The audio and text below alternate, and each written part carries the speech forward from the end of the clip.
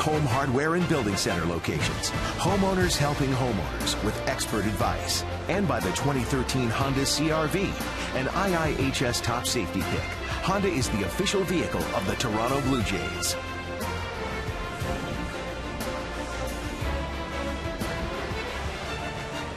Welcome to Rogers Center. It's open air baseball. It's 17 degrees at Rogers Center. It's a cloudy day, but a nice day, and there are a lot of kids on hand for Junior Jays Saturday. Blue Jays a winner last night, 6-1. Now it's time for Ron Washington's Texas Ranger lineup. The starting lineup's brought to you by Quaker State. Real, durable oil. The Rangers held to just 1 run on 4 hits last night. Ismael Rogers in the bullpen did a very good job shutting down this potent offense. Andrews, Profar, Berkman, top of the order. Adrian Beltre is the DH against Mark Burley. He has been a tough customer. 9 for 27 with a home run and 4 driven in against Burley. Nelson Cruz is back in the lineup. Jeff Baker is in left field. He played at third base last night. He has hit well on the road, a .421 average, including a pair of home runs in Boston. He's got 4 home runs and 9 ribbies on the road this season for Texas. And they're going to be facing the left-hander Mark Burley. There's his numbers for the year, 2-4, making his 13th start. And Burley is a quick worker. He throws strikes. He's durable. He's out on the mound every time it's his turn. And he'll have a tough assignment here today against Darvish. Defensively behind the Blue Jays, pretty much the normal outfield. Cabrera, Rasmus, and Bautista from left to right. On the infield, Meiser Astures had a good game defensively at third base last night. Kawasaki and Bonifacio teamed up for a nifty double play, and Carnacion back at first base this afternoon. J.P. Arencibia teams up with the 4-time Gold Glover, Mark Burley. Yeah, Emilio Bonifacio at second base has done a great job. The last time he made an error, April the 10th at Detroit. He's played some pretty good second base for the Blue Jays. So Burley is set. He's just waiting on Elvis Andrus to step in the box. He is ready to rock and fire. Here's the first pitch of the ball game. It's in there for a strike, and we are underway. Elvis Andrus was 0 for 4 last night and a couple of strikeouts. Ball on the strike.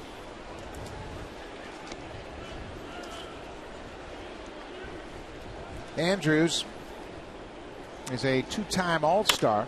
He goes after that high pitch and pops it into shallow right. Bautista moves in and makes the grab. 1 down.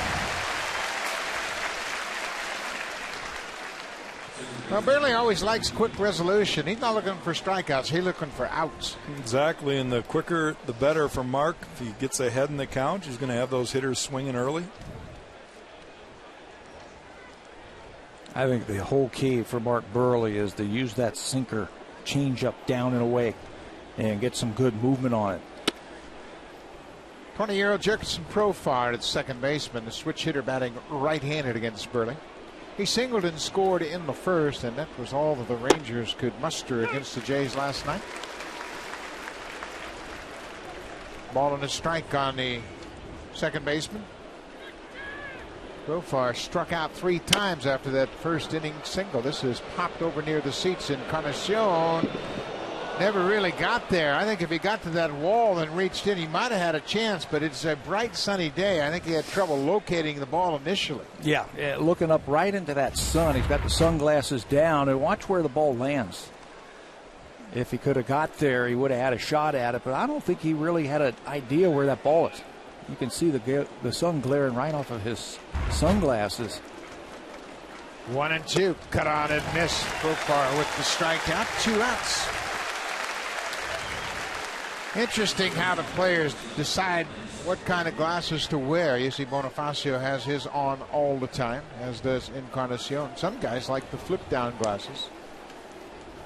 And Astures just put his glasses on. Kawasaki so far not wearing sunglasses. We'll see how that plays out. Sun's trying to fight through the clouds now. Lance Berkman back at first base. He did not play in last night's game. Berkman in his first year with the Rangers, now 37 years old. Lays off that breaking ball, and home plate umpire said he went too far. Tried to check his swing, and Bruce Dreckman called him for the swing. It's 0-2.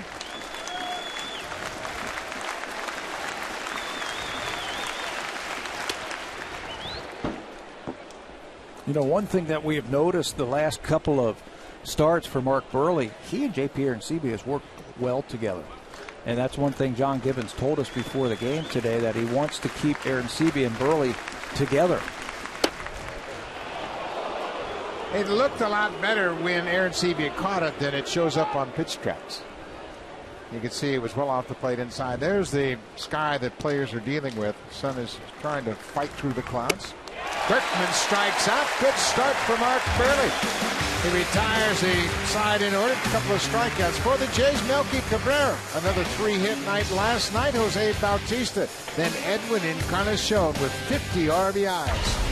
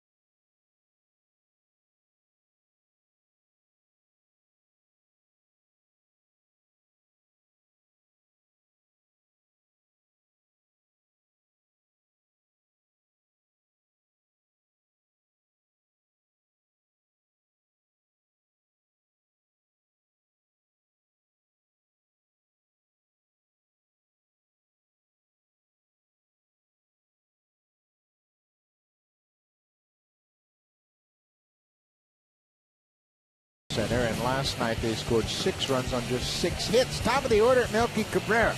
His 7th 3-hit game of the season last night. Only Manny Machado and Joe Mauer have more 3-hit games than Melky Cabrera this season.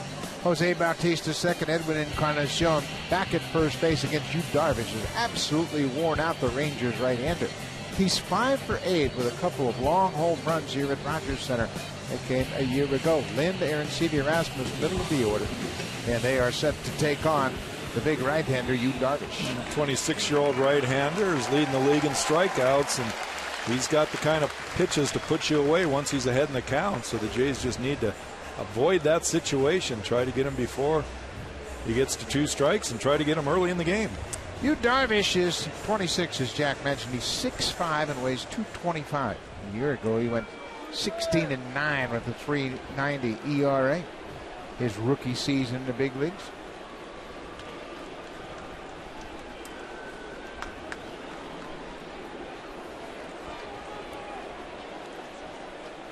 Melky Cabrera, leadoff man.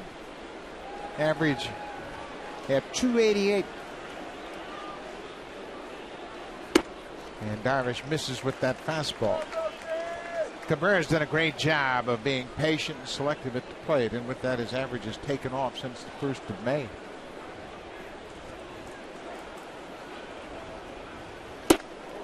That's that cut fastball, and Jack, you mentioned it, a wide assortment of pitches we'll see from Darvish. Yeah, he rarely backs up the same pitch twice, mainly because he's got such an arsenal.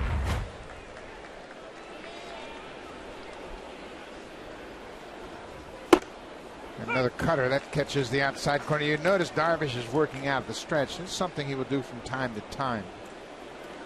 It's really not that unusual for him. He feels comfortable, and then he can get into the ball game a little earlier.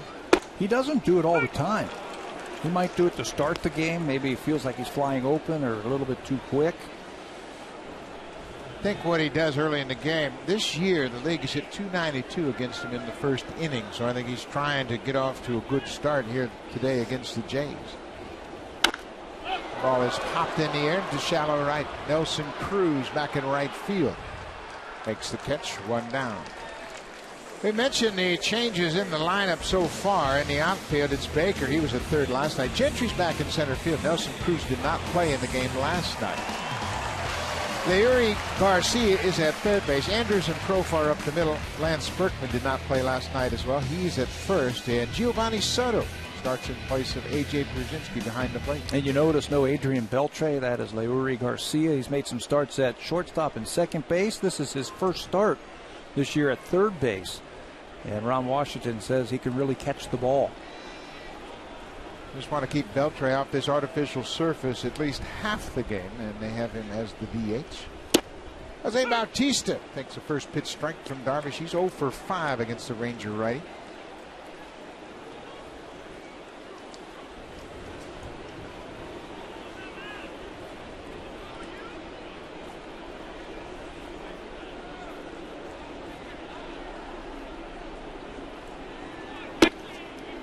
Boy, there's movement on everything he throws, even his fastball cuts.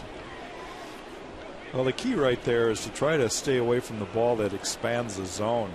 Harder, easier said than done, but throws a lot of pitches off the plate away to right-handers. Off the end of the bat, that's popped out of play into the seats. You know, it's kind of like what we were talking about with Tim Lincecum. When Tim Lincecum first came on the scene, he didn't throw many strikes.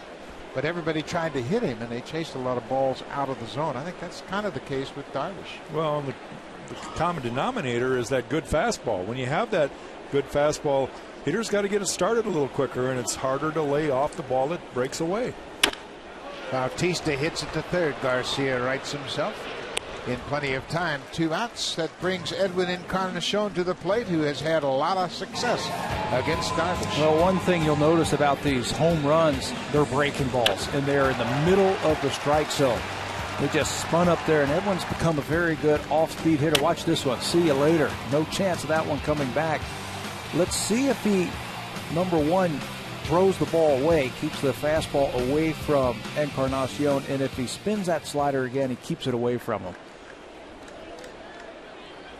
Darvish continues to work out of the stretch. Off the plate outside. Darvish has allowed 9 home runs in 81 in the third innings coming into this game. You can't handle double E. Way outside. You got that right. Edwin just looks so good at the plate. So comfortable. You see how he took that first pitch from Darvish? Like, there's no way I'm going to swing at that one, and it's just off the plate. Now he's got himself into a good hitter's count.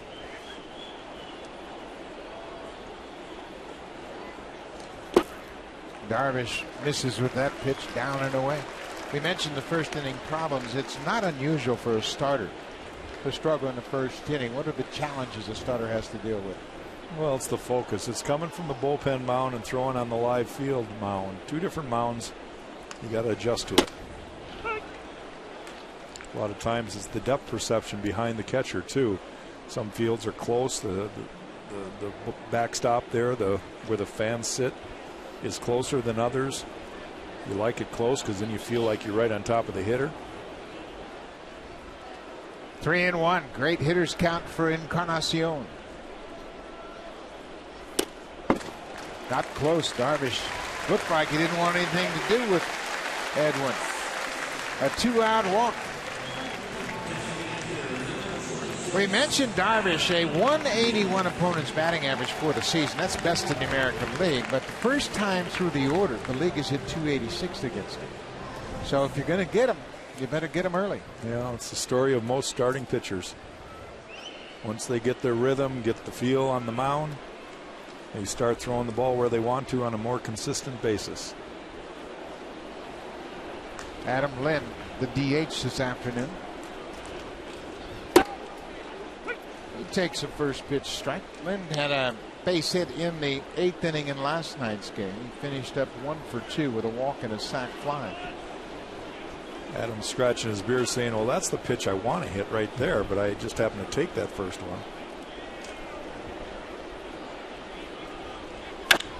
Line drive into right. That's going to get down for a base hit. Encarnacion is around second. He's headed for third. Lind will stop at first. It's first and third, 2 outs. Good job by Cruz, the outfielder in right field, to get over there and cut that ball off. He was playing deep, first of all, with Adam Lind at the plate. He got over there and cut the ball off. Now, this is a play that the Blue Jays scored a run in earlier where they threw to second base and Luis Rivera sent him home. Curveball, and Lind, he's been on everything, rockets the ball into right field. What Luis Rivera is doing, he's watching the throw. Today they throw and they hit the cutoff man so he can't score that run. You see Profar, the second baseman, right there, just in case Encarnacion tried to score from first. JP Arencibia against Yu Darvish. Encarnacion says, okay, that's a double. I've got a chance to score. And he's going to keep his eye on Rivera. And you can see Louis looking over there, watching the relay, watching where the throw is, and he points to third base, telling Edwin to stay right there. JP hits it on the ground. Andrews will go to first, and the Blue Jays retired in the first. They leave a couple on against Yu Darvish after one here at Rogers Center. It's a scoreless game.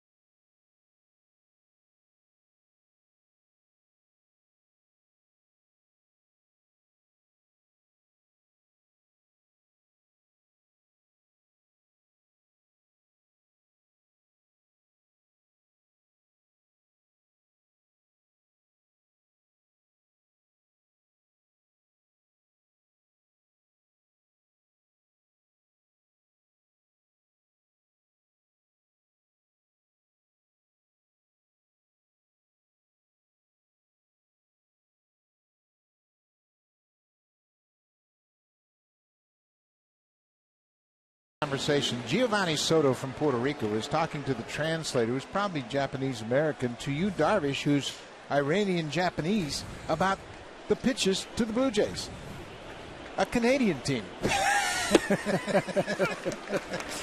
They got all kinds of continents involved in that conversation. Adrian Beltre had the only RBI for the Rangers in last night's game. Came in the first inning, and he drills this one to center. That'll get down in front of Colby Erasmus. Beltre with a leadoff single. Blue Jays on Sportsnet. Brought to you by the 2013 Honda CR-V, an IIHS top safety pick. Honda is the official vehicle of the Toronto Blue Jays.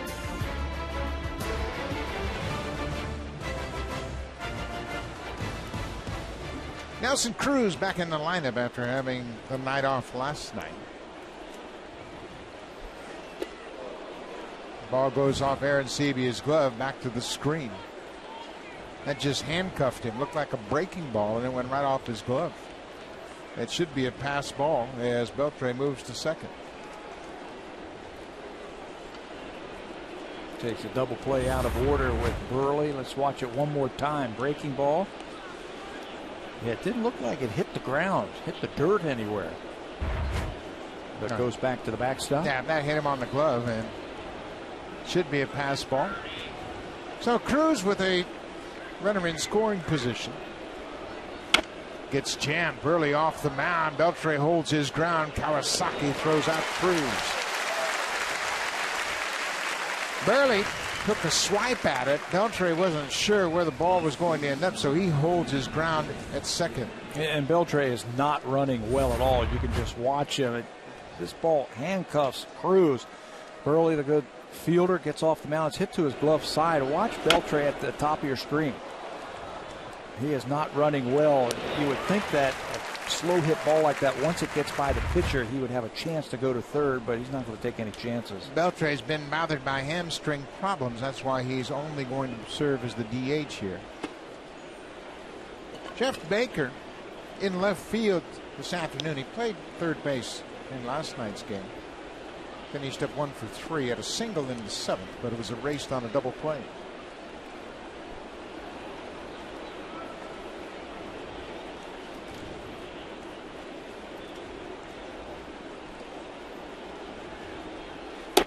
They have ruled that pitch to Nelson Cruz a wild pitch, charge it to the pitcher, which I don't agree with at all.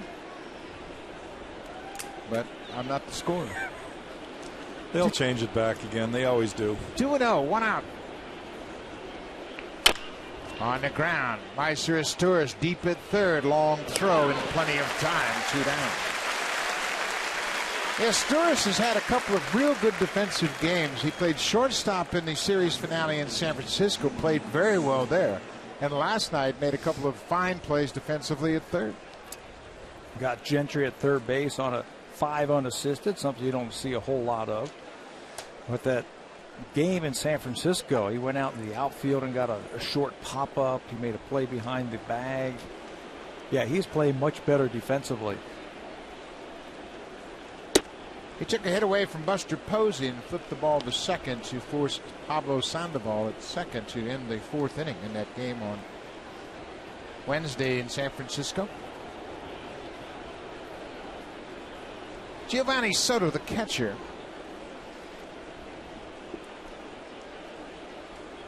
Adrian Beltre with a leadoff single. Moved to second base on the wild pitch charge to Mark Burley. Soto is 30 years old. This is his 6th major league season.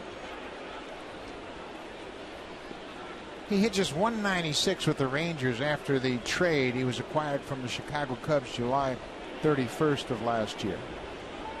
He busted on the seams for the Chicago Cubs his rookie year. Looked like he was going to be a mainstay for the Cubbies behind the plate for years to come. National League Rookie of the Year in 2008. He finished ahead of Joey Votto. And he started the All-Star game. 3-0. There's a strike from Burley. He just hasn't been able to hit the way he did that first year in Chicago. We thought he was going to be a 20-plus home run hitter every season. It just hasn't happened that way for him. He had 23 home runs and drove in 86 runs his first year. He pops this one up on the infield. Bonifacio backing up, makes the catch. The inning is over. Burley gives up a leadoff single and nothing more. Rangers leave a base runner. 1.5 here at Rogers Center, still scoreless.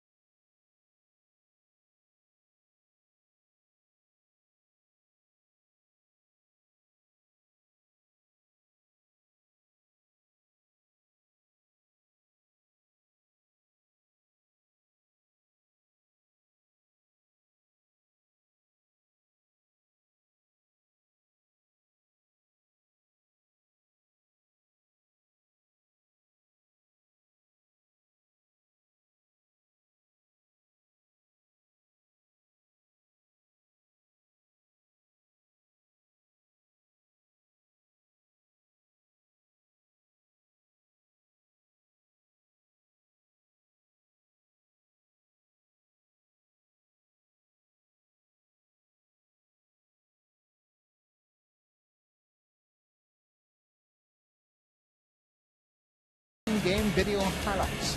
The app is available on the iPhone, iPad, iPod Touch, Android, and BlackBerry Z10. Season-long subscription packages are available for $19.99. Visit BlueJays.com for more details.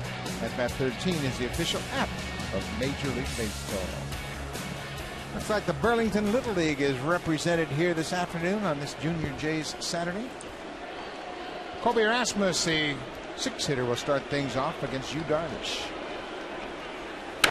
Erasmus hooks that first pitch foul. Be interesting to see if the Blue Jays get many more scoring opportunities against Darvish. They got a 2-out scoring opportunity. It was first and third after the walk and the single, but Aaron Sebia grounded out. He's the type of pitcher, Darvish, you got to get him early before he starts finding that strikeout pitch. Starting to locate the breaking ball a little bit. It's kind of interesting that Ron Washington has loaded up his lineup all right-handed hitters against Mark Burley. John Gibbons could probably do the same except for Bautista in Encarnacion, but chose to throw a couple other right-handers in there. The only lefty he could have made a switch with would be Aaron Sebia. He used Tolle in place of Aaron Sebia. Josh Tolle joined the club last night, has yet to make an appearance, but he's a lefty bat. You see him alongside Andy LaRoche, who also came up from Buffalo. Colby Erasmus hooks it foul. Colby's 3 for 6 against Darvish in limited at bats.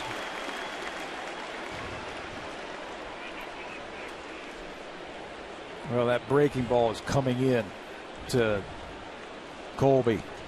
Much easier for the lefties. Colby hooks it into right. Leadoff base hit for Erasmus. Fans, it's time for our BlackBerry Sneak Peek Stat of the Game, brought to you by the new BlackBerry Z10 and Q10, built to keep you moving. You'll see the use of Yu Darvish's fastball. He's not using as many this year as he did a year ago, mainly because he's kind of fallen in love with that breaking ball. He's getting a lot of strikeouts on that, and he's trying to throw a lot of strikeouts, so not really challenging hitters early in the count, which I think is a mistake. The other half of that equation right there, you see the fastball down. The slider usage is double this year than it was last year. Yeah. Last year it was 19%. It's 38% of the time now he's using that slider. So that's something the Blue Jay hitters have got to put in the back of their mind when they go up to home plate. Sometimes too many weapons is a curse. Yeah. Well, what it does is it takes away from his location of that fastball. He's throwing the fastball, but you just saw that one right there to Meister. First one up and away, not even close. So you've got to locate the fastball first, and all the other stuff comes after that. Meister is to us. There goes Rasmus. The hit and run was on, and they fouled it back. I can remember Kelvin Escobar had 5-6 different pitches, and he threw them all well. But it became a curse because he never really mastered 2 or 3, never mastered his fastball. He had a great fastball. Darvish might be the same type of thing. Now, mind you, a lot of managers will take 16 wins a season. Yeah, we'll take the wins and the strikeouts, everything else. What is it called? Jack of all trades, master of none? Yep. I know Miguel Batista was like that. Remember when he pitched here? I think he was inventing pitches when he was out on the mound during the game. 3 different types of sliders, everything like that. Simplify things. Well, it's the strikeout mentality, too. You're going to throw a lot of pitches if you're a strikeout pitcher.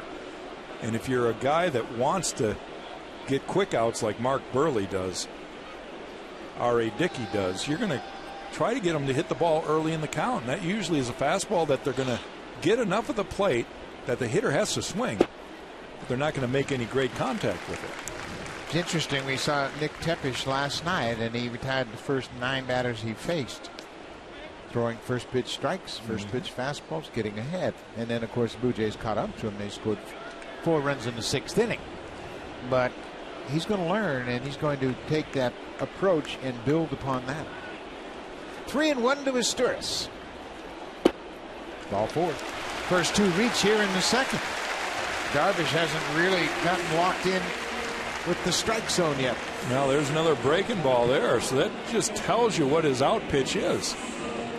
He's got the number 7 hitter in Asturis up there, and he's throwing him breaking balls. Yeah, and that makes no sense to me. He throws 96, 97, bottom of the order. Dominant pitchers, and I'll put Darvish in that class, they should just go right at these hitters. When you throw that hard, you've got to be aggressive.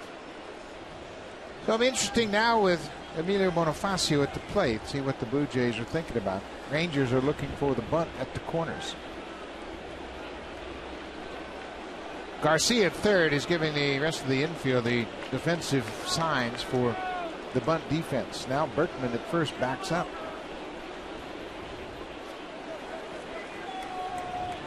He squares to bunt and bunts it straight back over the screen.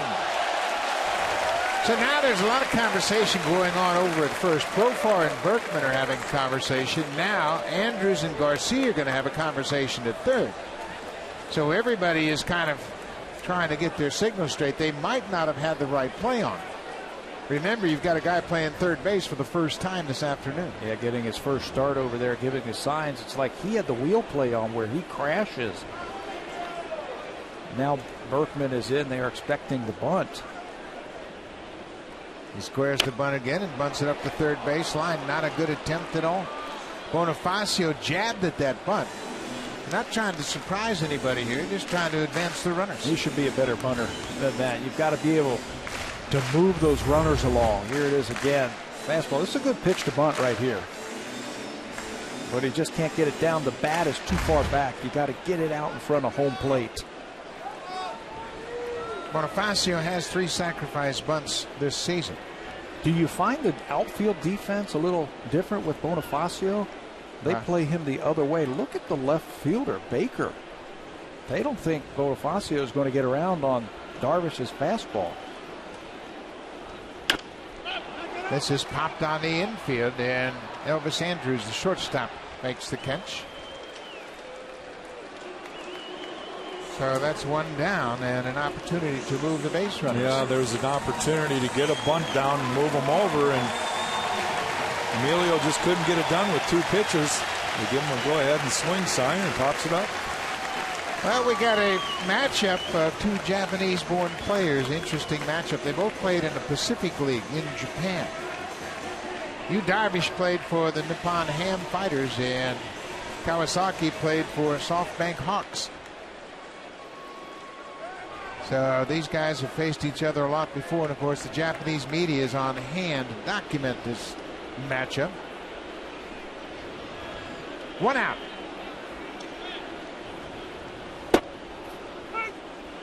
Kawasaki has faced Darvish in the past. He's 1 for 4.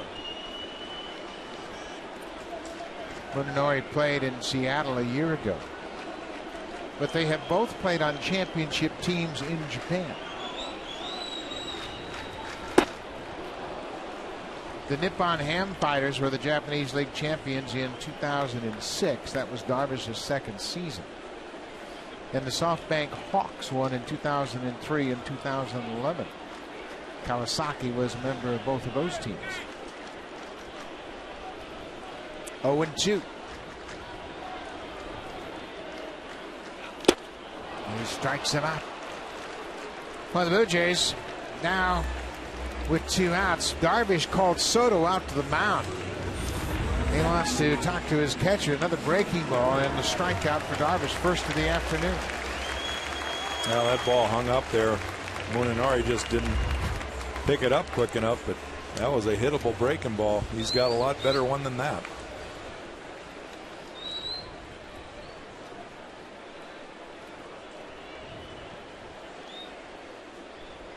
Darvish has been tough, not only racking up the strikeouts, he's got a 12 strikeout lead over Max Scherzer. 2 outs. Melky Cabrera chops it back to the mound, and a wasted opportunity by the Blue Jays. They get a single and a walk, 2-1, nobody out, and they strand the pair. We'll move to the 3rd, still scoreless.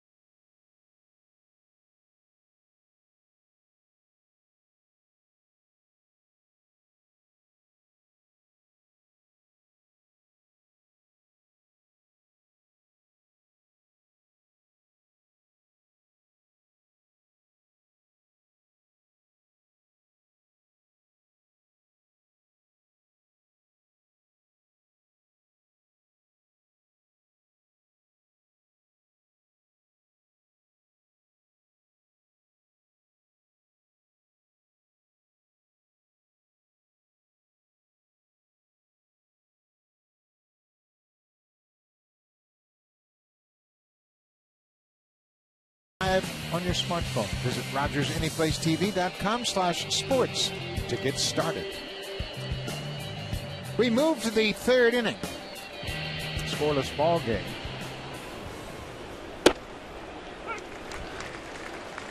Mark Burley delivers a first pitch strike to Craig Gentry, the center fielder.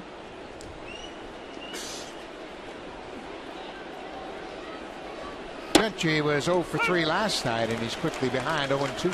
Well, what Burley's doing well already in this game, compared to the first month of the season, number one, he's getting ahead in the count, but he's throwing the ball down knee high and really going in and out with that pitch in that plane instead of up in the zone like he had trouble early in the year. You know, no matter how a pitcher prepares for a spring training, it seems as though it takes starts in the regular season before it really gets his strength. Where you really get that adrenaline flowing and you really stretch out your arm and then your arm bounces back. It probably takes you how many starts in your mind, Jack?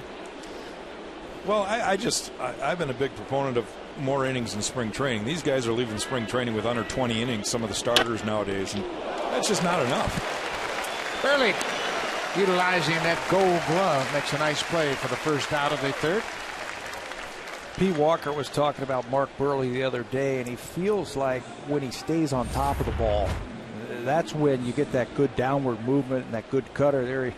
Burley with those great reactions and reflexes to make the play on that comebacker. Early in the season, Pete felt like he was getting on the side of the ball when he was trying to throw his changeup. Now he's staying on top of it a little bit better. And basically, we're talking about his hand position. It's not really his arm slot, it's his hand position. When you get on the outside of a baseball, it's just going to spin, and you're not going to have the ability to locate it down. Leury Garcia, the third baseman, fouls it off his foot. Ball on a strike. Adrian Beltre is a Gold Glove third baseman, and Ron Washington, in an effort to protect Beltre's hamstrings, has decided not to play him in the field in this 3-game series. He is a valuable player, man, and what a good player. Great teammate, does everything you want on the field, clutch hitter, terrific defender. And he's had some hamstring problems over the history of his career, but recently he's had problems. What was that name of the, I'll hold that thought. Kawasaki throws out Garcia. I know exactly what you're thinking about. The Platinum Award. Yeah, what was the name of that award that he won last year? Yeah, he's won it twice, and I really didn't know it existed, but Adrian Beltre has been named the Platinum Glove winner the last 2 years in the American League, which acknowledges the best defensive player overall in the entire league, no matter what the position is, and he's won both times. That's higher than the Gold Glove. Yeah, it's the best defender at any position. So he's won the Gold Glove, but he has also won 2 Platinum Gloves. I got a couple of old Iron Gloves I won back in the 70s. Couple of clanks. Got a little rust on them. Back to the top of the order. Elvis Andrews takes a strike. 2-1. Boy, Burley's in another good rhythm. He's rocking and firing this afternoon. Upstairs, 3-1. And this is where Mark's got to get back into it. He's had a couple times where he has lapses, 2 quick outs, and he'll walk a guy. Comes back and gets into the full count. That's almost unheard of from that guy early in his career. He'd never do that. No.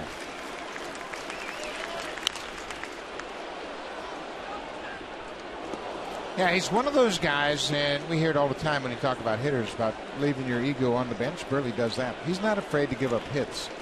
He just controls when you hit them. That's fouled off Andrews' foot. You know, a lot of guys go out there and say, well, I'm not going to give up any hits today. Well, Burley says, I'm going to give up some hits, but I'm going to get more outs than hits and give up fewer runs than they get hits. And that's the point of the game. Yeah, it's called game management. You understand what hitters can do and who you want to beat you. If there's somebody going to beat you, it's not going to be the best hitter in the lineup. It's going to be somebody that you think you can get out.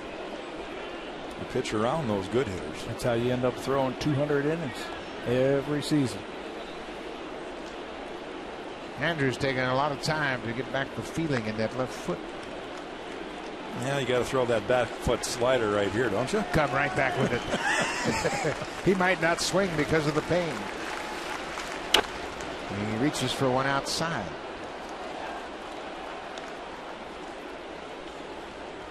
Mentioned Elvis Andrews, a two-time All-Star.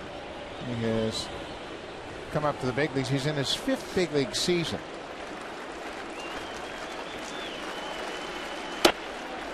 And he takes ball 4. Fans, if you want your baseball questions answered by our team of experts, email asktheexperts@sportsnet.ca and keep your eye out for the home hardware Ask the Experts segment later on in the game. So Burley gives up the 2-out walk. Now you got to keep your eye on Andrews. He's 14 for 16 in steals this year. He's got a sore toe right now. He may not be going, but good at bat by Andrews. 9-pitch walk. Profile shows bunt taking a pitch for Andrews. Should he had any thoughts of stealing? And he had none. Both feet on the dirt. We've talked about it before. Mark Burley's got an excellent pickoff move. So Andrews wasn't even close to trying to steal. Look at that lead. Profar chops it toward third. Isturis with the throw. Not in time. Gary Darling, a very deliberate safe call. And it looked like Encarnacion felt he might have been out, but he wasn't very demonstrative. But crew chief Gary Darling waved Profar safe. Well, Meister is not an everyday third baseman. It takes him a while to get rid of the ball right there. And you can see that Profar is safe. Swinging bunt, and it's coming in. You'll see third basemen grab that with their bare hand, and Meister has to get it with the glove across the infield. So 2 outs, a walk, and now an infield single will set it up for Berkman. The dangerous Lance Berkman. 29 ribbies so far for the switch hitter. Berkman spent 11.5 seasons with the Houston Astros. He was part of that Killer Bees team they had down there with Biggio, Bagwell, and Berkman. He had 6 100 RBI seasons.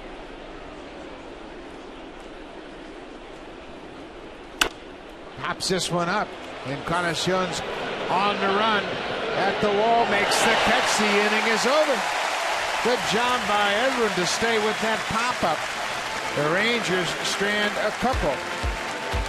Encarnacion had a long run. He gets in position to help out Burley.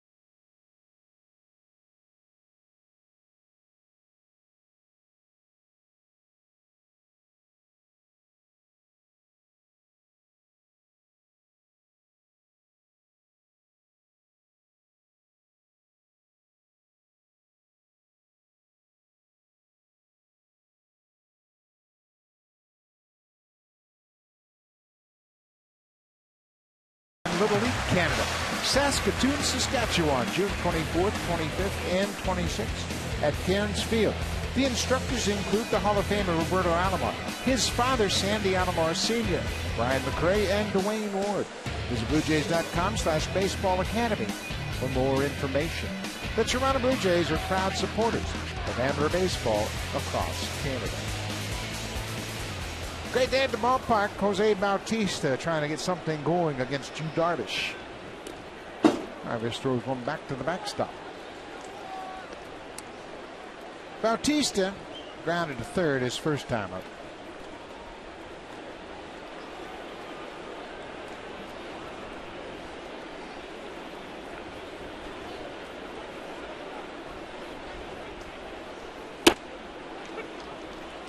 Darvish delivers the strike. Yu Darvish is 7-2 on the season with a .277 ERA.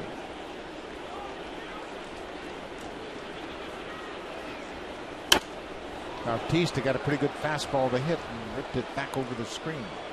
It might be the only fastball he'll see from Darvish. He can really spin a breaking ball, and I think that's something that you just can't teach. You either have it or you don't. He can really make that ball do stuff.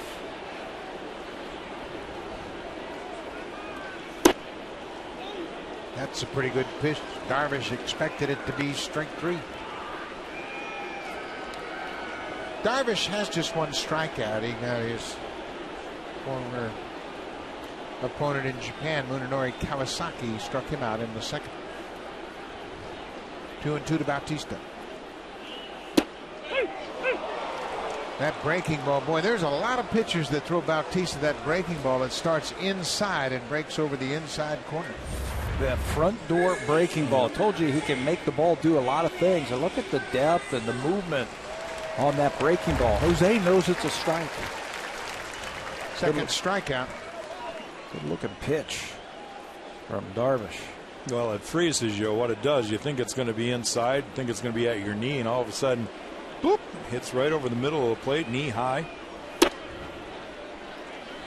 First pitch sails off the plate outside. Edwin Encarnacion walked against Darvish his first time up. The key to that pitch against Bautista is that you've got to keep it down. Front door breaking ball that stays over the middle of the plate, up, not so good. Those balls end up in the seats. Let me ask you this. Would you have ever thought to throw an inside breaking ball? Yeah, if I could catch the inside corner knee high, that would be a great pitch. And I did that occasionally.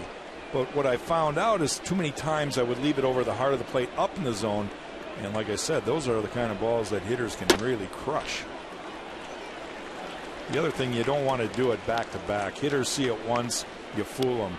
They don't really get fooled twice with that. Maybe once a game in a crucial spot just to get your hitter off guard.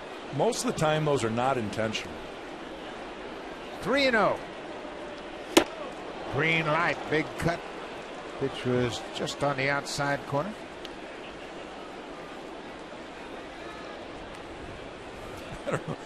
Kind of reacted to that swing, didn't he? I don't know who he's talking to when he turns and looks at center field, but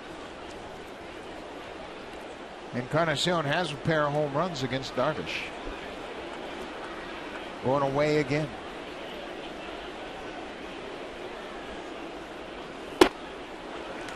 Second walk of the afternoon for Encarnacion. This time it comes with one out in the third. That's 3 walks for Darvish already this afternoon, and that'll bring Adam Lind to the plate. Well, 2 of those walks issued to Edwin, and that could be intentionally.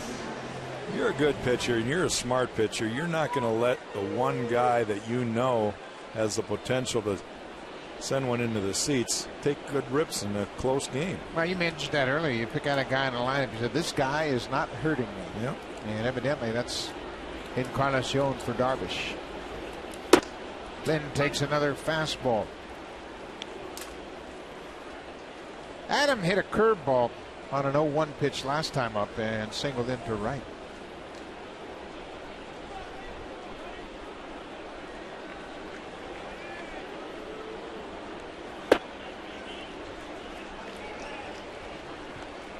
You see the velocity at 95, and Darvish, he's got the full complement of pitches. to throw that fastball upwards of 95, 97. And you've seen a variety of breaking balls already this afternoon.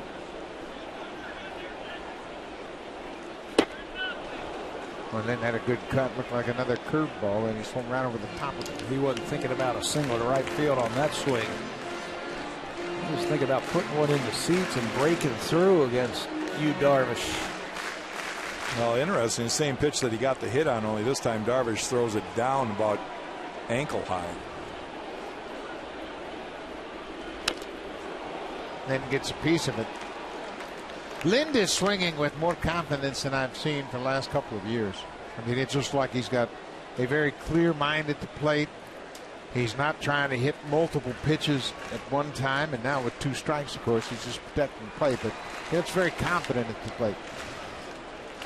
I think part of that is healthy. Remember, he messed his back up a couple of years ago in that Justin Verlander no-hitter here against the Blue Jays. He looked very stiff for about a year around the bag and at the plate. Couldn't pull the ball for a while. He also had trouble with that back when he went from full-time DH to playing first base. Really got into yoga with a lot of stretching, and feels like he's in great shape this year. He's lost some weight from last year. 1-2. Lynn drives it to center field. Boy, he stayed back on that pitch and hit it well. He's swinging a red-hot bat. First and second, 1 out. We talked about this on the road trip, how he had some 3-hit games. One game, 3 hits, 3 different fields. Watch him stay back and don't try and pull that ball. Look at the head right behind the barrel of the bat. That's how you want to do it. The head stays still. He just rotates through the baseball and hits the ball the other way. Yu Darvish has really been tough in these situations with runners in scoring position. The league has hit 140 off it. He's allowed just 7 hits in 50 at-bats and has racked up 21 strikeouts.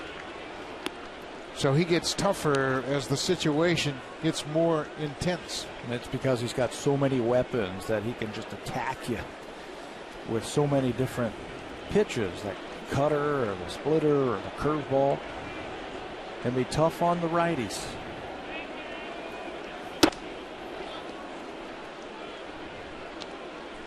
.93 with the fastball, evens the count at 1-1. Aaron Sebia grounded to short his first time up. He's had a tough time with runners in scoring position, hitting 170. Ball in the dirt smothered by Soto. Gio Soto is a very good catcher. He's kind of been forced into a backup role here with the Rangers. He was acquired, as we mentioned, from the Chicago Cubs last July, but he does a good job of smothering this ball in the dirt.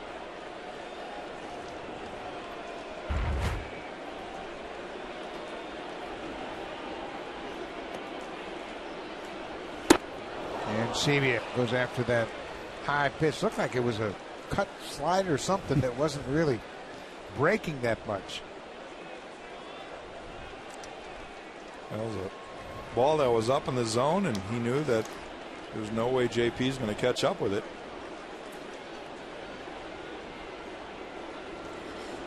Two and two. Swing and a miss, and Aaron Sebia strikes out. Ball got away from Soto, but Aaron Sebia is out as first base is occupied. So it's 2 down. Another sweeping breaking ball from Darvish. And you know, he's always got the strikeout in his back pocket. He's already had 3 games of 14 strikeouts this season. That time, a big one with a couple of runners on.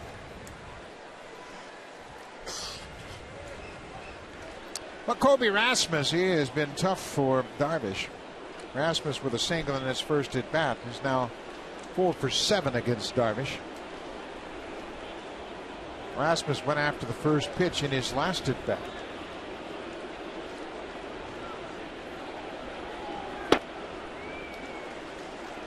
Well, that ball ran all the way out of the zone. It had that much movement. It looked like it was going to be a strike and then just took off.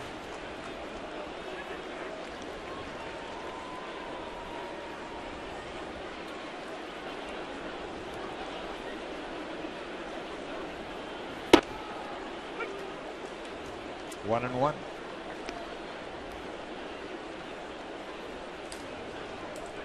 You know, one thing that the Jays have done here early on is they have really made Darvish work. He is approaching 60 pitches already. Now, it doesn't mean he's going to be out of there at 100. But they are making him work to possibly get into that bullpen a little early. Well, they also are wasting opportunities that you wonder if Darvish gets dialed in, they're not going to have later in the game. So far, they're 0 for 5 with runners in scoring position. Brings that breaking ball from outside to the strike zone. Colby's been pretty consistent in clutch hitting. He's among the leaders for the Blue Jays with a .311 average. Encarnacion with his second walk is at second base. Lind with his second base hit is at first. Here's the 2-2 from Darvish. Ripped into right field, and that's going to get down and go all the way to the wall. Encarnacion is in. Lind is being waved around third, and he'll come in to score. The throw to third base is not in time. Rasmus can't find it, and he'll come in to score as that ball bounced out of play. Colby Rasmus delivers the two-run triple and scores on the air.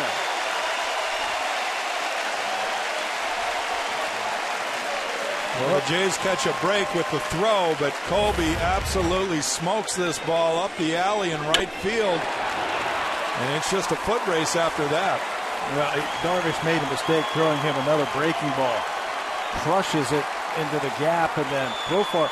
Darvish also thought that this play was going to be at the plate. You see him now going back to third. You have to hang right in the middle between short and third. Or excuse me, from home and third. And see where the throw is going to be because he's the backup man, and he thought that ball was going to have to go to home to get Lynn. And when it gets by the third baseman, nobody there to back it up. Meiser Sturis for the ball and a strike. Rasmus with 2 RBIs now has driven in 29 for the season. Error on the second baseman allowed Rasmus to score, and Sturis hits one to Profar from his knees in time to end the inning. But the Blue Jays finally cash in against Yu Darvish. Colby Rasmus with a 2-run triple and scored on the air. Mark Burley has a 3-0 lead.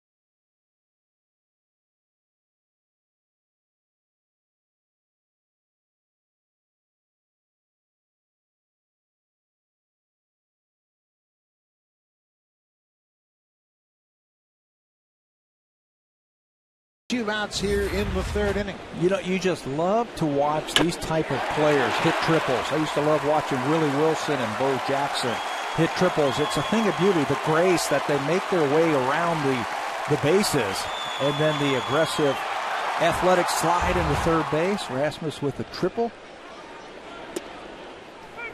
Still, Beltre shows bunt. Still one of the neatest plays, I think, in baseball, that triple. Watch a guy work his way around the bases. Well, it's amazing because Colby had a different gear when he was reaching second base. He had to wait to see what it was going to happen with Adam Lind in front of him. And then he just had the afterburners, a different gear. It was low flying between 1st and 3rd. Adrian Beltre, the DH, has singled already. Hits this ball sharply to 3rd as Sturris continues to play very well at 3rd base. Made a nice play on that tough hop. Time to put another little star next to Meiser Sturris' name. Get down. That's what you want to do as a third baseman. Get down as low as possible so you can see that hop. Get your glove down, too. You're always quicker going from the down to up position. Meiser plays that one beautifully. I got a question for you. How much is the improved defense of both Bonifacio and Sturris due to their extra time on this turf now? Early on, they got caught by the speed of this turf. You know, it's a lot like those National League players that come in here and they aren't familiar with this type of turf, and they look silly. Fooled a lot. I think that's a great point. Well, and when you have 2 pitchers like Mark Burley and R.A. Dick, you depend on defense because they pitch to contact. That is huge, and you see the results for both of them as this season progresses. Cruz reaches for it and hits a lazy fly ball into center. 2 outs for Burley.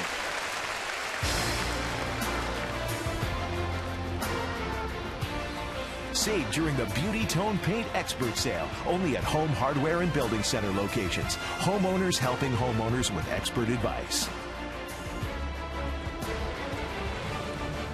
CN Tower, haven't seen that for a few days here with the roof closed as the roof is peeled back at Rogers Center.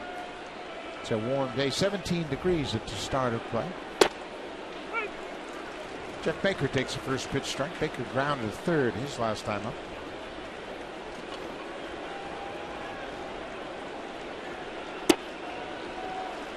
Some encouraging signs for the Blue Jays. Go back to the Josh Johnson start. Yep. Then R.A. Dickey, Ismail Rogers, and his bullpen yesterday. Now Burley, as Bonifacio got in between catching the liner, but he's able to recover. Another 1-2-3 inning. Burley is through the 4th with a 3-0 lead.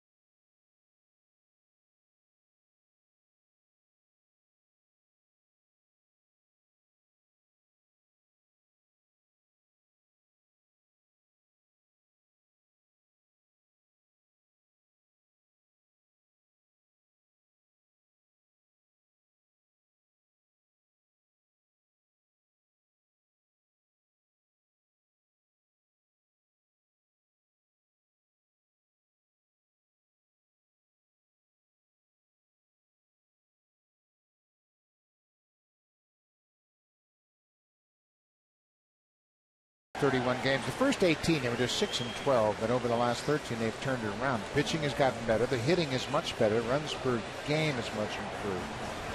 This might have something to do with so many first-time Blue Jays playing here at Rogers Center. And wanting to do well, get off to a good start with their new team, new organization, new city. I think the defense has improved also. I think we should quantify that somehow into some numbers, because that has really helped out the pitching staff and the team on a whole. No question, the infield defensive has gotten a lot better. Kind of funny that it turned around a little bit when Robbie Alomar came down on the field and had a couple of sessions with the boys. Little Hall of Fame magic, huh? Mm-hmm. Emilio Bonifacio popped up to the shortstop his first time up. Ball on the strike. Bonifacio hasn't got on base as regularly as you would like to take advantage of his speed. He bunts this one up the first baseline, but that'll be foul. Bonifacio with 6 steals and 8 attempts. A year ago, in just 64 games, he had 30 stolen bases. Got to get on. Early on in the season, he was striking out a lot. Unfamiliar with the league. He's got some pop in that bat if you make a mistake, and now he's starting to play a little bit more regularly. Well, a lot like Melky, they were both swinging at high fastballs out of the zone, and it just wasn't working for either one of them. And I think they've done a lot better job of laying off that high pitch. Bonifacio has 13 extra base hits. He's got 10 doubles, a triple, and 2 homers. I think also for Emilio, he's just getting to play every day, and just being in there every single day, you get a little better feel for everything.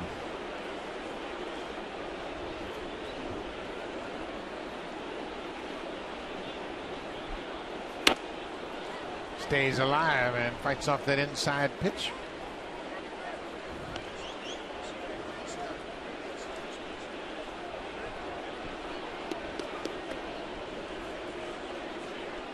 Yu Darvish trails Blue Jays 3-0. Jays have managed 3 runs on 4 hits against Darvish. A breaking ball and another strikeout. That's 4 strikeouts for the Ranger right-hander. Another slow breaking ball away to a left-hander. Got Kawasaki with the same type of pitch. You see that hump in that breaking ball, and that helps it get underneath the bat of Bonifacio.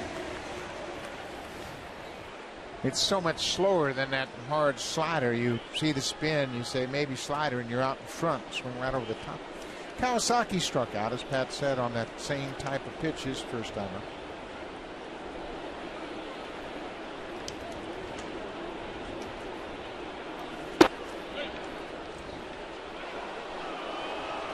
Jerry Mio said that he went around. It looked like a cut fastball. He was trying to check his swing, but didn't. From the side.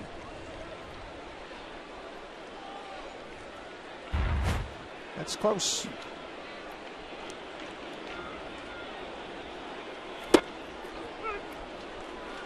Oh, 2.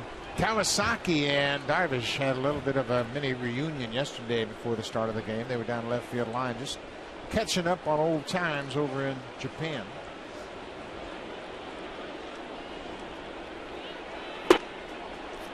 Darvish has been the league MVP twice in his career. He too was on what they call the best 9, which recognizes the best 9 players in the league. Kawasaki too was on the best 9 twice in his career.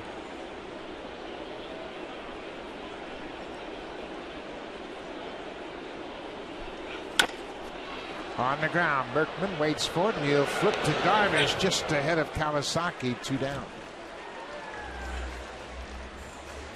Looked like Lance was going to take that himself and then realized that he wasn't going to get there to get Kawasaki. This guy never takes a play off Kawasaki. Easy out to the first baseman, and he was busting it down that line. Yeah, Berkman got surprised. He realized it was Kawasaki, and Kawasaki might have beat him to the bag. Thought better of it and flipped it over there to his pitcher to get the out.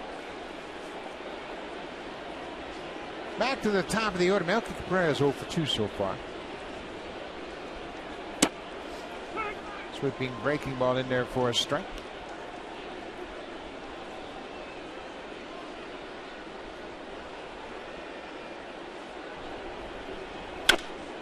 This is popped up down the left side. It's going to bounce in the warning track and go out of play. Boy, nice crowd on hand here again this afternoon. The Saturday crowd has always been very upbeat. Junior Jays Saturday, a lot of kids in attendance, and they'll get to run the bases after this ball game.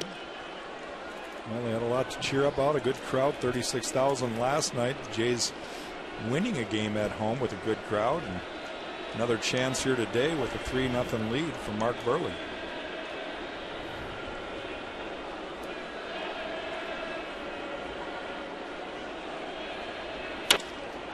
Right back to Darvish. He'll underhand to Berkman. The inning is over. Blue Jays go quietly in their half of the fourth, but they have a 3-0 lead. Now time for a Blue Jays Central update. Here's Jamie Campbell and Greg Zahn in the Blackberry Broadcast Studio.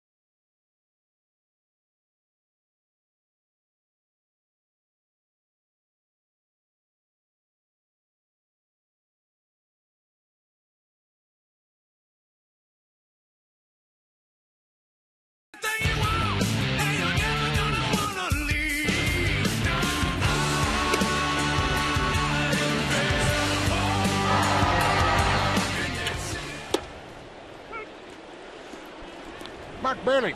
That was the first pitch strike to the catcher. Giovanni Soto leading things off in the fifth. This is popped down the right side. That's going to reach the seats. Mentioned that Soto was the National League Rookie of the Year in 2008. Became just the fifth National League catcher to be named Rookie of the Year. There has since been a sixth Rookie of the Year catcher in the National League. That was Buster Posey. Pretty impressive group of names. Johnny Bench, Earl Williams, Benito Santiago, Mike Piazza, Buster Posey, and Giovanni Soto. Anytime you talk about the National League catcher, Johnny Bench is in there somewhere. He's going to be in there something. Okay, how about the three American League Rookie of the Year catchers? Carlton Fisk. One. Pudge Rodriguez. Nope, no. Thurman Munson. Thurman Munson is two. Oh. One more. This is not fair. Tabby knows all these trivia questions. He likes it. One out. One catcher left. We'll get it. I got to write that strikeout down first in my book. Craig Gentry, he loves to bunt. He's very good at it. He bunts it off the catcher. Kind of a pivotal inning here for Mark Burley. He's got the 7, 8, 9 hitter here in the top of the fifth inning. The way the bullpen has been pitching, he needs to try to stretch it through the seventh inning and then feel pretty comfortable. Gentry lifts a fly ball to center. Rasmus is there. 2 quick outs. Did you pitch to the lineup? Did you pay attention to where you were in the lineup during the course of the game? Absolutely. Absolutely. You've got to understand, I was thinking in between innings that Mark Burley's got to understand that this is a game that is absolutely his. He may not get any more, but 3 runs better hold up today. If he wants to win this game, just look up at the scoreboard and realize that is all I'm getting. I've got to make it stick. First pitch swinging. Garcia pops up. Kawasaki is there, and Burley needs just 8 pitches to retire the side in order. He got the bottom third with ease.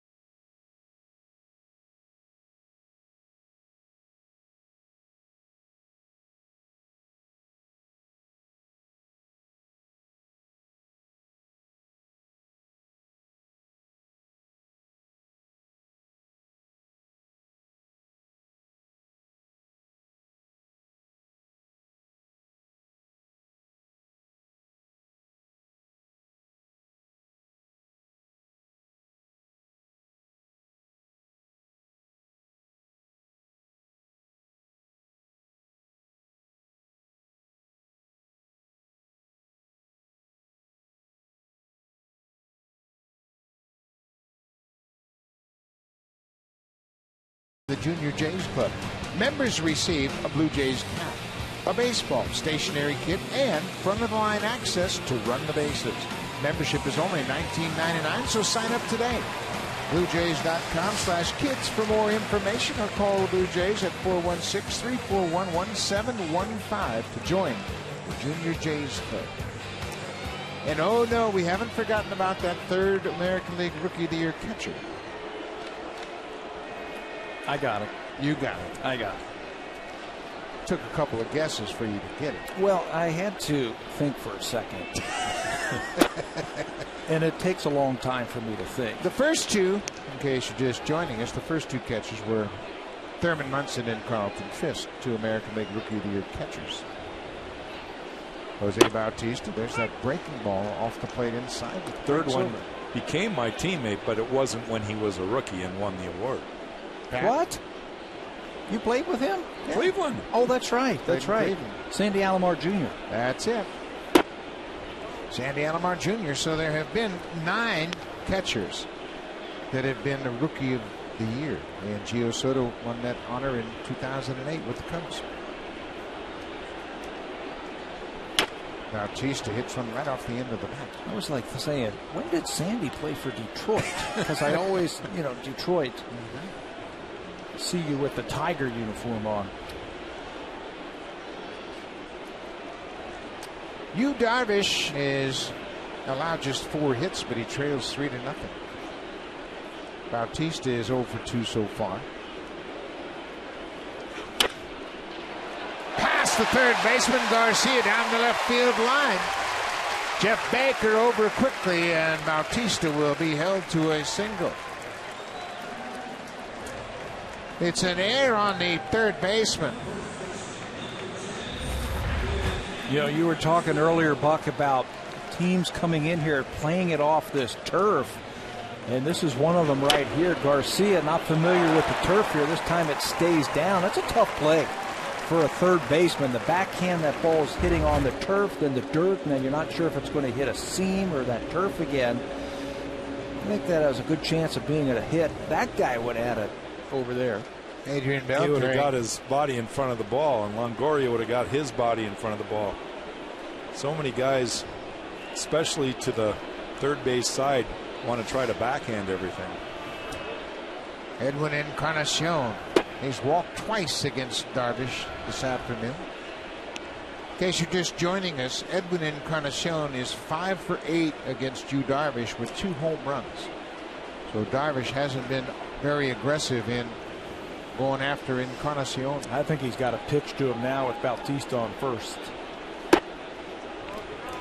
Boy, Edwin's having a pretty good look at Darvish, and so far he hasn't seen much to swing at. He's probably saying, are you going to throw me anything to hit?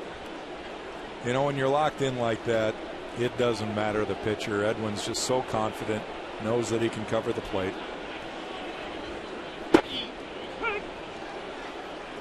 You think Darvish throws that breaking ball by design, or did he just I don't miss? think he did that one. I think he just got lucky. That one looked like he missed. Yeah, sometimes that's more important than executing.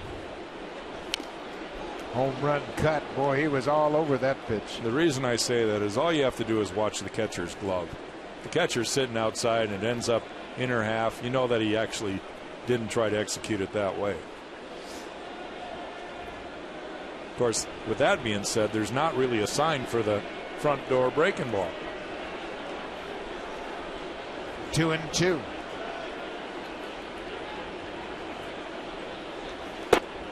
Encarnacion chased a bad one.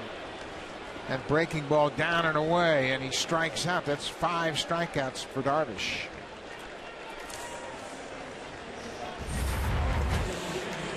Well, we talked about it early in the game, how the Blue Jays are going to have to lay off that expanded zone with his breaking ball. That one way outside, but Edwin just a little over anxious chases.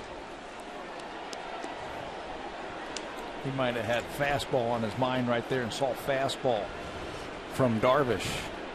He hadn't had much to hit all afternoon. Adam Lind has. He's 2 for 2. Well, that tells you how confident he is. He has taken a lot of first pitch strikes. First 3 at bats today, he was taken all the way. And I like that. There's nothing wrong with that. You can go through a stretch where you feel confident. You can see a pitch, see a strike, and still swing. Yeah, you only need one to hit. Yeah. I think that's where a lot of hitters get into a problem. They try to hit every pitch.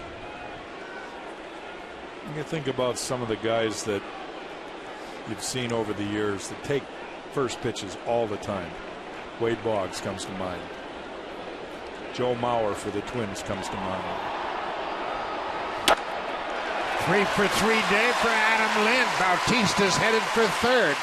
Gentry's throw will be into second, and Adam Lind is on fire. 345 for Lind. Take the first one, get a good look at what you're seeing, then they try to spin a breaking ball. And again, 3 hits, 1 to right, 1 to left, and 1 to center. That's good formula. Boy, you spread the defense out that way, don't you? Well, another opportunity. This is the third at bat now that JP has come up with 2 runners on. Had a sac fly in last night's game. Part of that 4-run 6th inning. 1 out. Got a pretty good pitch to hit.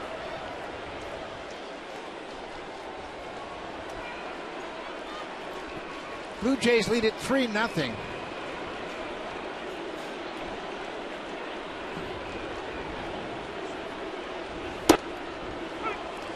Oh, and 2.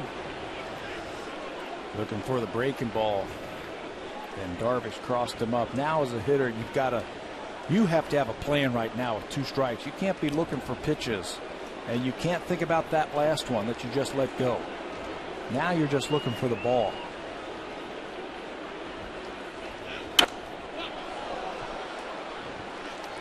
Adam Lind with 3 hits today. In his last 7 games has gone 15 for 29.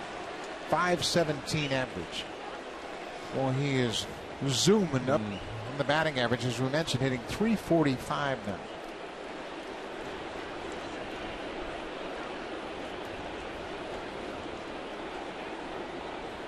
Another 0-2 pitch. JP, no swing. Gary Darling down at first, said he checked in time.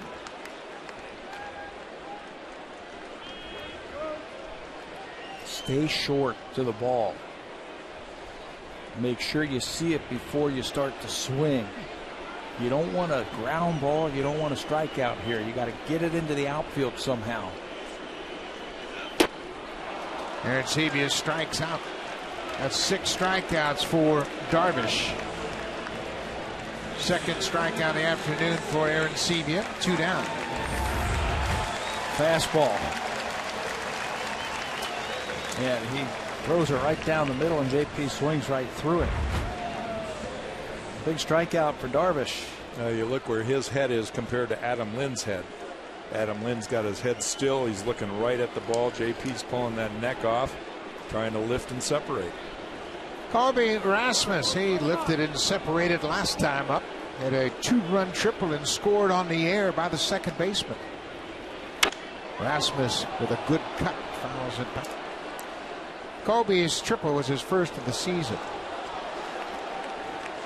With 2 RBIs, he's now driven in 29. 20 extra base hits now for Rasmus this year. He just looks to have a very solid foundation at the plate now. Yeah, he'll strike out too, but he'll still come up with some big hits. Foul into the glove of Soto. With 2 hits against Darvish this afternoon, Rasmus is now 5 for 8 against him. Really an exceptional run. He's hit a couple of breaking balls for hits today. Let's see if Darvish changes up on him a little bit.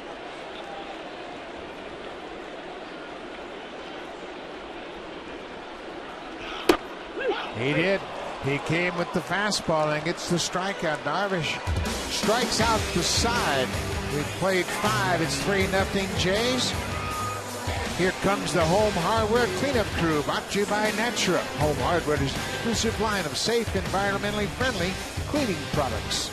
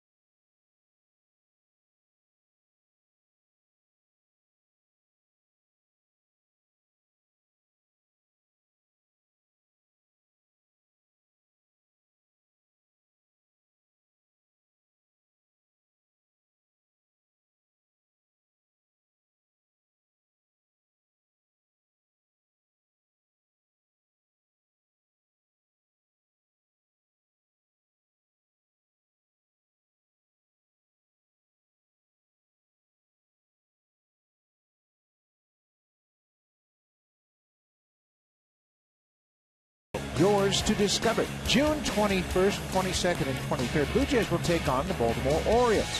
Bring the cottage to the city of Toronto for the weekend. Enjoy the pregame festivities outside Gate 10. There's live music, a licensed area, sun, sand, and lots of Muskoka chairs. Call the Blue Jays at 416-341-1234 for tickets. Log on to BlueJays.com and order your tickets for Cottage in the City. We are in the 6th. Mark Burley is shutting down the Rangers on just 2 hits.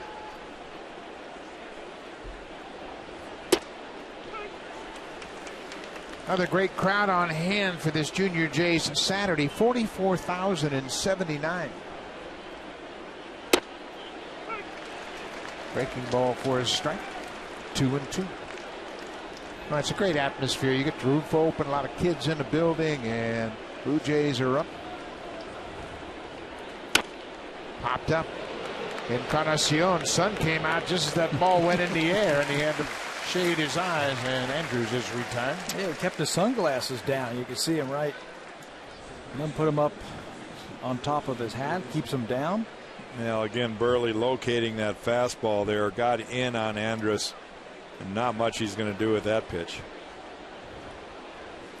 Rangers have lost 7 of their last 11 ball games. They're in a little bit of a funk.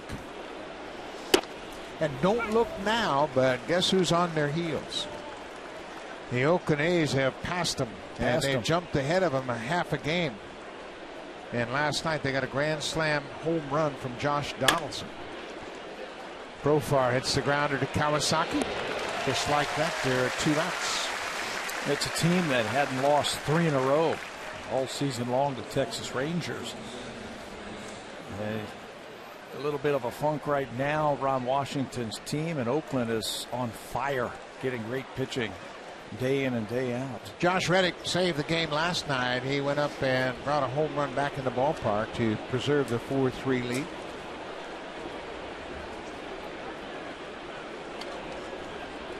Lance Berkman, the switch hitter. Berkman has gone over 2 with a strikeout. Well, just looking at the record for Texas, they're 20-8 in their own division.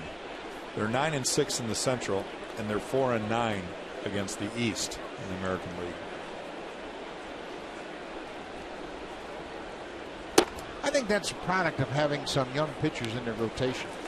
You go into Yankee Stadium, into Fenway Park, into Baltimore right now, it's a tough place to pitch. I think they're feeling the impact of that. Berkman takes a 2-out walk. And Grimm, the youngsters you're talking about, no Colby Lewis yet this year for the Rangers. This is through 60 games, the offensive rollback for Texas. Averaging just a little bit under where they were last year. They've hit fewer homers, a little bit lower runs in scoring position. Remember, Michael Young was on this team last year, and Josh Hamilton and Mike Napoli. Adrian Beltre takes the first pitch strike. The walk to Berkman snapped a string of 9 straight retired by Mark Burley.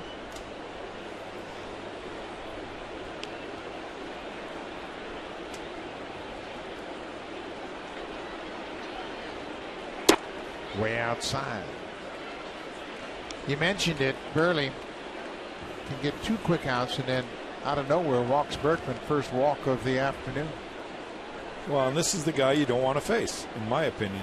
The next 2 guys, actually, Cruz and Beltre, are the guys that can hit the ball a long way. High to right, but Bautista's got room. He's in front of the warning track, and the inning is over, so the 2-out walk doesn't hurt. We'll go to the bottom of the 6th. Isturis Bonifacio Kawasaki when we come back.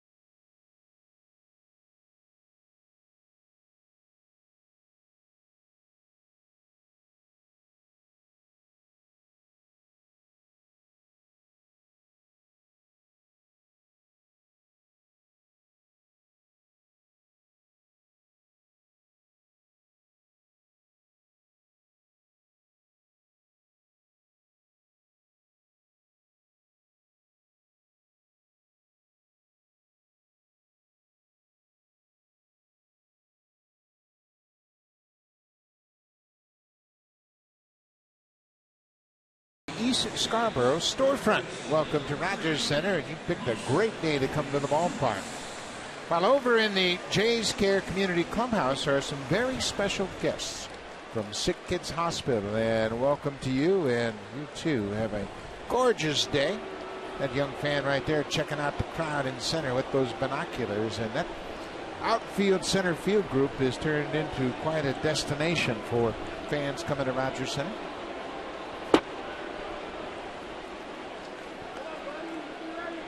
Meiser Asturis leads things off here in the bottom of the sixth.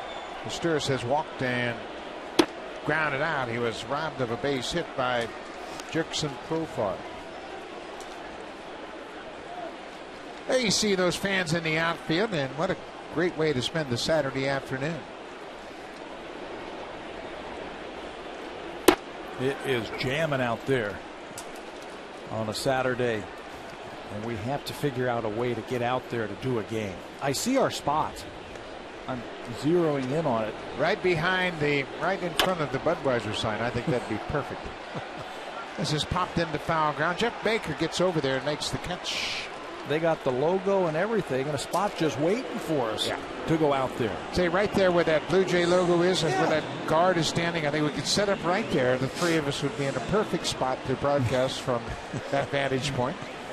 As long as we have the monitors. Oh, we'd be great out there. We don't need a monitor. We're in center field. We can watch the pitch. We can do everything. Everything develops. Yeah, I think that's got to be a done deal. Jack, right there. go make that happen.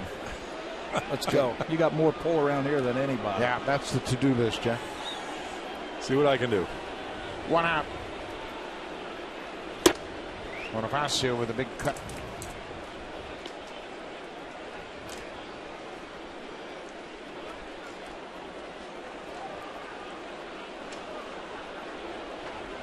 Second baseman has popped up and struck out.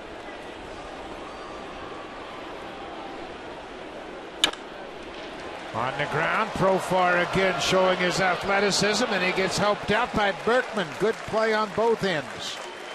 Profar's a natural shortstop, and you can see his shortstop skills there at second base. Berkman, the veteran, digs one out of the dirt. One of those skills being a very good arm. Watch the reaction. He's playing Bonifacio to pull.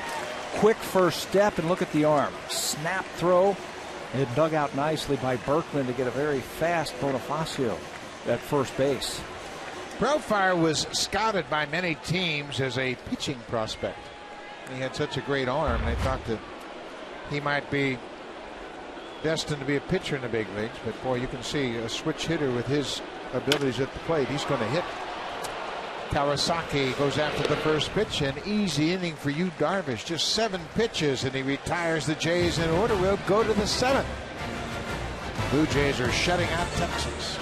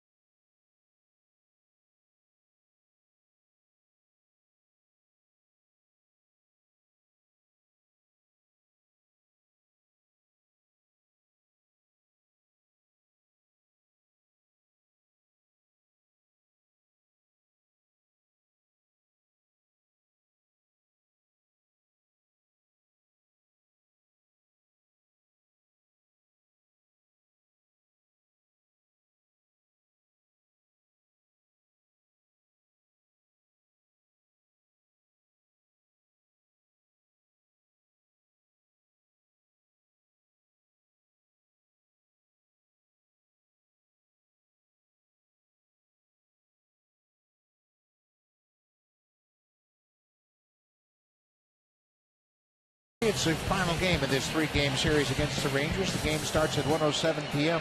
The first 20,000 fans will receive a Jose Reyes figurine. Call the Blue Jays for tickets at 416-341-1234. Log on to BlueJays.com to order your tickets for Sunday's game or stop by most Rogers Plus locations. Nelson Cruz takes a first pitch strike. Jose Reyes has really worked hard trying to get healthy enough to go out on a rehab. Boy, he has been working hard this homestand. You can see how much he's sweating. He was running around the bases free and easy today, and he looked very good. I got to believe he is within a week of going out. I mean, he looked so good and moving around, and that drill you saw right there certainly tests his ankle and the quickness and the fast twitch muscles and everything. Cutting, stopping, and starting. You know, it's interesting. Most of his rehab to this point has been done right here with the team at the major league level. And in his case, I think that's been good because he's around his teammates and they kind of feed off of him. He's got the energy. He loves to be in the dugout. I think he just wants to be a part of it. Kawasaki deep, it's short. In plenty of time. Nelson Cruz has got some leg problems, so he just jogged up the line. But Jose Reyes, I agree with you, Jack. I think he benefits from being around the team, and certainly he's going to play on turf, so why not have him here on the turf to rehab? And simulate everything that you're going to do while on a baseball field. That's the cutting that we're talking about. Cutting, stopping, and starting, just so that ankle can take the pounding. Jeff Baker goes after the first pitch, and he hits it out of the ballpark. No doubt about it. 8th home run for Baker on the first pitch here in the 7th inning with 1 out, and he gets the Rangers on the board. Boy, he's got some big-time power. He has now driven in 14 runs with those 8 home runs. A long at bat against Cruz, and Baker's not going to wait around. That looked like the cut fastball. Tried to get it on the outside part of the plate. It leaped back to the middle and turns on it. Rangers are on the board. Giovanni Soto for 2. Baker has been a nice addition to this ball club. Last year he played with 3 different clubs, but he's been a good fit. Just the 3rd hit of the day for Mark Burley. On the ground is Torres to his left. 2 down.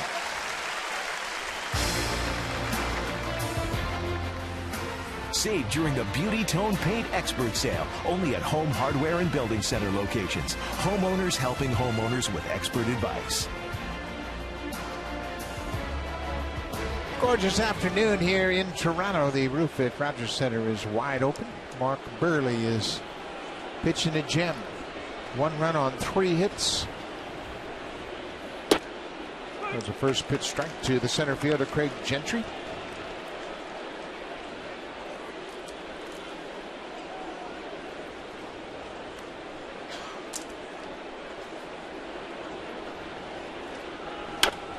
There's another base hit. Gentry's got some speed. He's headed for second. Cabrera waits on it to bounce off the wall. Gentry will turn around second and stop there. A 2-out double. And all of a sudden the Rangers will bring the tying run to the plate. Stayed on top of this one, but it stayed up again. You can see him get on the side of that one. And it's about belt high. Gentry has some speed. Hits it right past. Asturias had no chance on that one. And that's a sign, little ring to the bullpen. They're going to get some activity going. Mark Burley getting a couple pitches up in the zone. That might be an indication that he's starting to tire a little. The Yuri Garcia, the 3rd baseman. He's grounded out and popped out.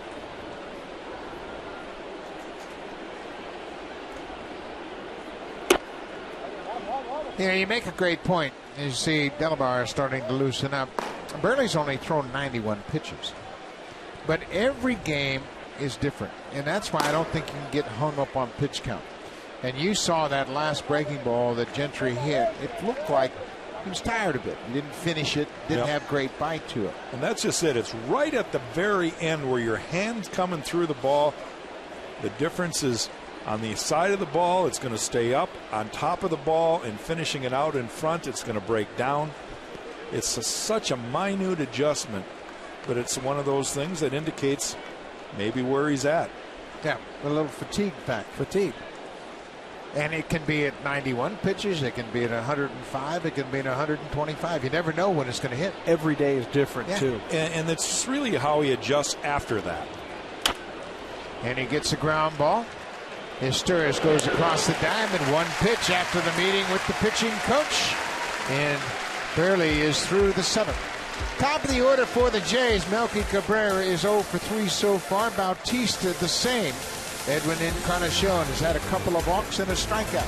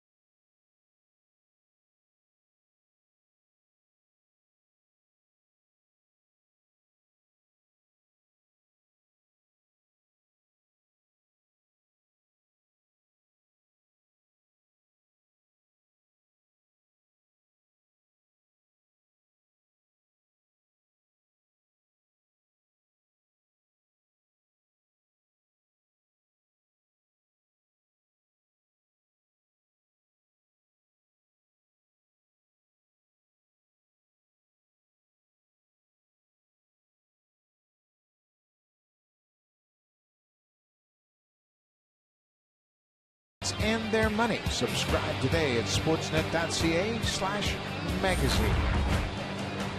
Mark Burley got a handshake from the skipper for a job well done. 7 innings, 4 hits, and a single run. Good effort by Mark Burley this afternoon.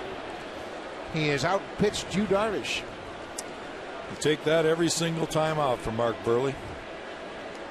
One little mistake to Jeff Baker cost him the 1 run. Melky Cabrera. Berkman with the backhand. Boy, Berkman at 37 years old. He's been plagued by knee problems for his entire career, but he still has good hands at first. Played some outfield with the Houston Astros. Now just first base and DH. Takes away a hit from Melky Cabrera. To the backhand side. He knows he's not going to get over there to get Cabrera, so he just flips it over to Darvish. Berkman was held to just 32 games last year because of 2 different knee surgeries.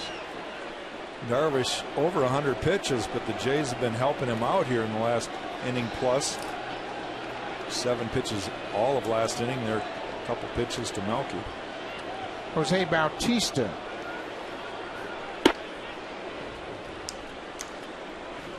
Another breaking ball. He started inside and missed the inside corner. Sooner or later, Jose is going to connect with one of those things. He's going to hang one.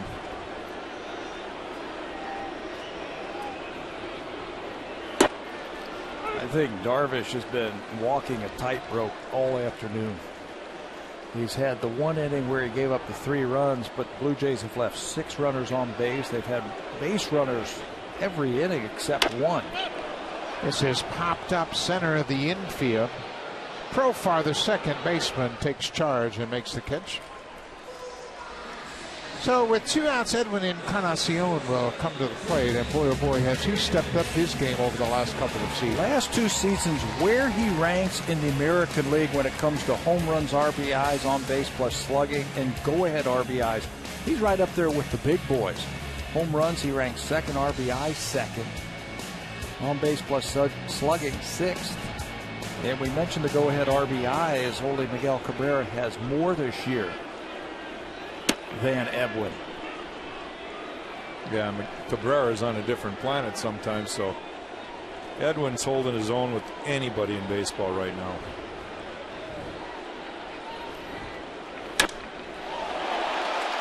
This is high in the air, but not that deep. Cruz backs up and makes the play. Another quick inning for Yu Darvish.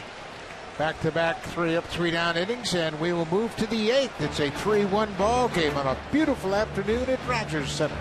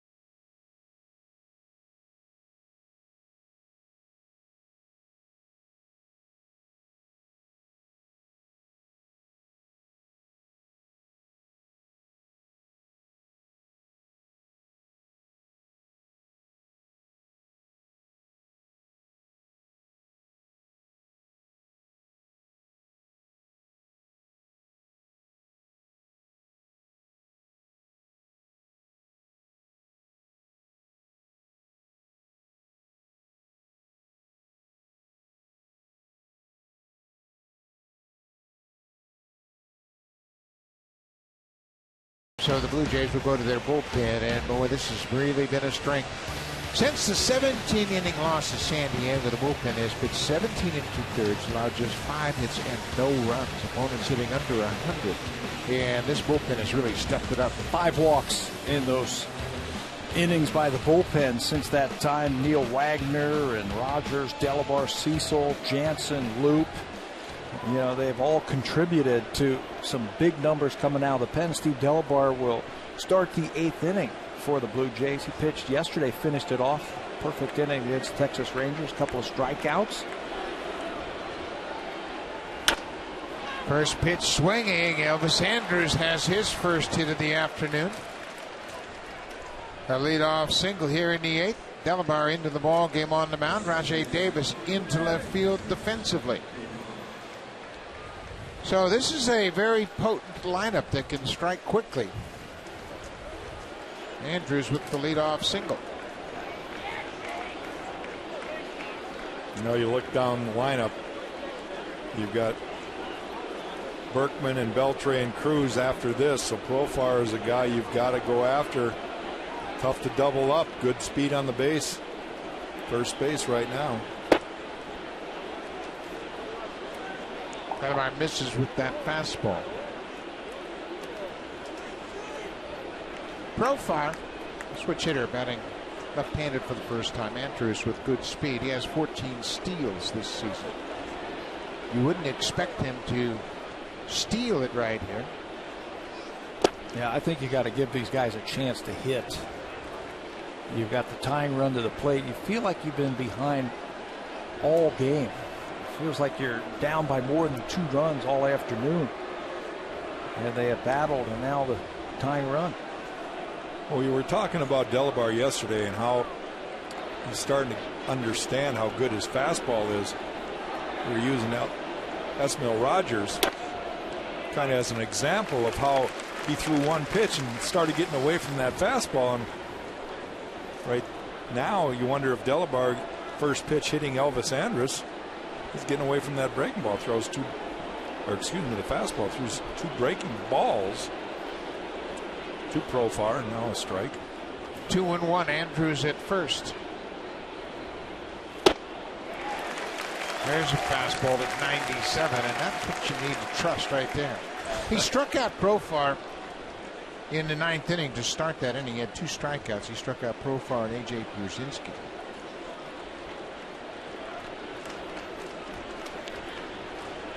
Yu Darvish trailing 3-1. He's allowed just 5 hits. Delabar with a 2-2 count. Profar a defensive swing. He stays alive. Profar had a swinging bunt base hit in the 3rd.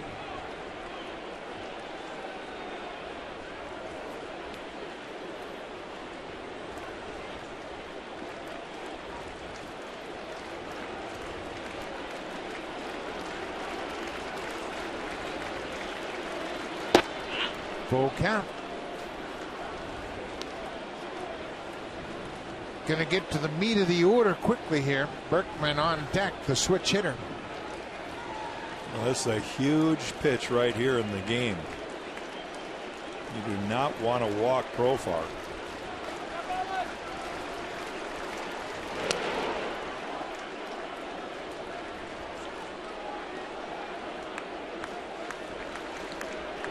I think you got to challenge him here. 3-2. Go right after him. And that's what it looks like they're doing. There goes Andrews. Ball 4. First 2 reach here in the 8th. Mark Burley with a terrific start. 7 innings, 4 hits. He allowed just 1 run. That was the solo home run to Jeff Baker with 1 out in the 7th. He walked 2 and struck out 3. Total command. I thought all afternoon he used his cutter well, his changeup. He had a couple of 2-out walks. I'm sure that'll upset him. 1 in the 6th and 1 in the 3rd, but a job well done here this afternoon. So now Delabar has pitched himself into a jam. He walked a number 2 hitter, Lance Berkman, the switch hitting number 3 hitter at the plate. Nobody out. He goes after the first pitch. Berkman, we mentioned he has driven in 100 runs 6 times in his career. He's a 6-time All-Star. He's 4th all-time in switch hit home runs. Trails only Mantle, Murray, and Chipper Jones. A low ball, fastball hitter.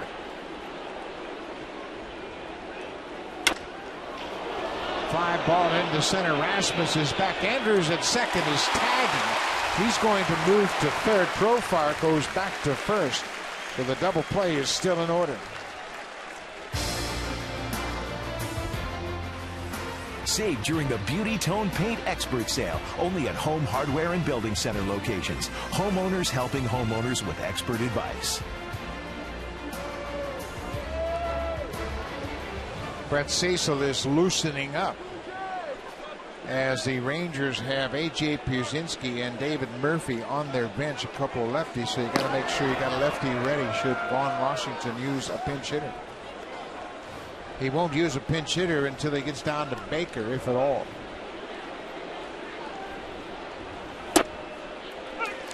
Delabar delivers a first pitch strike to Adrian Beltre. Blue Jays punched out Beltre twice in yesterday's ball game by pounding that fastball inside to him.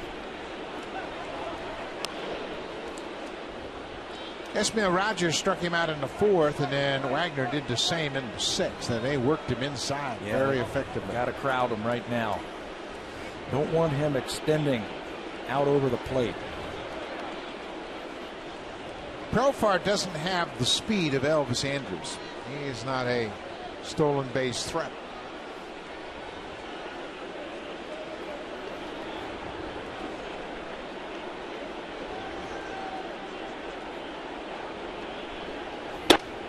Staying inside. Blue Jays have seen that Beltre's uncomfortable when you crowd him with that fastball, and then if he does make a move to open up, then the outside becomes effective. You got to make sure you get it out there, but you're right. You got to just pound him in, I think, especially when you have this type of fastball. And beat him with that fastball as well. So now here's where a veteran hitter will think, okay, he just beat me with that fastball. He probably thinks he can throw me a breaking ball away. I wouldn't give in to him and throw him a breaking ball. No, you're just going to do him a favor. Unless you bounce it, and he's too good a hitter to chase. You just stay right in there one more time. Throw him the splitter. That gets away from Aaron Sebia. Andrews came halfway down from third, but Profar moved up on the wild pitch. So that takes the Rangers out of a possible ground ball double play situation. Hits that tying run now. A little bit closer. Splitter. And it hits off the heel once again and goes away. Watch the runner at third base. Did not get a walking lead. And on that short wild pitch cannot score. Second and third now. The tying run at second.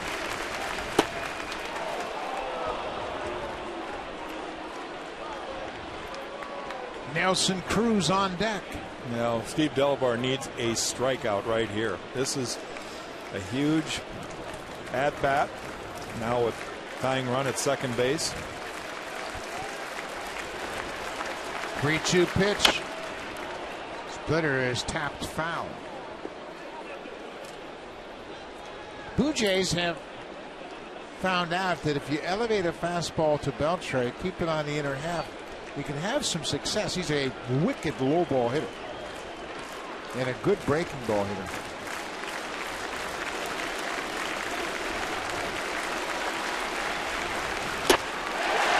Right past it. 97 with the cheese for the strikeout. Big out right there. Now he's 1 out away from getting out of this jam. Challenge him with your best pitch. He wanted that ball in and got away with it, but when you throw 97, you can get away with mistakes like that. Here Pete Walker's out, and they're talking about Nelson Cruz. You've got a base open, 2 outs. Cruz a good fastball hitter himself. Nelson Cruz has always been tough on the Blue Jays. You look at the RBIs against the Jays since 2010. Robinson Cano, Evan Longoria with 41, and then there's Nelson Cruz. He didn't have the same amount of bats that those other two have. Yeah, Jones and Zobrist, the other two, are all American League East ball players. And you look at his number in his career. He's driven in 48 runs against the Blue Jays in just 42 games. He's had some big games against Toronto also. Couple of 8 RBI games for Cruz against the Jays.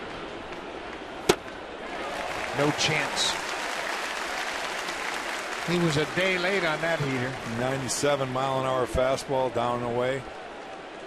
Plus, the percentages of making a mistake with your fastball are smaller than they would be with your slider or your splitter. Well, you're just speeding up the guy's bat, and you're throwing 97 with a heater. Anything else is just speeding up their bat. Yeah, I think you got to just force Cruz to hit your fastball.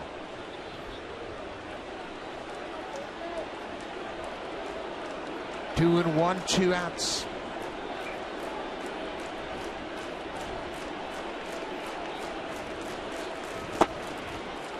Another splitter. Aaron Sebia doesn't know where it was. It's right at his feet. It's 3 and 1.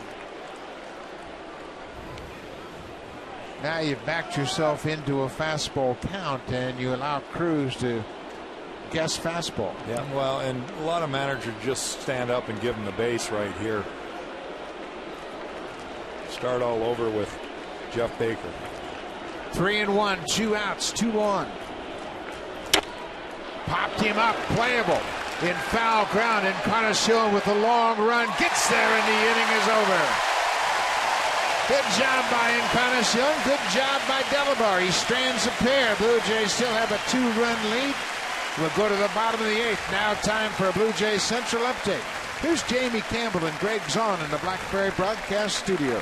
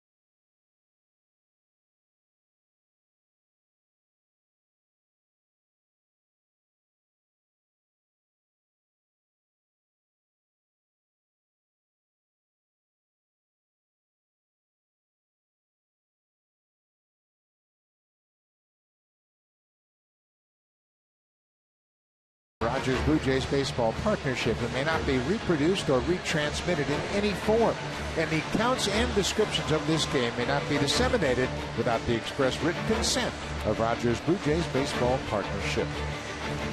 New pitcher for the Rangers is the lefty Neil Kotz. Kotz picked up a win this week. It was his first win in a couple of years. And Kotz has really had an interesting path back to the big leagues. Yeah, he really has. He's been out with some injuries. He's let that heal. Now he's coming back. Throwing his fastball's 92. He can run it in on the left-hander. Sneaky fast, causing a lot of swings and misses. Righties hitting just 171 against Kotz. He was with the 2 Chicago teams, and I thought his career was on track.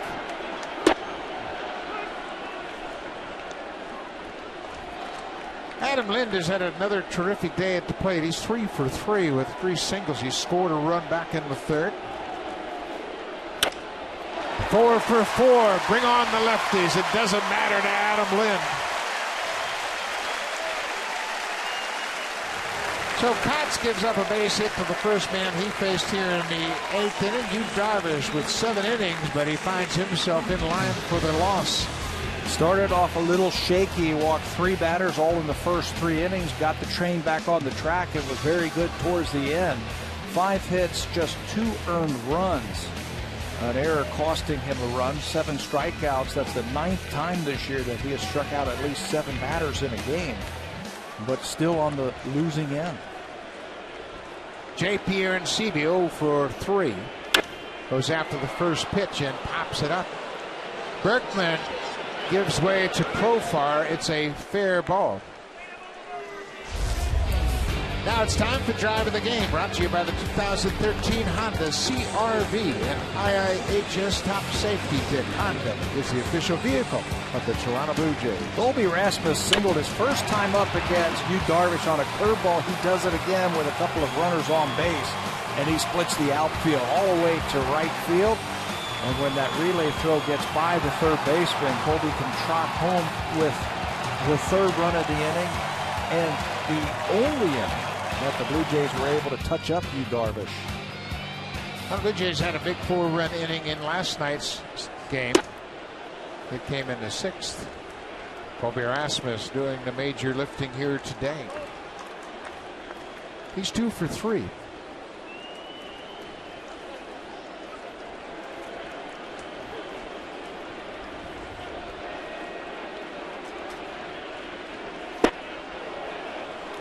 Lind and Rasmus have collected all the hits. Lind has 4. Rasmus has the other 2. The rest of the Jays are over.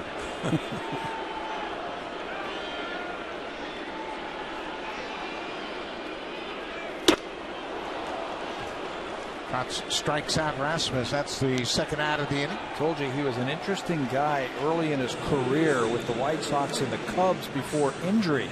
He was shut down all of 2010, all of 2011 with an elbow problem. This time he's going to elevate against Colby Rasmus and gets the fastball by him. Kotz was originally drafted by Oakland in the second round of 2001's draft. Played his first year in Vancouver.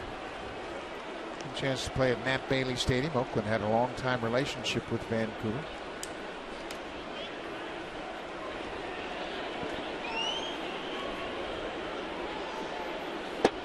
Kotz went to spring training with the Yankees in 2011, got released in spring training. He led the White Sox in 2006 in appearances with 70.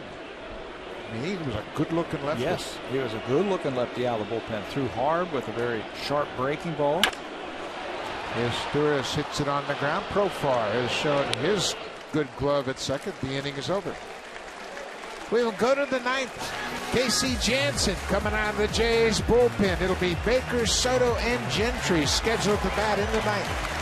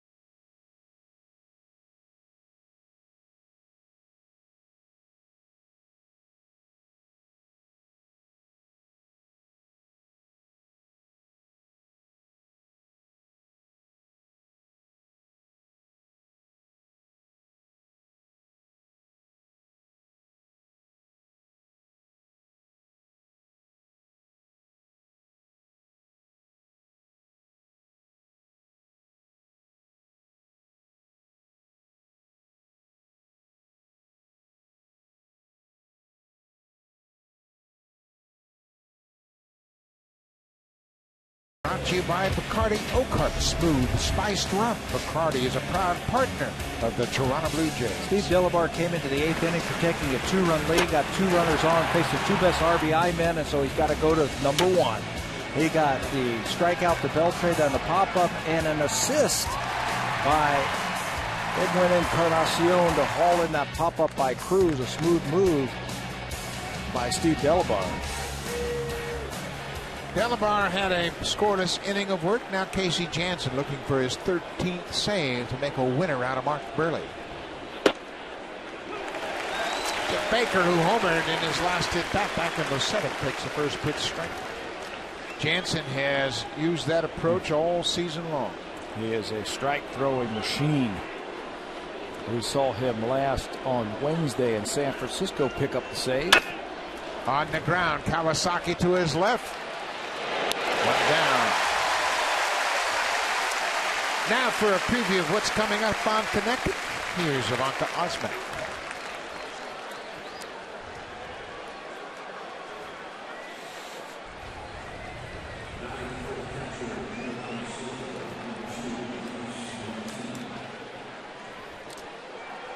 Gio Soto, the catcher, was scheduled to bat. It'll be Leonis Martin, the outfielder, to bat. Martin started in right field last night. Takes the first pitch strike. Janssen pounds that strike zone early.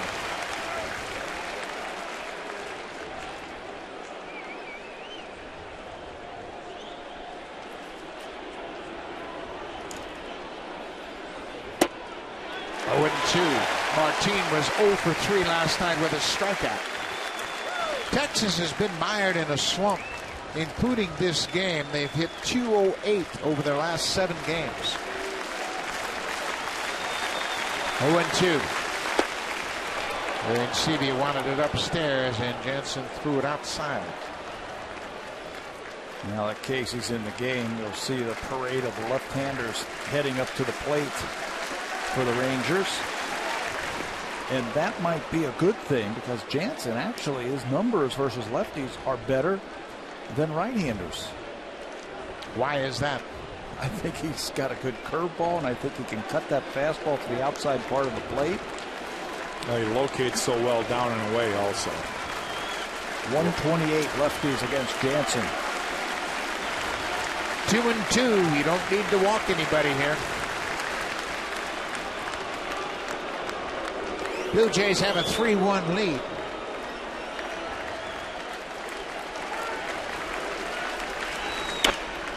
He jammed him, and it's going to reach the seats out of play. David Murphy is on deck. Gentry is the scheduled batter. Murphy's on deck. They also have A.J. Pierzynski. He's on the top step, bat and helmet in hand, if it reached that far. There's a little looper that's going to get down for a base hit. Martin has a pinch single with 1 out.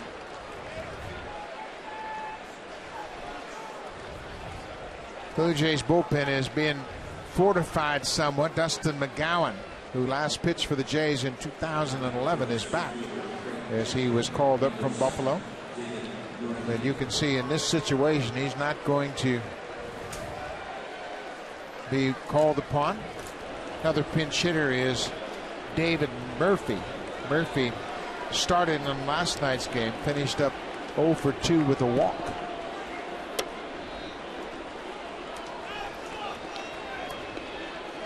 Casey Jansen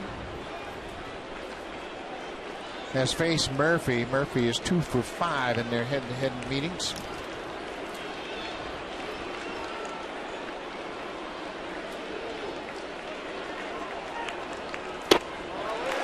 Cut on and missed. Jansen got a double play on the only batter he faced in San Francisco on Wednesday. That was Pablo Sandoval. Faced one batter, picked up the save, made a winner out of R.A. Dickey.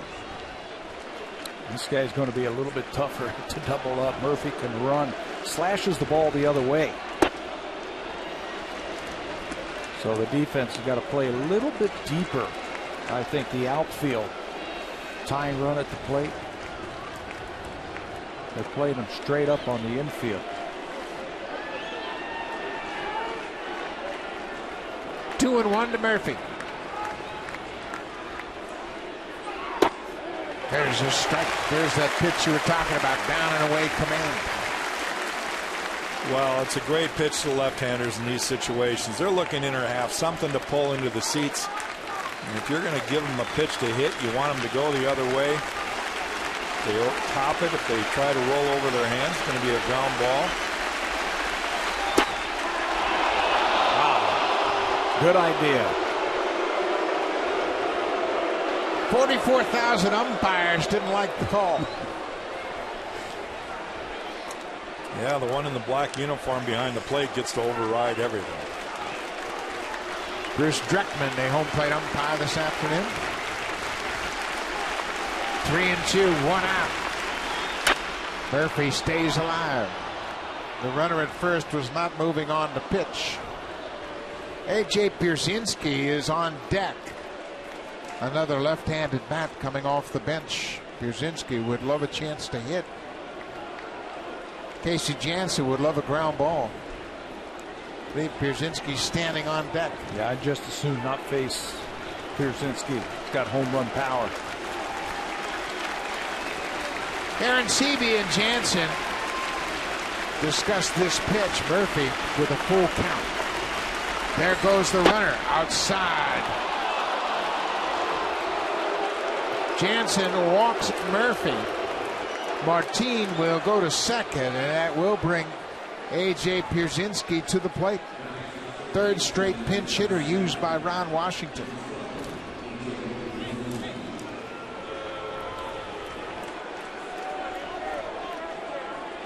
Pierzynski, the veteran, supporting a .296 average. He knows Casey Janssen. He has gone 2 for 6 against Janssen. Pierzynski was the starting catcher in last night's game. He finished up 1 for 4. The Rangers trying to claw their way back into this game. Timeout here. Some debris has come out on the field in center field. Colby's got to clean it up. What A.J. Pierzynski is going to do early in the count, he is going to look for a pitch down and in where he can try and hook it into right field. He's a dead pull hitter. And early in the count again, he's going to look for something where he can yank into right field. He is 1 for 3 as a pinch hitter this season. First and second, 1 out.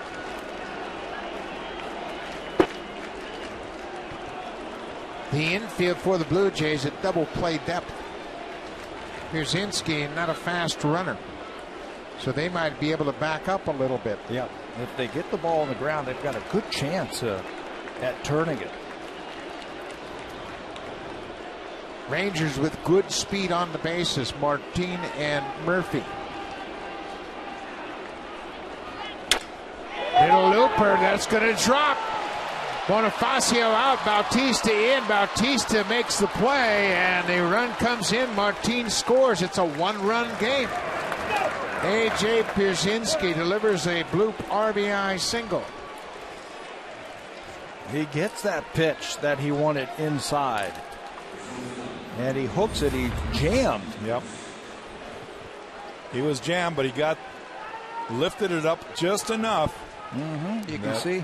He found an opening over there and picks up an RBI. Open stance. He's going to yank the ball into right field. Martin's going to score easily. Good job by Murphy to read that ball is going to get down and move over to third base.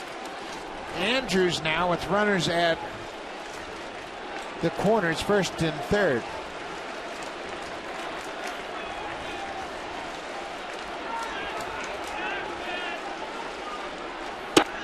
Inside, he just got out of the way of it. You think Washington might bunt in this situation? There's a chance. Never say never with Ron Washington. I don't know if he would do that play for the tie on the road. I think he got to go for the win. He's got a chance right here. Leadoff man, Elvis Andrews, takes a strike. It's 1-1. Blue Jays still a double play from winning this ball game. They have a 1-run lead. Murphy at third represents the tying run. Andrews in his young career has shown that he's a very reliable 2-strike hitter and a good hitter with runners in scoring position. Ball on a strike. Popped it up. Shallow center. Tagging at third is Murphy. Rasmus with the throw all the way to home, and it's a tie game. Elvis Andrews delivers his 22nd RBI of the season, and the Rangers have scored 2 here in the top of the ninth. And Jansen will be charged with his first blown save of the season.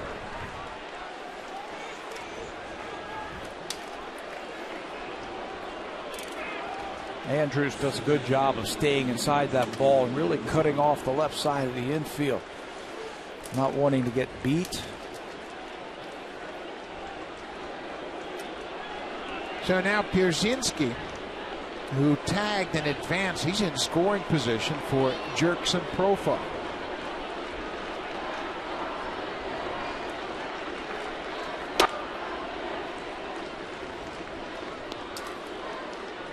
Pierzynski, recognizing that Rasmus had to try to throw out the runner at the plate, moved up 90 feet.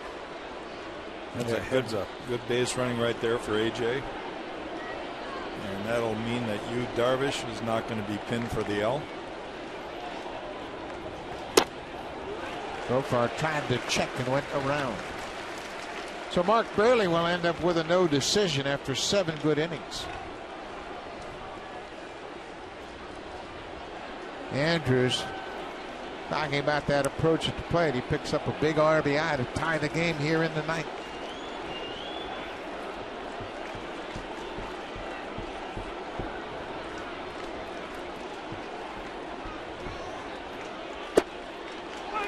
Off-speed pitch, and Jansen got a call.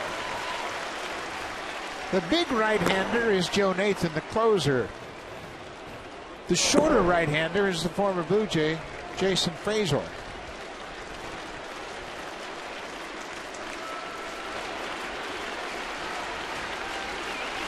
One and two, 2 outs.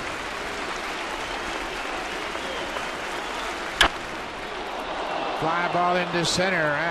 Rasmus ranging back. He gets there, and the inning is over.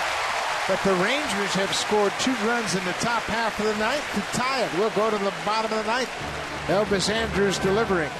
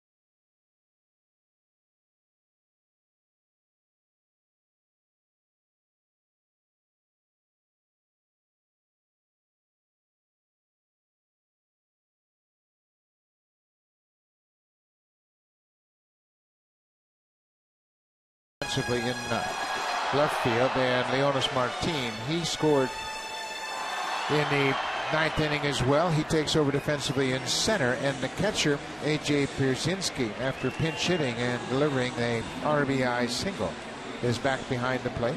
So Texas, using 3 pinch hitters, does a good job to tie it up. That's Dustin McGowan loosening up for the Blue Jays. Casey Jansen charged with his first blown save since August 27th of last year against the Yankees in New York. That breaks a string of 18 straight saves by Jansen. Left fielder Jeff Baker comes in defensively to play third base, takes over for Garcia. Neil Cott's still in the game. Emilio Bonifacio takes a strike. It'll be 8, 9, and 1 for the Blue Jays here in the bottom of the ninth.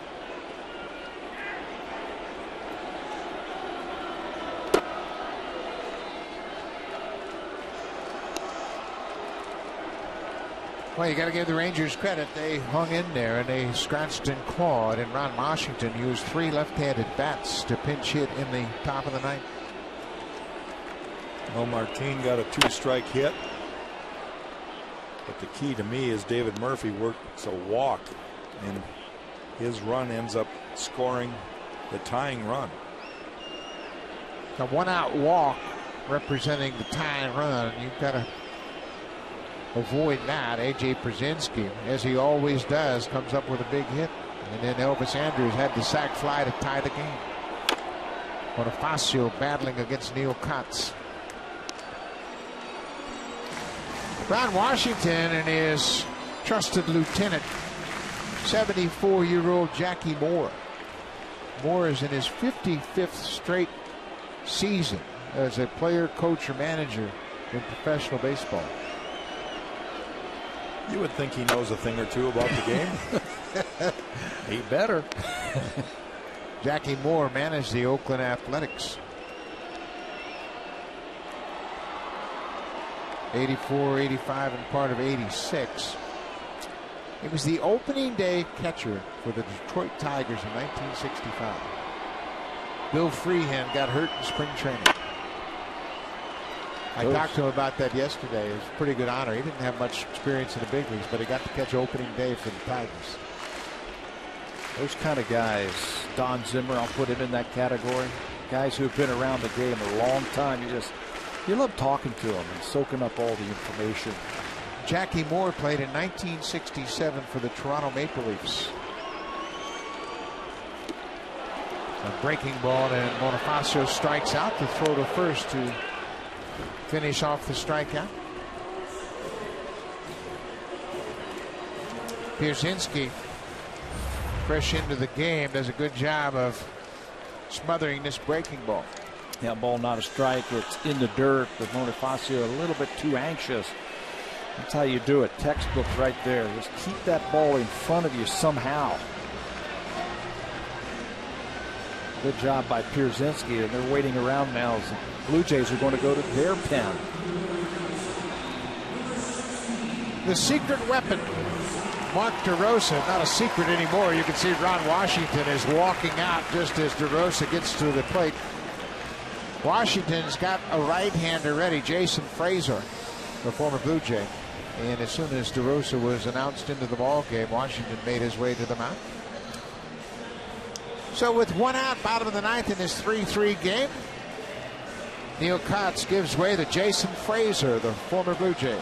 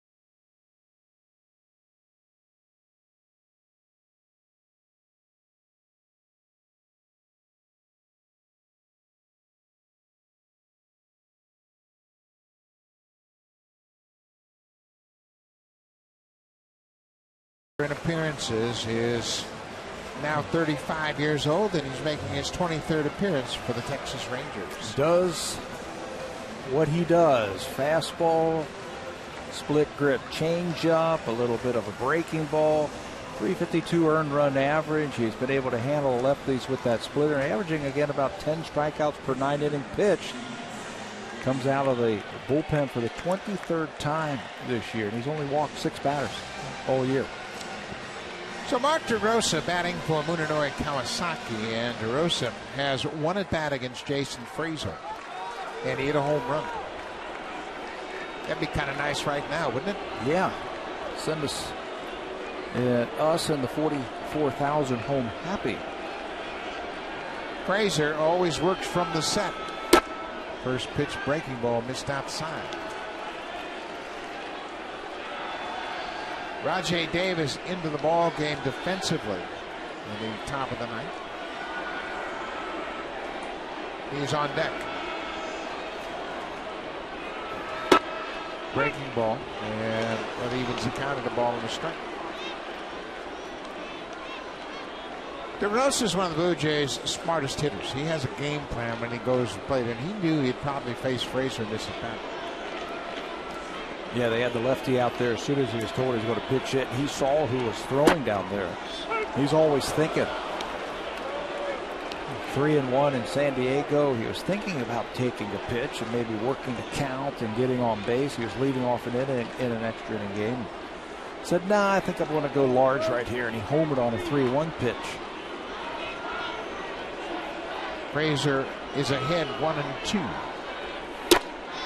I'll tell you, if he can get one over the shortstop's head on the line, he's got all kind of room to run. They are playing him the other way in center field. Look at the left center field gap. Remember, the outfielders are playing deep because they don't want to have extra bases on them. If he could pull one over the shortstop's head, he could run for days. DeRosa strikes out. Frazier gets him with a good fastball. So that's 2 down. And Rajay Davis will come to the plate. Here's a look at that 4-seam fastball. We've seen Jason Frazier do that for years. Just reaches back. It's a good combination, that changeup and that fastball.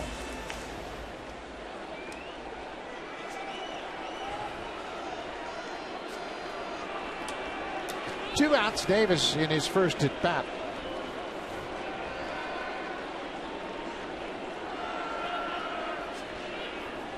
Frazier is using a little bit of a quick pitch, an abbreviated set position, just to disrupt the timing of the hitter.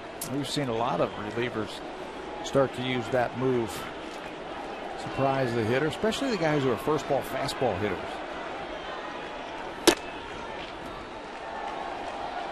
Ball on a strike to Davis. Rajay Davis just back off the disabled list. A big strain that pushed him onto the DL.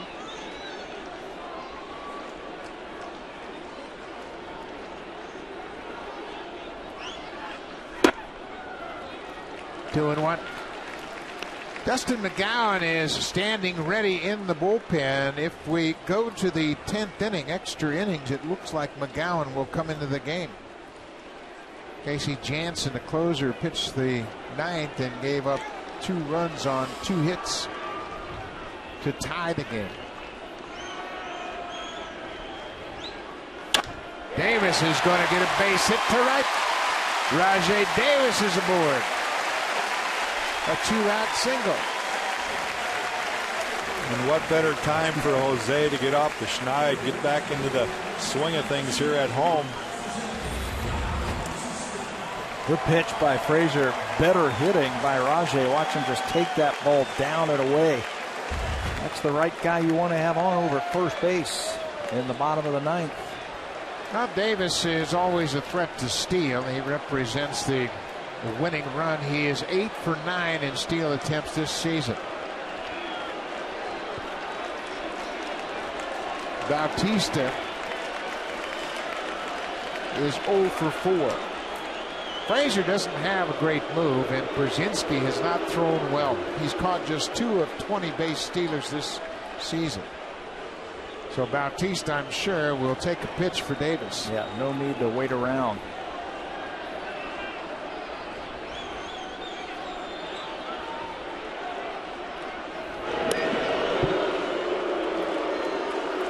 Of course, Rajay Davis, a teammate of Frazier, he knows he doesn't have a great move.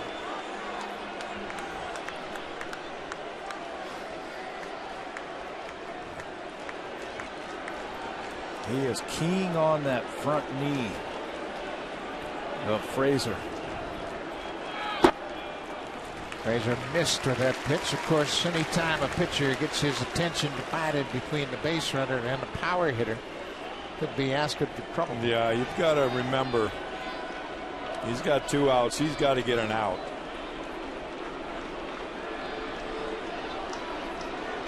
Davis with a foot on the artificial surface.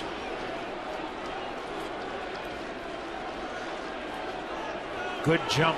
Bautista takes a no throw from Pierzynski. Well, Rajay got a great break at first. He picks up his 9th stolen base, and now the winning runs at second. Watch the jump. As soon as Frazier picks up the leg, he's gone, and Pierzynski does the right thing. There's no need to even throw that ball. He wasn't going to get him. Rajay is now in scoring position. He does not need to gamble on anything at third base, even though Baker is way back here with Bautista up. But Frazier wants to make sure that he and Pierzynski are on the same page with the sequence of signals. Pierzynski just entered the game, Frazier as well, so no room for errors here. You've got to get the shortstop in on that also. He's got to know what sequence they're going to be using with that runner at second base so he can position himself and he can relay to the third baseman with these right-handed batters coming up what Frazier and Pierzynski are thinking.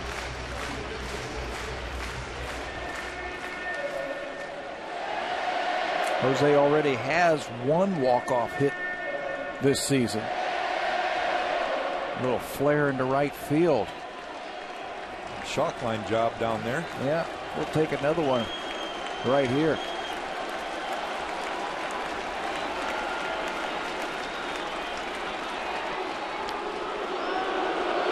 It was interesting that Baker made a move toward third when Frazier did the inside move. You wouldn't think that Washington would have him cover third with Bautista hitting. Way off the plate. In a situation like this, what difference does it make if a guy steals third? Yeah. You don't want to leave your position not on a pitch to a right-handed pull hitter like Jose Bautista.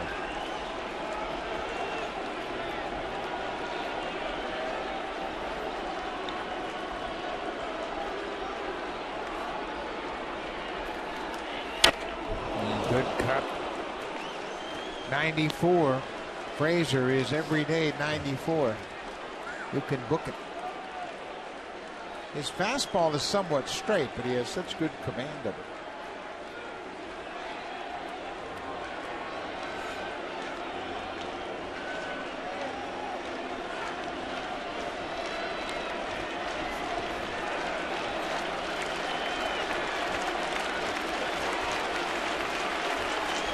Bautista had the game winner May 22nd against Kyle Farnsworth in extra innings. He checked his swing. Gary Darling, first base umpire, said no, he didn't.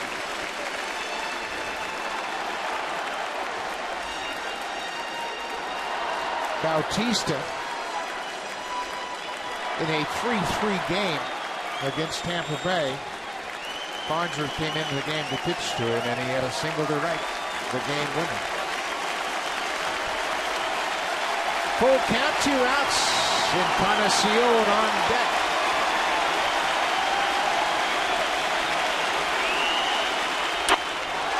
High fly ball deep to center. Martin back near the track and makes the catch. We will go to extra innings. Bautista, long fly to center. Dustin McGowan in relief of Casey Jansen hasn't pitched since 2011 for the Jays.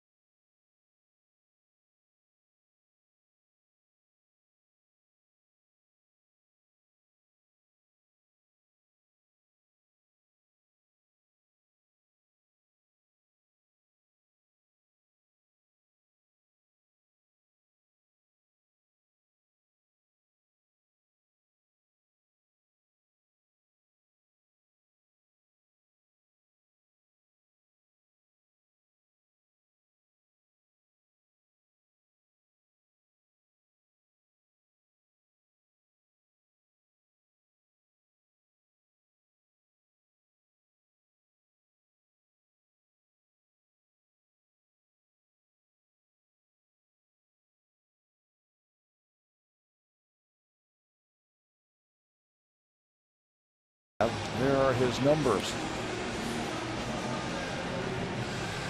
ERA over 5.5, and not so much about the numbers. It's about the health and the bounce back ability of Dustin McGowan, and all reports suggest he's throwing the ball well.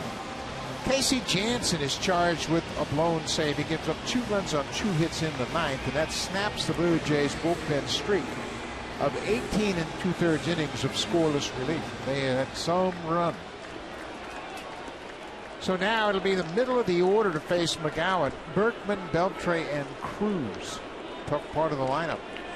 Welcome back to the big leagues, Dustin. Haven't seen you in a couple of years. Now you're going to face the middle of the lineup in extra innings.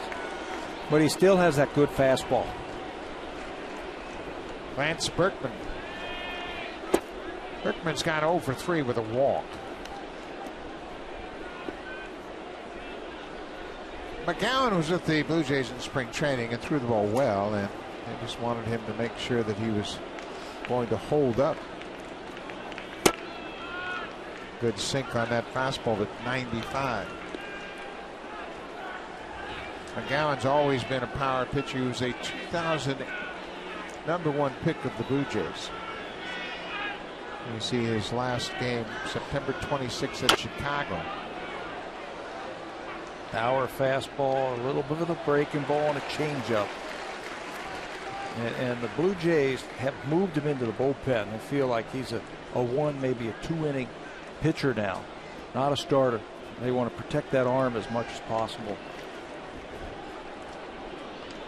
2 balls and a strike to Lance Berkman.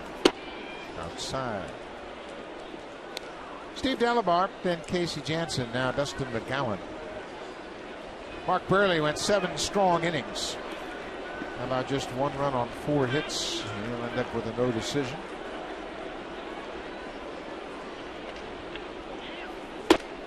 A leadoff walk to Berkman. So McGowan walks the first batter in the top of the 10th. He's checking to see who's got the coverage.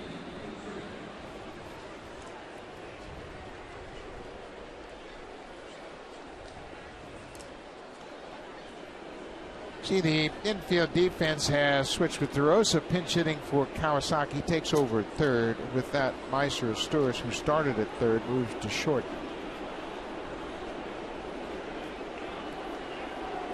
Adrian Beltre makes the first pitch strike.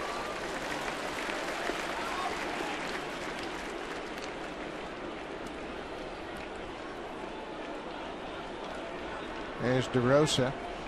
Struck out as a pinch hitter. 97. That's a good sign, but he's got to throw strikes. See why the Blue Jays didn't want to give up that arm. 97. And you got to figure that he's pretty excited right here. Ground ball. DeRosa bobbles the ball and can't find the handle. A tailor-made double play ball. Again, the Blue Jays can't make the play, can't convert on the grounder. It's an error on DeRosa. Especially the way Adrian Beltre is running. A 1-2 hopper right to his left. His momentum's taking him over there. Now he still has time to get Beltre, but Hero can't come up with that ball. So now first and second, and McGowan's going to have to pitch out of trouble. DeRosa's second error of the season, and we mentioned 3, 4, and 5 in the Rangers batting order.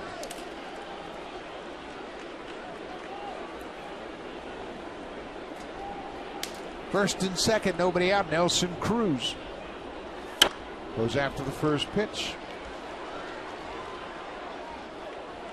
McGowan's got enough giddy up on his fastball, that's for sure. Plenty of fastball and a good breaking ball. Changeup's not too shabby either. He needs to just roll another ground ball right to DeRosa. Maybe he can turn a triple play. Yeah, I like to pick your infielders right back up. Well, certainly Beltre running at first. Well, for that matter, all 3 of these base runners in the 2 base runners and the hitter, none of them run well. Right. Berkman's had all kinds of knee problems throughout his career. Beltre's got hamstring problems now. The same for Nelson Cruz. Cruz has had some hamstring problems in the past. He went around. Last year was the first year Nelson Cruz didn't go on the DL. Clearly a swing.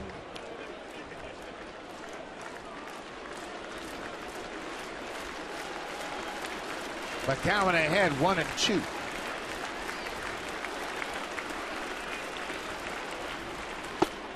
Slider in the dirt. He didn't chase.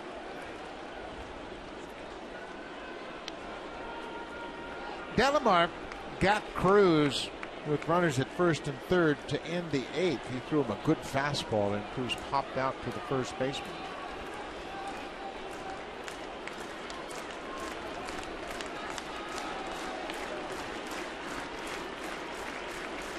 Hit him.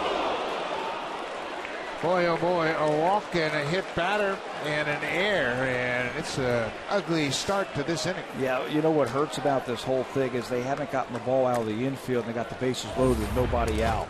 They wanted to go up and in with a fastball, and he's been missing up and away. This one right on the rib cage of Nelson Cruz. It looked like it might have got more jersey than body, but it still loads the bases. Jeff Baker. The infield has to play it in. This really gives the hitter an advantage. Cuts down the range of the infielders.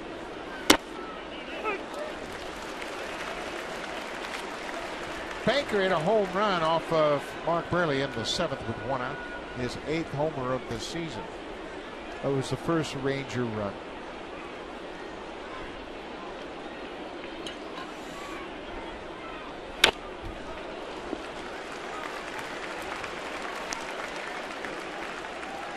Lefty Juan Perez is loosening up.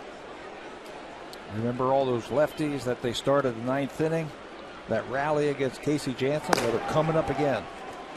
So Martine, Murphy, and Pierzynski. So John Gibbons has the lefty ready for them. 0-2.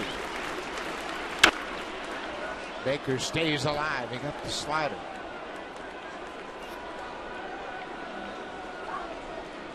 Any ground ball to the infield, they've got to come home. They can't take a chance anywhere else. This is the runs they got to cut off.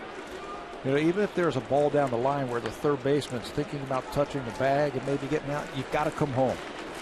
Cut that run off. Another 0-2 pitch to Baker. Cut on and missed. McGowan strikes him out. So with the strikeout, John Gibbons calls for the left-hander. McGowan strikes out Baker. That's the first out of the inning. How about that fastball? Away. He throws it right by Baker.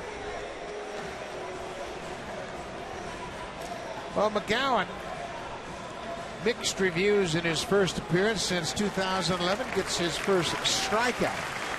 But now he'll turn things over to the bullpen. The left-hander, Juan Perez, on when we come back.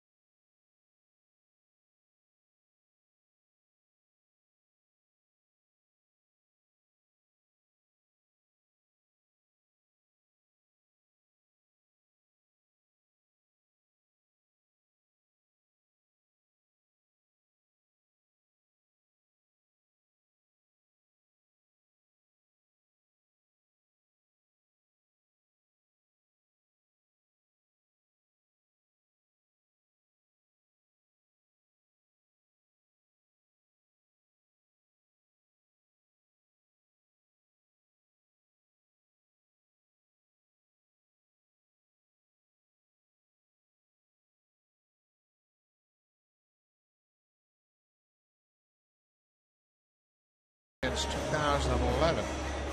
He walked the leadoff man Berkman, and then DeRosa committed an error. McGowan hit a batter, and now with one out, he'll turn things over to the veteran Juan Perez.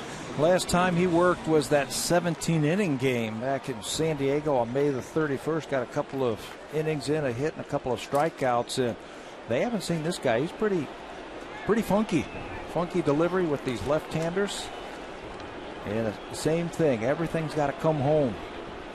Leonis Martin goes after the first ball and fouls it off the mask of the catcher. Martin had a single and scored in the ninth. He came into the ball game pinch hitting for the catcher Giovanni Soto.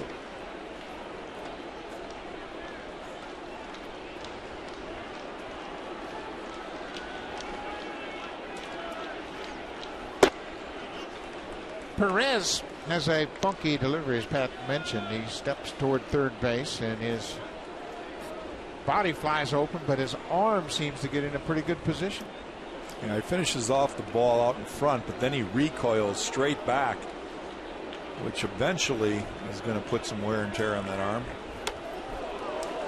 Boy, he really tied up Martin. Oh boy, Martin had committed. He had made up his mind before that pitch was thrown that he was going to take a hack. And that's what kind of trouble you can get in. It's up and in. Whoopsie. Wow. Almost would have hit him in the left shoulder. Boy, he's got him set up for that good breaking ball, doesn't he? After that high fastball. Bases are loaded, one out. The infield still drawn in. There's a fly ball to right. Bautista makes the catch, tagging it. Here's the throw to the plate. On line and in time. Bautista keeps the game tied as he throws out Lance Berkman at the plate. His third assist of the season. Bautista throws a strike to J.P. Arancibia. A line drive fly ball to right. Arancibia puts the tag on Berkman. We'll go to the bottom of the 10th. Edwin Encarnacion. Adam Linz had a 4-hit game, and J.P. Arancibia. It's tied at 3.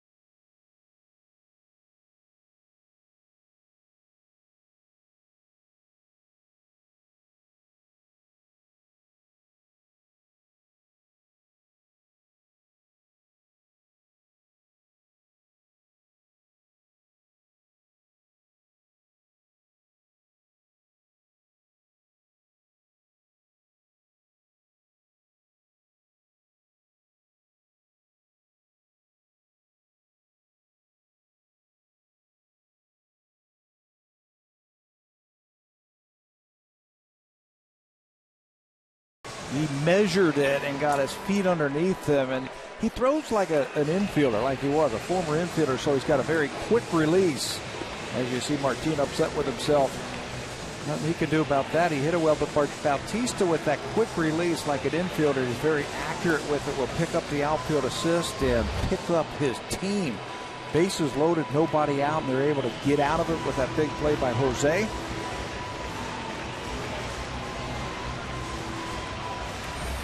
Bautista with his third assist of the season keeps it a tie game. Well, the Blue Jays find themselves in another one-run ball game with an opportunity at home in front of a great crowd to win a one-run game. Mark DeRosa committed the error that led to the bases being loaded, and he is picked up by Jose Bautista. So Edwin Encarnacion will lead things off. Edwin has gone 0 for 2 with a pair of walks. He scored a run in the third. Jason Frazier, in his second inning of relief, he entered the game with one out in the ninth.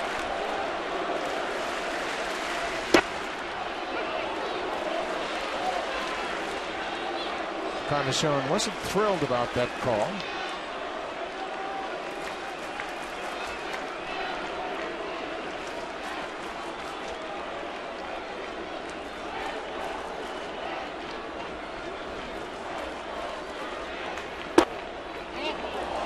He's not going to be happy about that one either, but it looked like a strike. He threw a changeup first pitch and then a fastball. Both of them about the same spot, down and in. Well, he better be hacking now. Adam Lind on deck with a 4-hit day, his first 4-hit game of the season.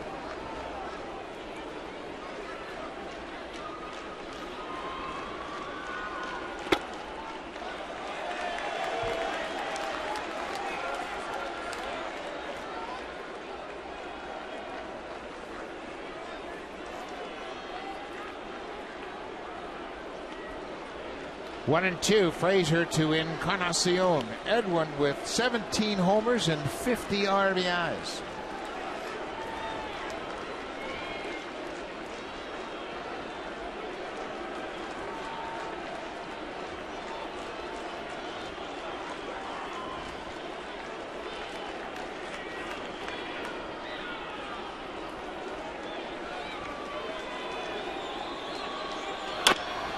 Bouncing ball, Andrews at short. One down. We'll be right back here tomorrow afternoon for the series finale. Josh Johnson coming off a good start against the Giants, and it will all start at 12:30 p.m. Eastern Time. That's a pregame show. We will be right with you just after 1 o'clock. Third and final game. Blue Jays then head out of town. They go to Chicago for a 3-game series before they meet up with the same Texas Ranger team for a 4-game set in Arlington. So Ron Washington got what he wanted from Jason Frazier. It'll be the left-hander Robbie Ross coming in to face Adam Lind when we come back.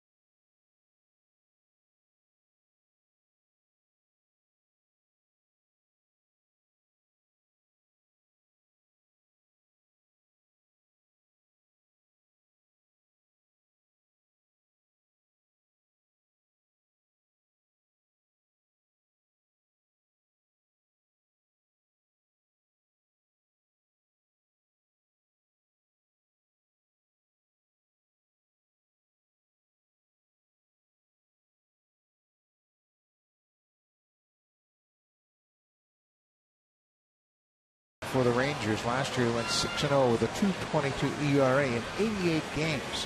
He's made the team out of spring training. And he came in to face Adam Lind, who's had a big day with 4 hits. You got to do something to try and cool off Adam Lind because he is red hot. Look how still he is at the plate. You try a curveball, you try another one. The head is barely moving, the body is barely moving, just using his hands and just hitting the ball where it's pitched. 4-hit day for Lind, and if you're asking it about a 5-hit day, he had one. Lind had one back in 2009 against the Angels. Well, last time up, he hit a pitch to left field off the left-hander, so it doesn't seem to matter to Adam at all right now. He's just seeing the ball so well. This is Lind's first 4-hit day since October 1st last year against the Twins. Again, he takes his first pitch strike. That's been a very effective approach for him. Yeah, take a look at that pitch, see where the release point is. Judge that pitch, how hard it's coming in, and then go to work. Robbie Ross, as we mentioned, 23 years old. He's a former starter. Made the club in spring training last year. He started throughout his minor league career. Lind with a good cut. Just kept getting guys out. Ron Washington said, this guy's got to make my team. And for the longest time last year, he was the only lefty in their pen. We mentioned he went 6-0 for the Rangers last year and had a very good ERA at 2.22. Boy, Lynn's quick, isn't he? The bat speed is so much better than it has been the last couple of years. He's able to wait a long time and fight that ball off. Not forced right now. He's just using his hands.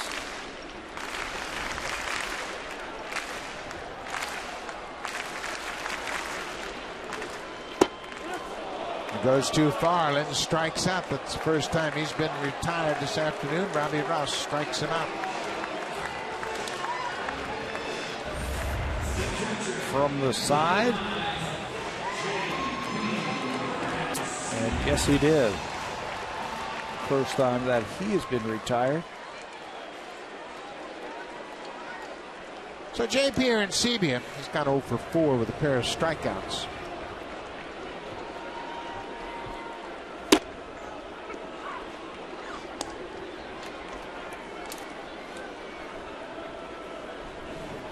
The hits are even at 7. The runs, of course, 3 apiece.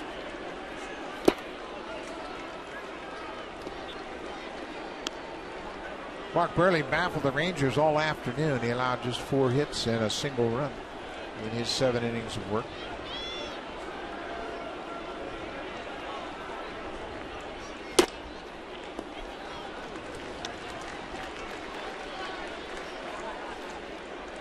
Good crowd on hand. 44,079 have made their way to Rogers Center this afternoon. And Sebia with a home run cut.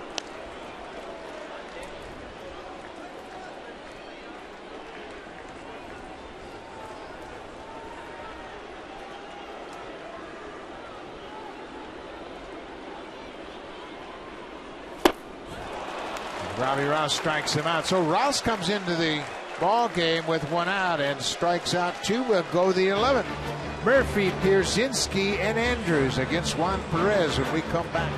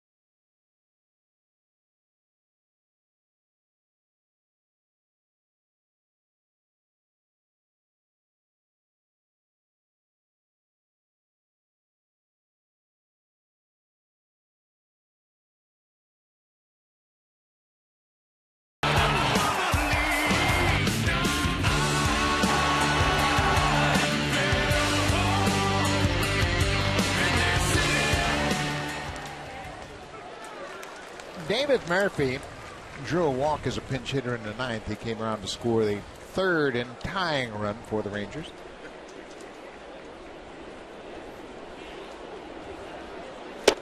Waves at that breaking ball from Perez. He's got a nasty delivery. Tough for lefties to pick up on it. Good breaking ball. He's got a little bit of a sinker, too. Perez is the 4th Blue Jays reliever to work in relief of Mark Burley. Delabar, Jansen, McGowan, a 3rd inning, and then Perez.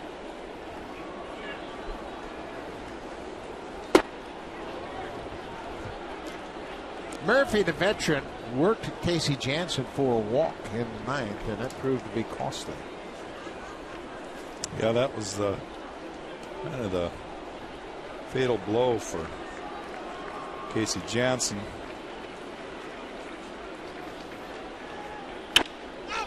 Popped up, shallow center field. Rasmus will get there. Murphy's retired. That's one down. We are in the 11th because Jose Bautista made a terrific throw to the plate to gun down Lance Berkman. Bases loaded, nobody out there. Got a strike up, down a fly ball to right field. Watch Jose get those feet and very quickly release the ball. And it's accurate enough. It's up the line. If you're going to miss up the line right into the base runner. But Jose, it shows you that background as an infielder, how he's got the quick feet and the quick release from the outfield to pick up the assist. A.J. Pierzynski has his second hit of the game since coming in as a pinch hitter in the ninth. He stays on that breaking ball and singles to center. Pierzynski had an RBI single in the ninth as a pinch hitter. Got to stay on Juan Perez. You're going to see a lot of breaking balls, and Pierzynski does just that. He hits from an open stance and then closes that front shoulder to get just enough plate coverage.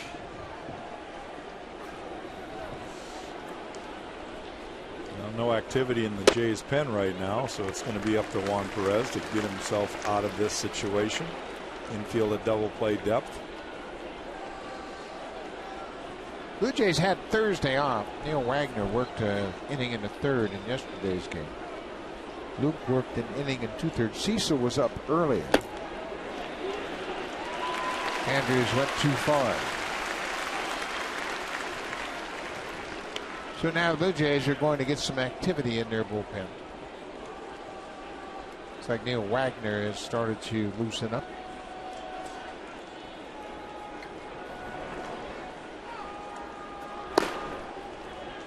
Brett Cecil warmed up earlier. He is good to go. It was indeed Wagner, the right-hander. 0-2, way outside from Perez.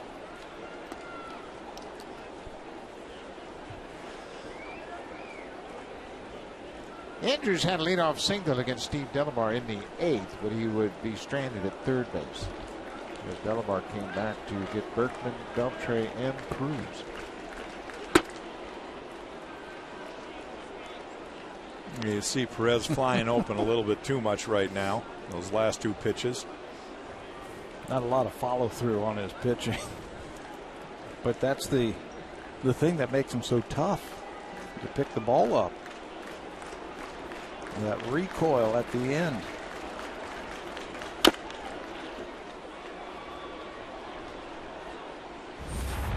Here's Perez's delivery. You can see he kind of just explodes, but then he just falls backwards. And that's not how you finish off pitches. But it's been working for Juan Perez, and all the years that he's been in the game, everybody's tried to change him. And this year he says, you know, I'm just doing what I do. Perez is 34 years old, so he's been able to hold up physically. Emergency hack right there for Elvis Andrus. Sitting on a breaking ball. Smart hitter.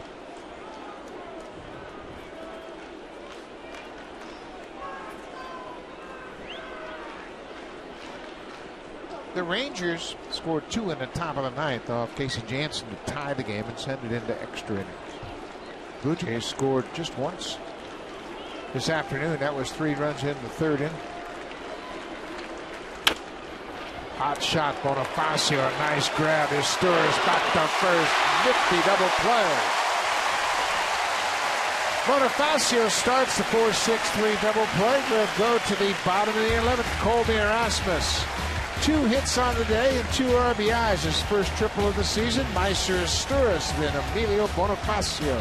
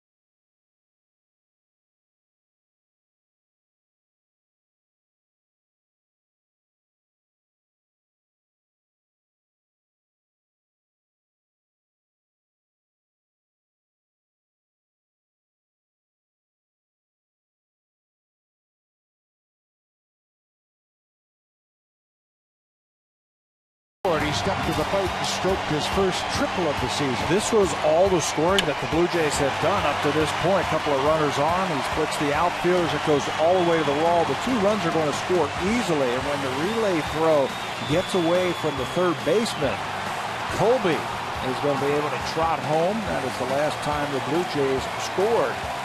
The only inning the Jays have scored. Now they got to punch some hits together. Unless Colby goes deep. Yeah, I'll take that too. Rasmus batting against the left-hander, Robbie Ross. Well, fellas, we've already seen our 17-inning Wago, so we don't need that, do we? We just got started. We'll take whatever we get as long as it's a good ending for the fans here in the stands.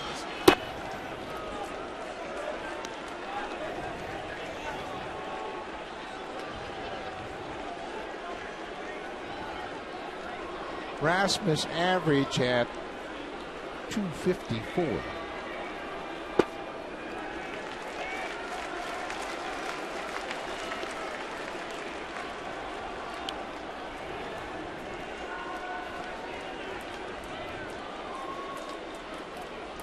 Colby against lefties comes into this game with a 250 average. Pops this one into center. Martin comes in and makes the catch.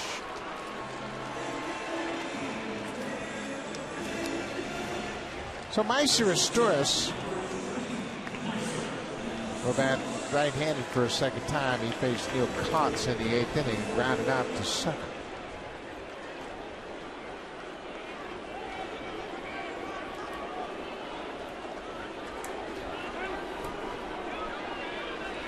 Robbie Ross was all set, but the outfielder in center, Martin, was being moved around by the Rangers dugout. So he stepped off to give his center fielder time to get position.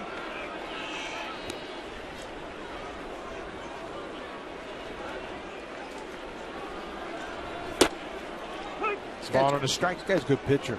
He's got a good sinking action on his fastball. Nice little tailing slider. Throw strikes, works quickly. Not afraid. It seems like that's a trademark of all the young pitchers for Texas. I've got a good pitching coach in Mike Maddox, who preaches pitch effectively and pitch aggressively. When you see this kid throw, again, he throws a lot of strikes, induces a lot of weak contact. But you got to get it in the zone. There's Mike Maddox. In his 5th season as the Rangers pitching coach. Bounce right back to the middle. 2 down.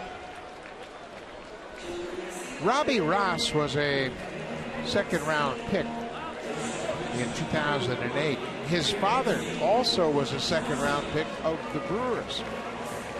Father Chuck Ross pitched in the minor leagues for Milwaukee for 5 seasons. He was a right-handed pitcher. Robbie Ross, of course, being around baseball his whole life. Emilio Bonifacio. He struck out against Neil Kotz back in the 9th inning.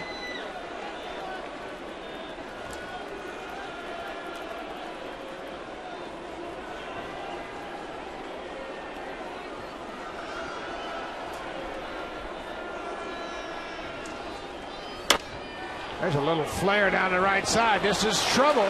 That's a fair ball. Bonifacio has to be aware that Cruz has a strong arm. And Boney gets a 2-out single. Well, there's A.J. Przinsky doing what he does, too, trying to sneak in behind him in case he took the wide turn. Cruz might have thrown behind him. First of all, he gets beat by that fastball, but dumps it in there. And you're right, Przinsky heads up play, just in case he gets a little over aggressive. And Cruz checked there first. Przinsky was at second base, or excuse me, at first base, just in case. There he comes into your picture. Mark DeRosa struck out when he entered the game as a pinch hitter in the 9th. Bonifacio holds his ground at first. DeRosa takes a strike, and he didn't like the call. Blue Jays have not been pleased with that inside strike call by Bruce Dreckman. We saw Encarnacion argue that pitch back in the 10th.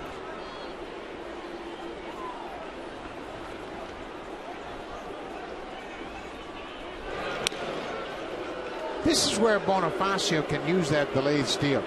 If he can't get a good jump off the lefty, you can pull off the delayed steal, and he is very good at it. Yep. Just watch him as they deliver towards home plate. He'll take a couple of big hops. There he goes on a secondary lead. What you want to do is you want to try and catch the middle infield napping a little bit. After the pitch, they might put their head down or they might look somewhere else. Catcher might pick up the pitcher trying to throw it back to the pitcher, and you can steal second that way. Yeah, it's that first 5 or 6 feet or steps that he needs to get where everybody's sleeping. And then it's just a race to the bag between the second baseman, shortstop, and Emilio. Middle infielders will take one last glance at a base stealer before they track the pitch to the plate. And if they don't see that initial break, they'll assume that he's not running.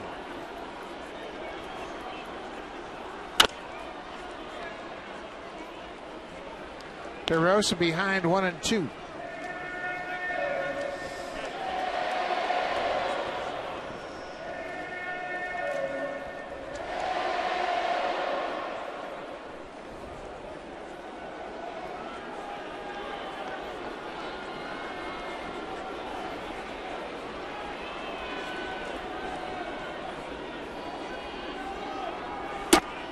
There's the delay steal, and it works perfectly.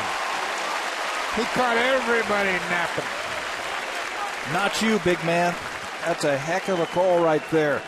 The infielders were putting their heads down, and they had no idea. Watch them one more time. 3 big bounces, and right before the ball gets to the plate, you take off, and there's nobody there for Pierzynski to throw it to. 1, 2, 3, and then you take off. So now you're in scoring position. In the dirt. Pierzynski blocks it. DeRosa with a full count. Rajai Davis is on deck, and DeRosa has been a clutch hitter for the Jays all season long.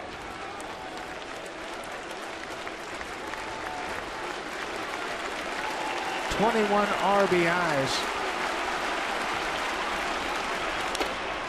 He stays alive. He got a piece of it. On 13 hits, finishing that sentence. He has come up with some big hits for the Blue Jays this year, and hits late. Hits that mean something. 2-run single back in San Francisco to really open up that game, and the home run on the road trip in San Diego. Outfield have shortened up now with 2 outs and a runner in scoring position.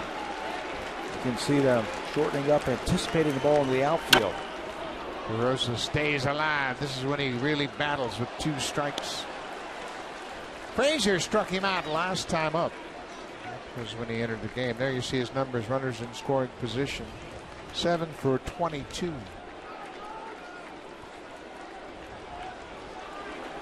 Bonifacio can get as much as he wants at second base. The infielders playing deep. Big secondary lead on that pitch towards home.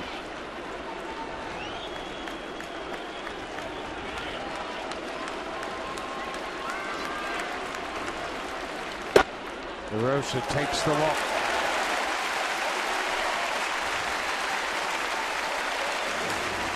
So Mark DeRosa works Robbie Ross for a walk. That'll bring the pitching coach Mike Maddox out of the Rangers dugout. Maddox, we mentioned, is in his 5th season as the Rangers pitching coach. Well, I'm sure what he's telling young Robbie Ross is that Rajai Davis tends to be a first ball hitting fastball type of hitter. Probably wants him to throw the breaking ball early in the count, maybe something off speed. With that, he can't fall too far behind. I think with a young pitcher, this is a good idea to take all the thinking out of his hands. Right. He's going to tell him what he wants and what sequence. Yeah, you don't want him thinking about the theory of pitching. You want him to think about the execution. Give him a little bit of a blow. He's thrown a lot of pitches this inning. They do have a right-hander who's now warming up. That's Wolf in the bullpen. So Rajai Davis, as you mentioned, a very aggressive first pitch swinger.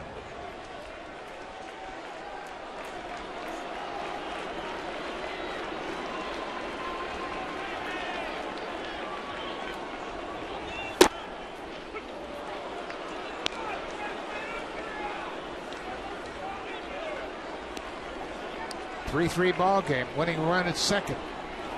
Great speed in Bonifacio.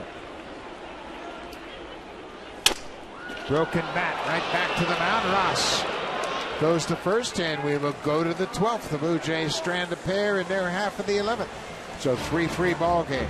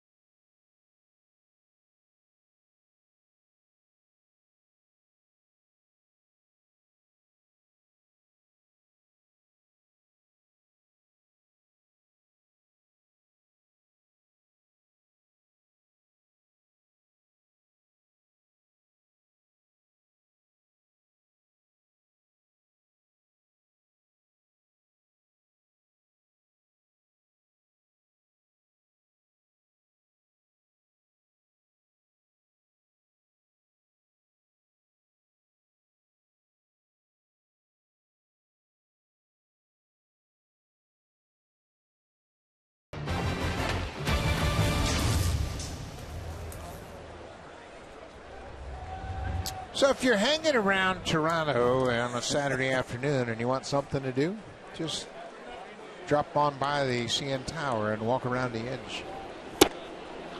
It's easy. It's a good day for that. You can see forever. Good day to look right into this ball game and see a good ball game going on. What a pitcher's duel. Jerickson Profar, the second baseman.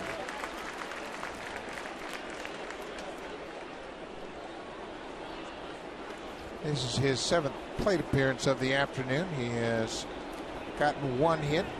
He's also walked. Officially, he is 1 for 5.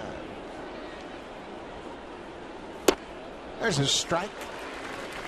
1-2. Versus left-handers. Profar's hitting .230. Righties just .316. So Perez is going to work to him. A couple of switch hitters to lead off this inning for Texas.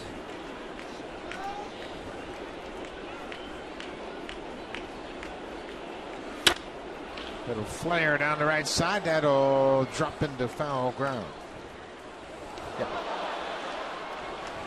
We got some great news for a former Blue Jay, Paul Quantrill, who was with the Blue Jays for 6 seasons. His son Cal Quantrill was drafted today by the New York Yankees in the 26th round.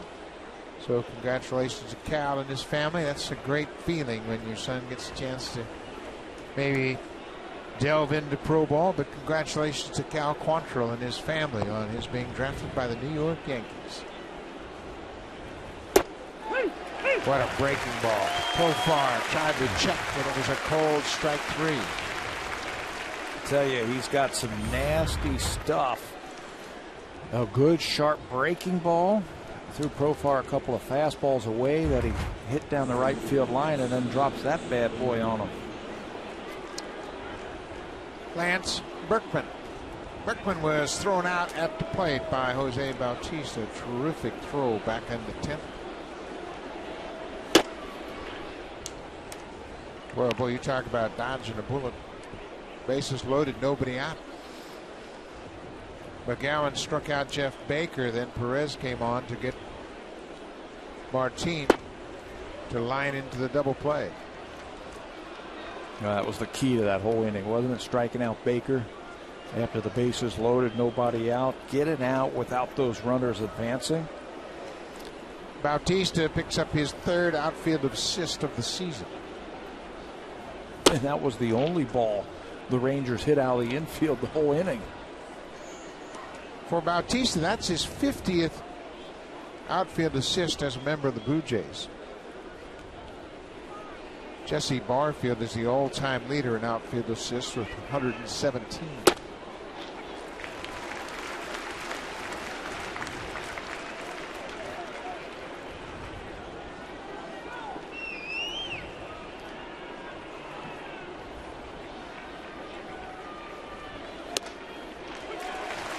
All the way back to a full count. Well, it's pretty much a fastball situation again.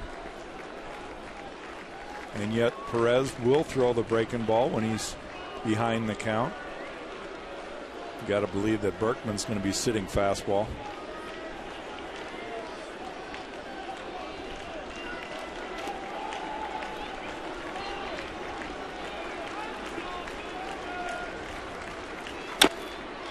Got his fastball and got over the top of it and fouled it at home. We're in the 12th inning. Rangers tied it up with 2 runs in the top of the 9th. Good crowd on hand this afternoon. 44,079 in attendance. And a lot of them still hanging around. Berkman draws another walk. He walked to start the 10th. He's always had a great eye at the plate. 100 walks, 100 runs scored, 100 RBIs. And that will bring John Gibbons out of the pen. He will go to the pen. So the right-hander Neil Wagner will come into the ballgame. Adrian Beltre is the batter. It'll be Beltre and Cruz with 1 out and 1 on.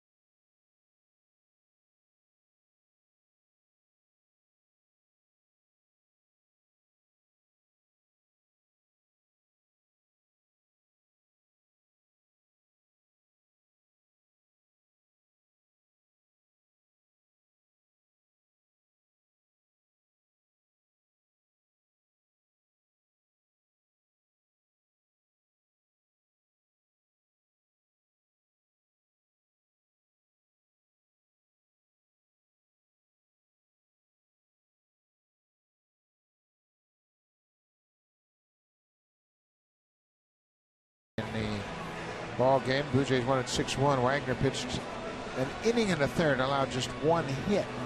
And he was the pitcher of record. He is making his 6th appearance since joining the Jays. Yeah, this is the 9th game that the Jays have played since he was recalled. You recall when they started that road trip down in Atlanta, his 6th appearance, covering 7 innings, giving up 4 runs and 4 strikeouts in that time. He throws hard. and they love him. They've been using him a lot since they brought him up from Buffalo. Adrian Beltre looks at one down and away. One of the things that Wagner has done so well, he's got good downward plane. Gets on top of his fastball. For the most part, he's been keeping it down around the knees.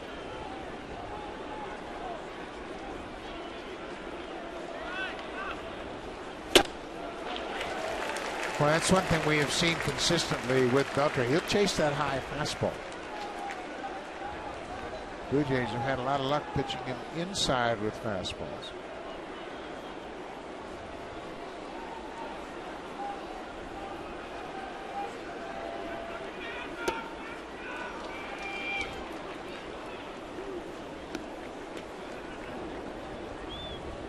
There was a time where he would smoke that ball to right center field.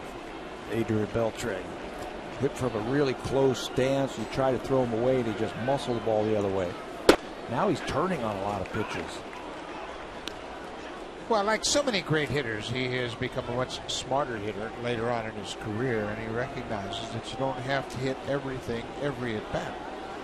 And he'll go to the plate with a game plan. 3-1, one out. Berkman at first. Popped up down the right side. Bonifacio moves into foul ground, and Beltre's retired.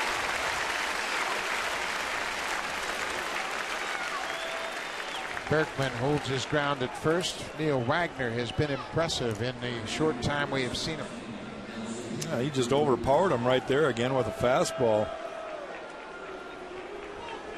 Yeah, that's 3-1 fastball. As a hitter, you're geared for that bad boy. You got to be sitting dead red in that situation. Still couldn't get around on it. Nelson Cruz has gone 0 for 4 this afternoon. And Wagner just balked. How about Lance Berkman?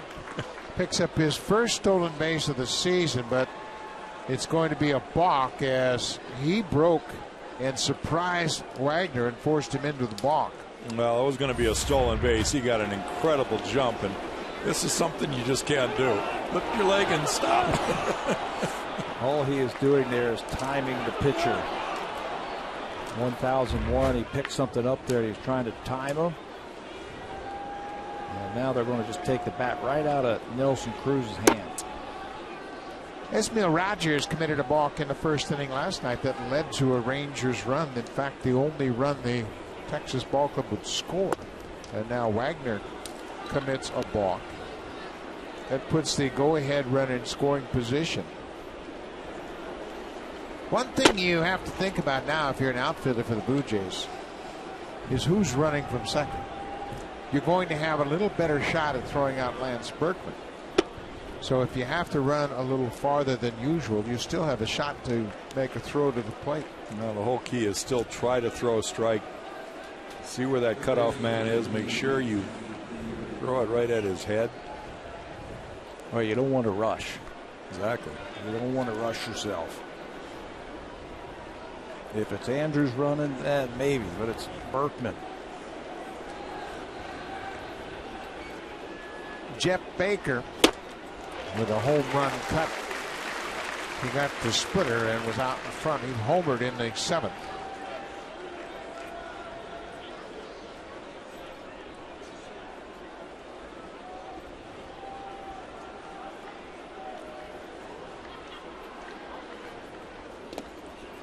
And Sevilla blocks the splitter.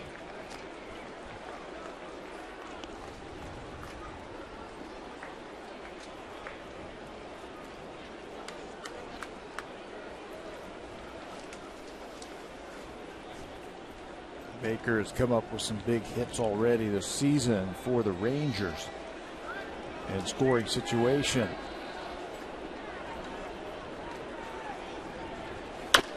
He's late on that fastball and hits it into the 5th deck.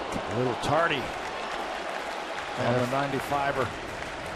Dan made a nice grab. Just sitting right there very calmly. Reached up with his bare hands and caught it.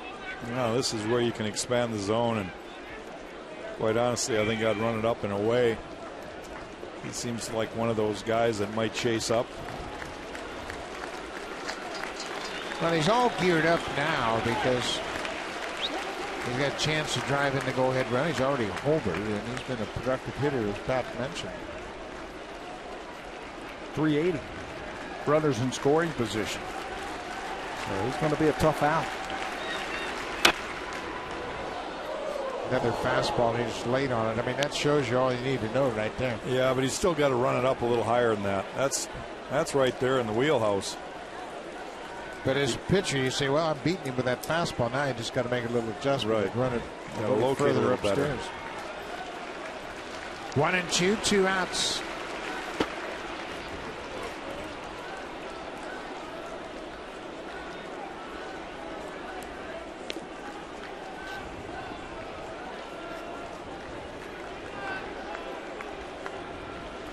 The hits are even at 8 apiece. Both clubs with 8 hits and 3 runs. And they both stranded 10 base runners.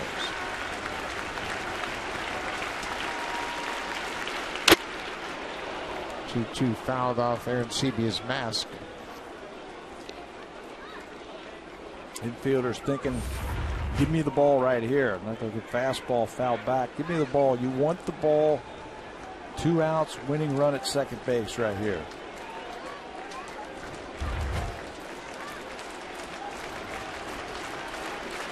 Keep it in the infield.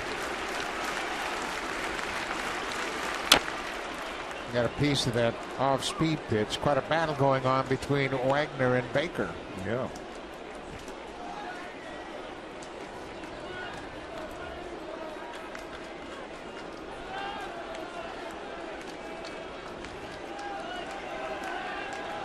Berkman with a big lead at second.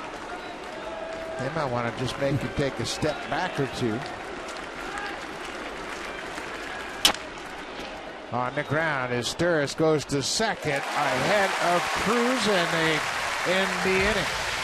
So Wagner comes in and gets out of the inning. Jose Bautista will start things off for the Jays. Then Edwin Encarnacion and Adam Lynn with a 4-hit day.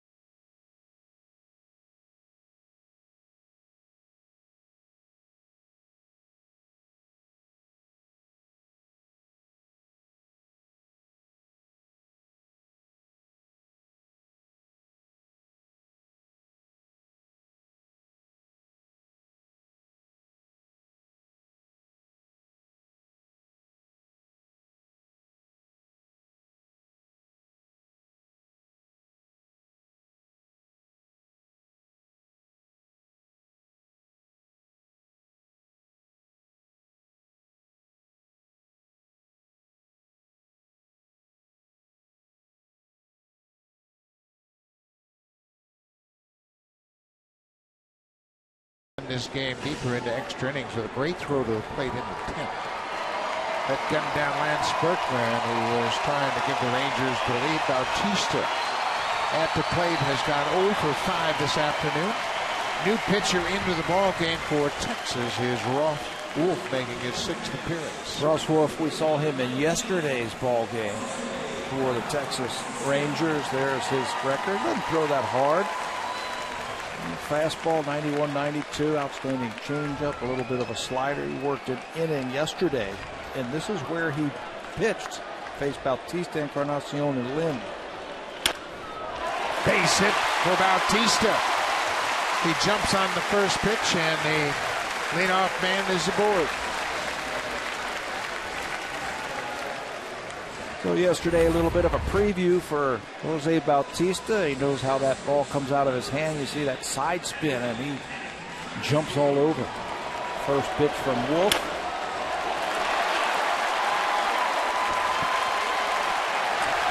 The Blue Jays have had 2 walk-off wins this year. They have been victimized 4 times and had walk-off losses, and we're going to have a little interruption in play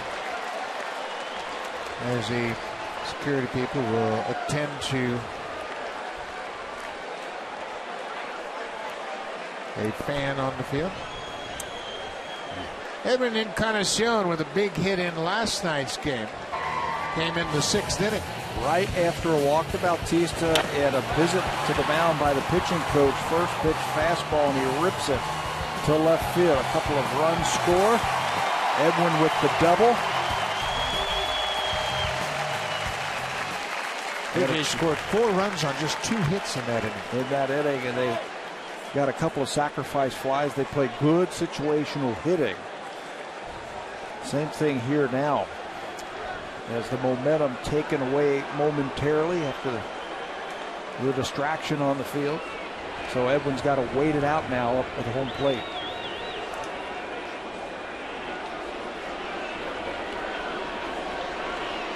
Well, it's got to feel pretty good for Jose finally getting on base. He's had a tough go of it the whole road trip. This homestand, it's continued. And leadoff man on bottom of the 12th inning.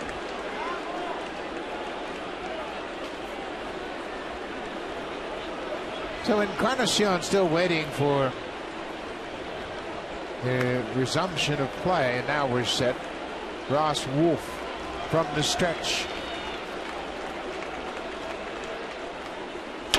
Bautista at first, and Encarnacion jumped all over that pitch.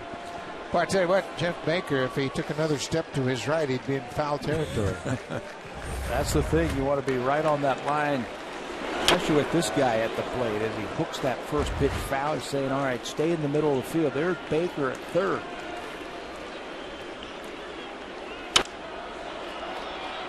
Oh, and 2. Well, when you stand on the line at third base, you know that everything is going to be to your left. Takes out one of those intangibles. And you're just playing the percentages now. You don't want to end the game with a double down the line. 0-2. Nobody out.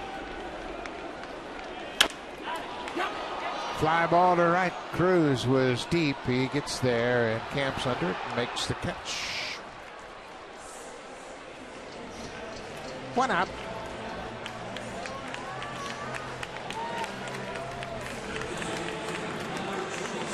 So Adam Lynn, who's had a big day at the plate, he is 4 for 5. He had 2 4-hit games last year. He had 2 in 2011 as well. And as Pat mentioned earlier, he's had 1 5-hit game in his career. How about another one right here? Make it a game winner.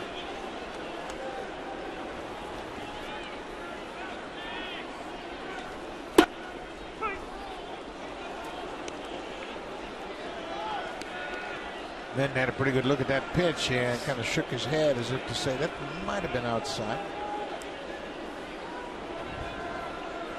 Bautista looked like he was going to take an extra step if he could, and Wolf forced him back to first.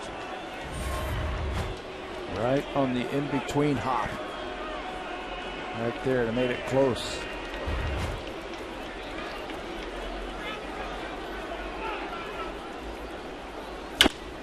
Bouncing ball. Berkman, second for 1. Back to first. Double play.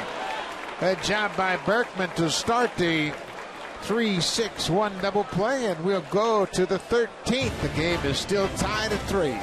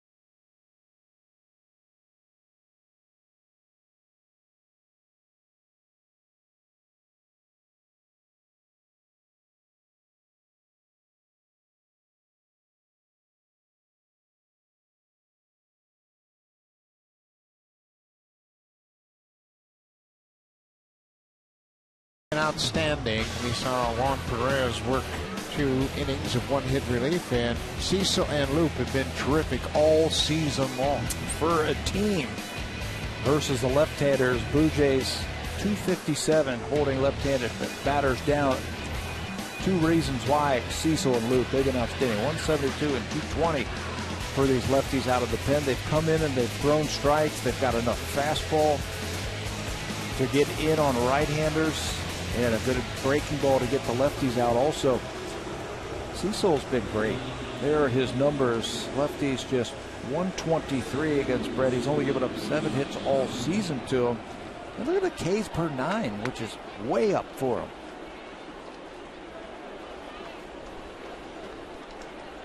Well, the other thing is the fact that Brett has come in throwing strikes and really always working ahead in the count.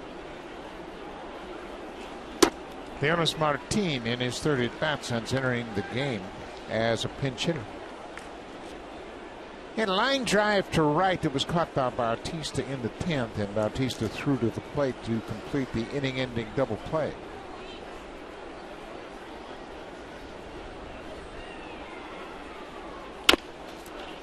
Bouncing ball. Bonifacio got an in-between hop. He made a nice play. Run down. Anytime that ball is chopped on this artificial surface, you never really know what the spin's going to do to it. They got so much English on it a lot of times, and you've got to get it on the big hop.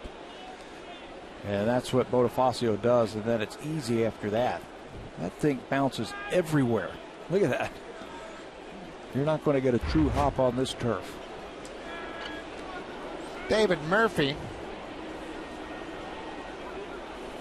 Ron Washington had 3 lefties on the bench when they entered the 9th inning, and he used Martin, Murphy, and Pierzynski, and they all delivered.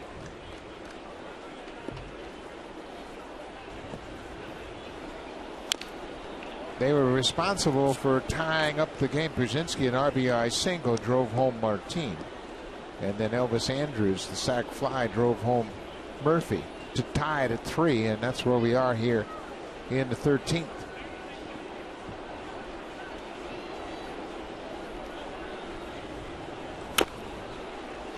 Murphy is behind 1-2. It makes it tough when you've got those 3 lefties right in a row. If you're Ron Washington, you know John Gibbons is going to go to his lefties in the pen. So you're going to have to grind it out.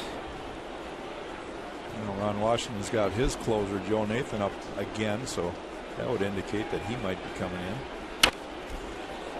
Murphy stays alive, gets a piece of that high fastball.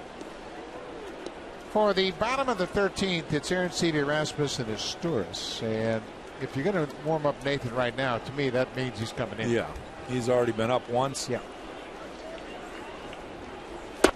Murphy strikes out. Cecil continues to dominate lefty bats. He's just been so good at getting ahead and then making pitches when he is ahead.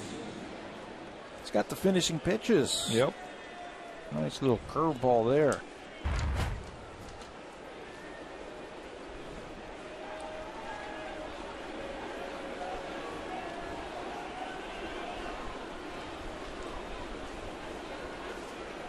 A.J. Pierzynski's 2 for 2 since entering the game, and he gets sawed off.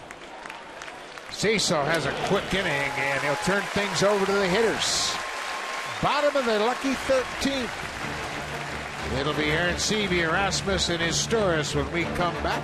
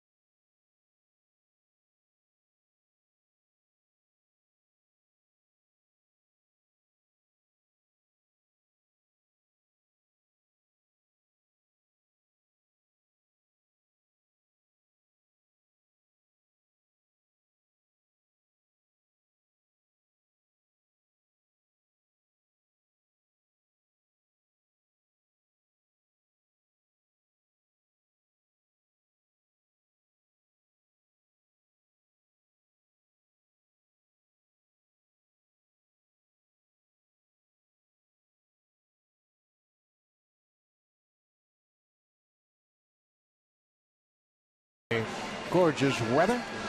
And if you came to the ball game, saw a good ball game, and we are in the 13th.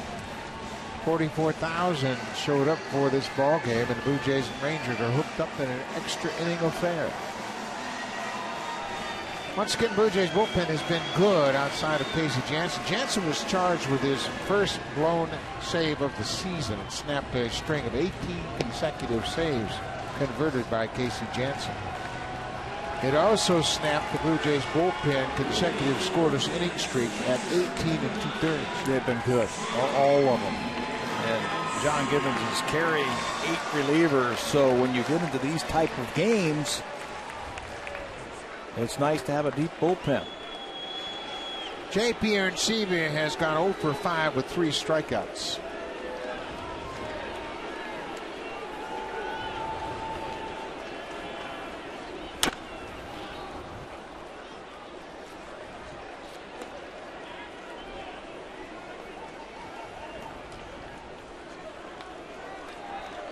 Well, he's caught all 12 innings of this ball game.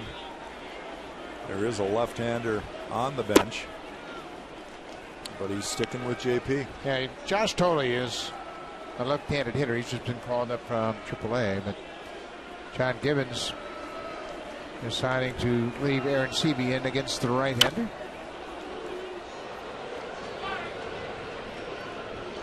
Catch one of these fastballs from Wolf. He hasn't given up a home run this year.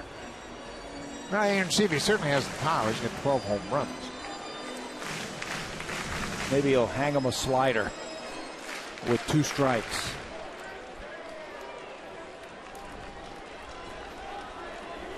One and 2. On the ground, base hit through the left side. David Murphy over quickly, gets it back to the infield, and Arencibia has a leadoff single here in the 13th. That's how the 12th started against Wolfer Bautista. Single through the hole, a little sinking fastball that time, and that's where it backfires on the Rangers playing the line there. You got to play percentages.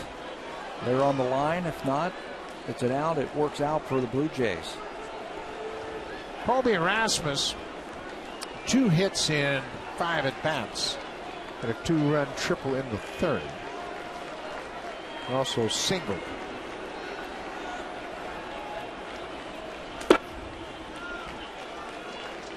Rajay Davis came into the game back, I think it was the 8th inning, defensively for Melky Cabrera, and he would be the speed man off the bench to pinch hit in this situation. So he's really got nobody else. Ball in the dirt. Neither Andy LaRoche nor Josh Tolley would fit the bill of a pinch runner in this situation. Typically, the guy's caught 12 innings. His legs are going to be a little sluggish, you would think. He's not going to need them. He's going to be jogging around the bases. What do you think? You got a dialed up call right there. 3-0. Nothing close for Rasmus.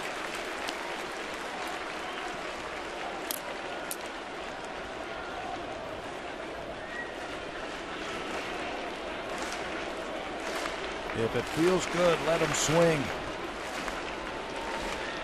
Well, I'm sure he has the green light. Yeah, extra bases. That's what you're looking for right here.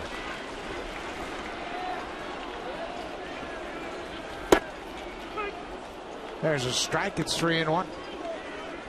That side of the plate has been a challenge all day for Blue Jay hitters. Yeah, Bruce Dreckman's been given 3-4 inches outside all day long, inside to right-handers.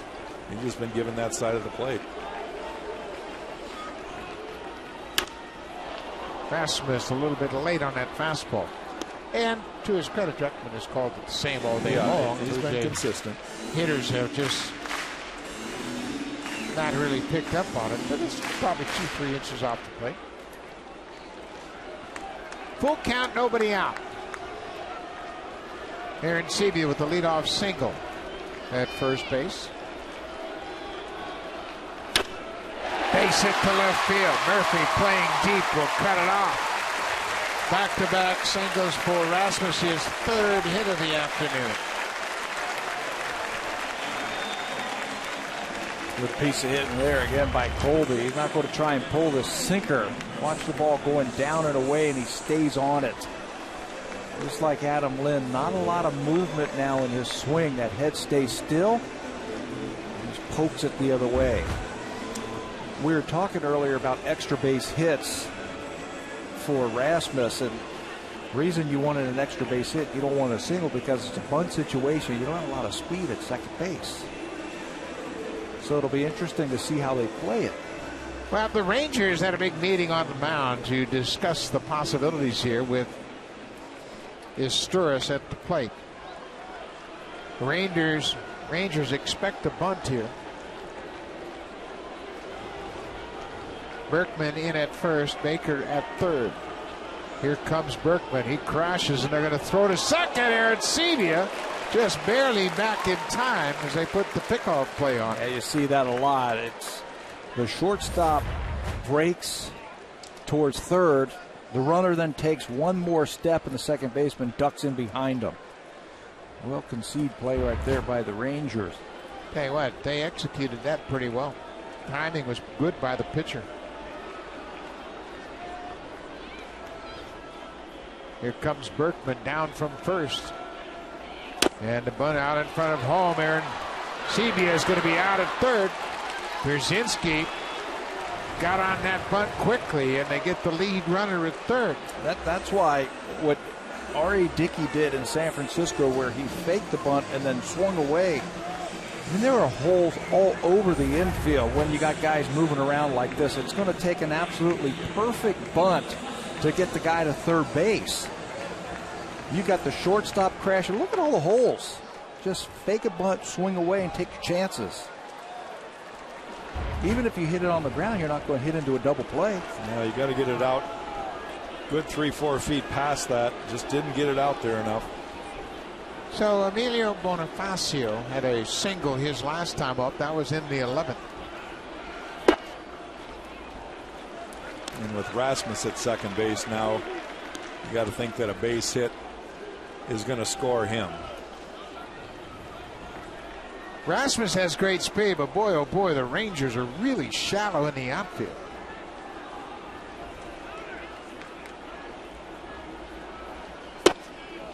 Tell you what, if they get a ball hit directly at him, it's going to be tough for Rivera to send Rasmus. Yeah, they're very shallow in left field, center.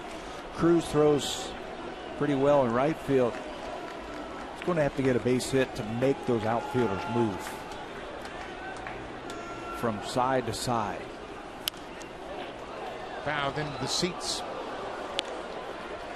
And this is something that the third base coach has to factor in before he makes a decision. How close are they? Who has the best arm? How far to their sides do they run? And who's my runner at second?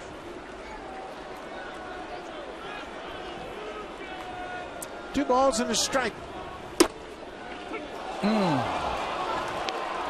Fastball up, and it had a little bit of a tail to it and just caught the inside corner.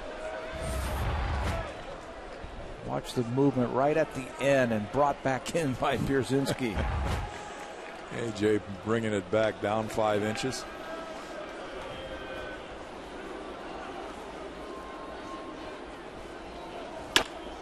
Up the middle, off the pitcher. Profar swipes at Isturis and tags him. What an athletic play by Profar. The pitcher, Wolf, kicked at it and actually slowed it down, knocked it toward the second baseman, who was alert enough to grab it and tag the runner as he went past him. Watch it one more time. The ball's heading to center field, end of the game. But he kicks it, and then Profar has the presence of mind to change, shift, catch the ball, and then tag out Isturis. Right there, he just clipped him on his name.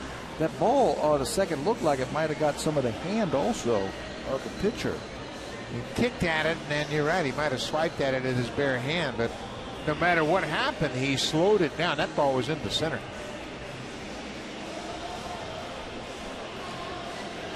So Wolf gets a visit from the pitching coach again. The winning run's just 90 feet away, and the person of Colby Rasmus. I think that whole discussion was if the Blue Jays try a double steal, what we're going to do. And it makes a lot of sense. Don't do anything. Yeah. They're just going to let Bonifacio go. His run means nothing. Yeah, they're not even holding him on. Mark DeRosa has struck out and walked since entering the game. There goes Bonifacio, and they'll concede second. It's not a stolen base, it's defensive indifference.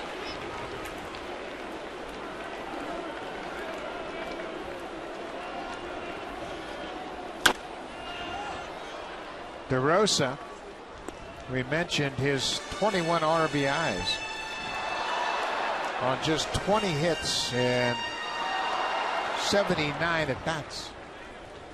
Incredible production. 20 hits and 21 RBIs.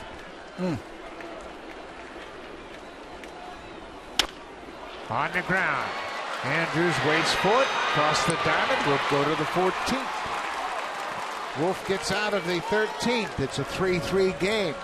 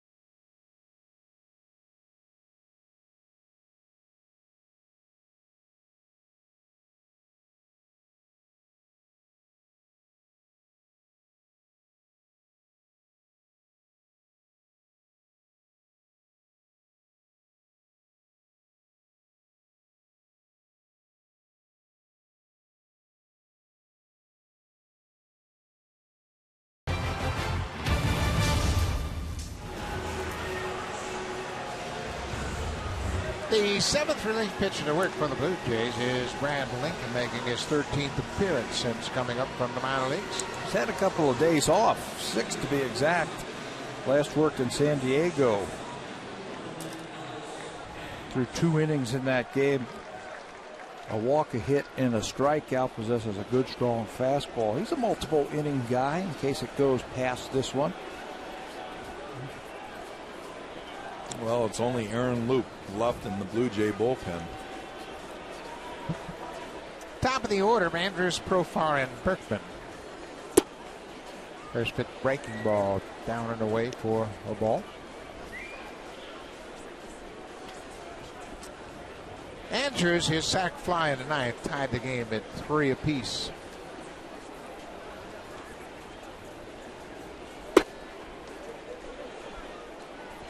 Two and 0.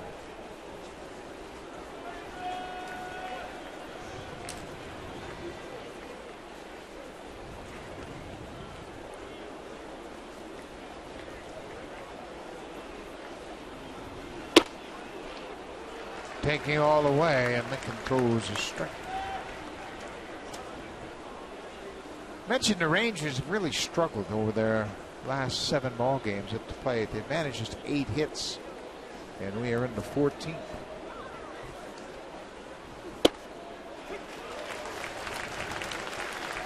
You know, that's hard to believe with this team where they sit in all the statistical categories, but they're just going through a little bit of a rough patch right here.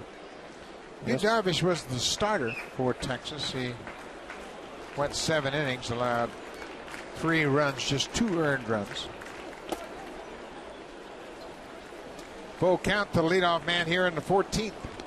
Yeah, he's had a couple hours to shower up, rechange, put on some dry clothes, get his treatment, come on back and cheer for his teammates. Probably already had dinner. Full count, nobody out.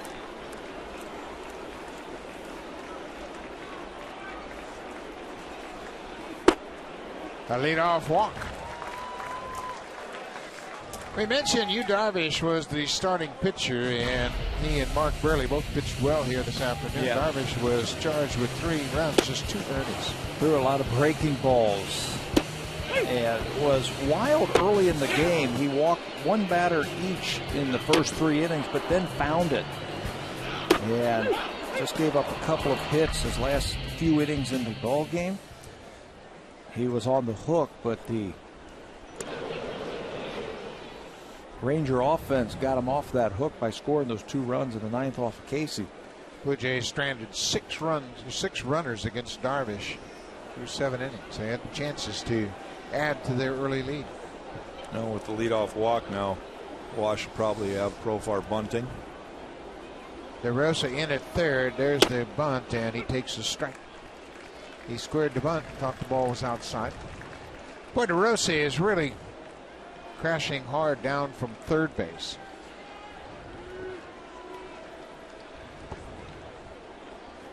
With the ability of Andrews to steal a base, do you take the bunt off and give him that chance? We haven't seen him even look like he wanted to steal today. In those 2 games, we haven't seen him. He's running now. Nope. Just had a aggressive lead. It looked like he wanted to run there. 14 for 60. I think you mentioned that earlier, 3rd in the American League. But he doesn't have a foot on the carpet. Both of them on the dirt. And now Profar with a long look at Gary Pettis, the third base coach. Andrews has had 20 stolen bases in each of his first 3 seasons. Looks like he's headed for another 20 steal season. Ball and a strike. There he goes. Pitch is taken outside. The throw is high and late. He looked like he lost contact with the bag as he overslid second. His steers put the tag on him, but he got back. It just makes more sense, doesn't it, Jack, when you've got a base stealer like that, pitcher with a high leg kick. Yeah. You know, really, JP had no chance right there. And Brad Lincoln, 2 things wrong. He starts the inning with a leadoff walk, and then he's not doing the quick step or the slide step to give his catcher a chance with a runner on base that can steal bases. Number 15 for Andrews. He's at second now. Lincoln will work to Profar, and you still got to think they might bunt they him. might bunt him over to third. I would.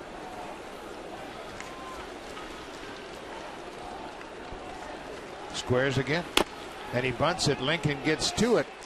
His only play is to first, and the runner moves from second to third. Profar picks up the sac bunt. Just 20 years old, so you got to figure he can bunt the guy over there. You don't have to make a perfect bunt because you got some speed out there. Probably easier for him to move that runner up by bunting him.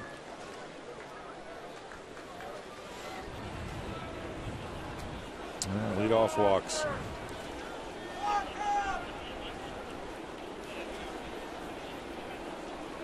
Leadoff walk now is at third base. Ron Washington has his number 3 hitter at the plate.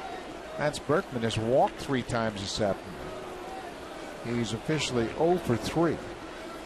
Goes after the first pitch, and they've got Andrews hung up. Lincoln, if he turns and squares up, he might have a shot at Andrews. Andrews broke on contact. Playing the contact play. Going on contact, trying to steal a run, and watch Andrews. He gets a good secondary lead, but the ball doesn't get by the pitcher. And look where he is when Lincoln has the ball. Elects to go to first base and get the out over there. Well, if you do that, you got to make sure you get the guy at the plate right now. 2 outs. Adrian Beltre. Goes after the first pitch. DeRosa at third. Got a nice hop. Plenty of time. And we'll go to the bottom of the 14th. It'll be the top of the order for the Blue Jays. Rajay Davis will lead things off with his great speed. Jose Bautista single in his last at bat. And the run producer, Edwin Encarnacion.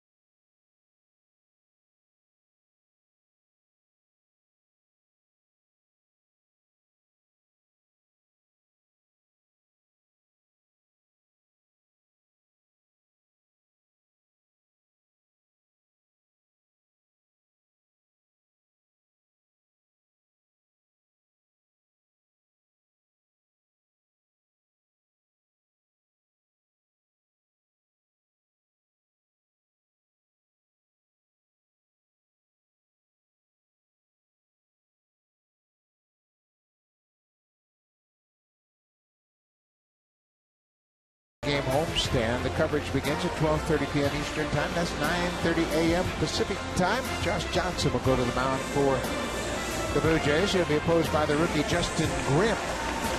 Short three-game series, and then the Blue Jays will head off to take on the White Sox. So make sure you tune in tomorrow. Third and final game of this homestand. Rajay Davis. Anytime you get into the deep extra innings, you expect that both teams have struggled with runners in scoring position, and that's the case this afternoon. The teams have combined to go 2 for 28 with runners in scoring position. This ball is driven into right. Cruz gets over and makes the catch. Yeah, each one of these teams has had multiple opportunities to win the game at some point if they could just come up with the big hit. Texas is 1 for 15 and Blue Jays 1 for 13. And that's why you're playing in the 14th. This guy can end it. He had a base hit his last time up.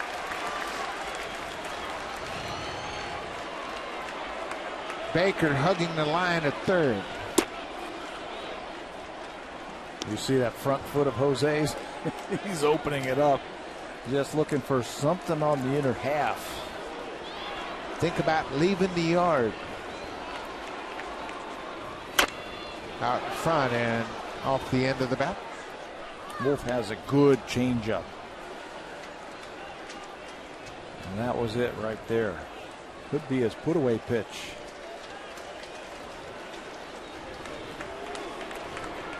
Ball on the strike. Bautista hits it on the ground. Big hop for Baker at third.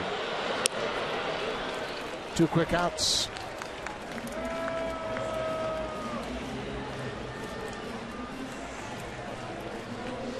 The Blue Jays played 17 innings on Friday in San Diego. San Diego won it when Jesus Guzman delivered the game-winning RBI. It was his 100th career RBI. It came in the bottom of the 17th. How about 2 nights later then? They went extra innings again. Yeah, that was just a piece of cake. Yeah, that was nothing. That was just 11 innings. Blue Jays won that one with 3 runs in the top of the 11th.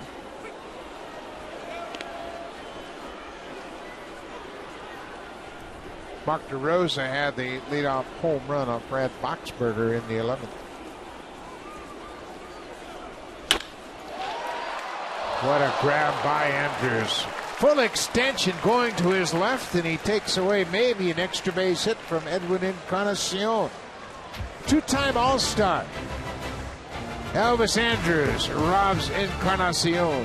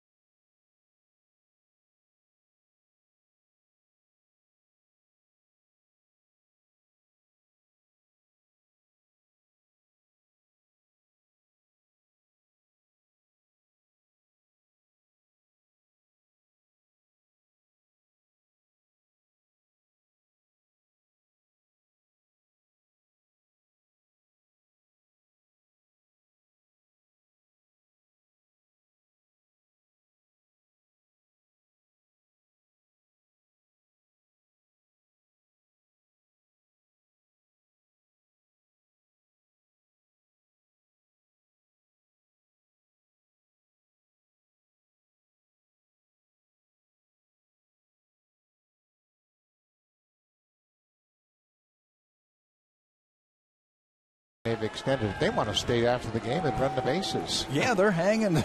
They're still that to conceive with after the game, right? Well, remember, coming up at the top of the hour at 6 o'clock, you'll be going to Connect It. They'll keep you up to date on everything that's going on over the weekend. Nelson Cruz takes a first pitch breaking ball for a strike. Well, you play these kind of games. One team's going to be really happy and one team's not. Boy, isn't that the truth? You get to this point of the ball game, he said, man, we're not losing this game. Dig your heels in. Remember the old saying, we'll stay all night as long as we win. Yeah. As long as you walk out a you've winner. got to have that attitude. Too many guys have grinded out too many at-bats, innings. This is skied over the infield. Bonifacio, the second baseman, takes charge and makes the catch.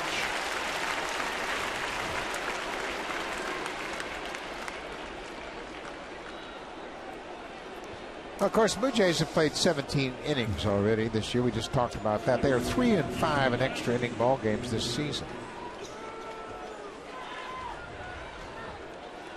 Texas Rangers, they've played 4 extra inning games. They are 1-3 in extras.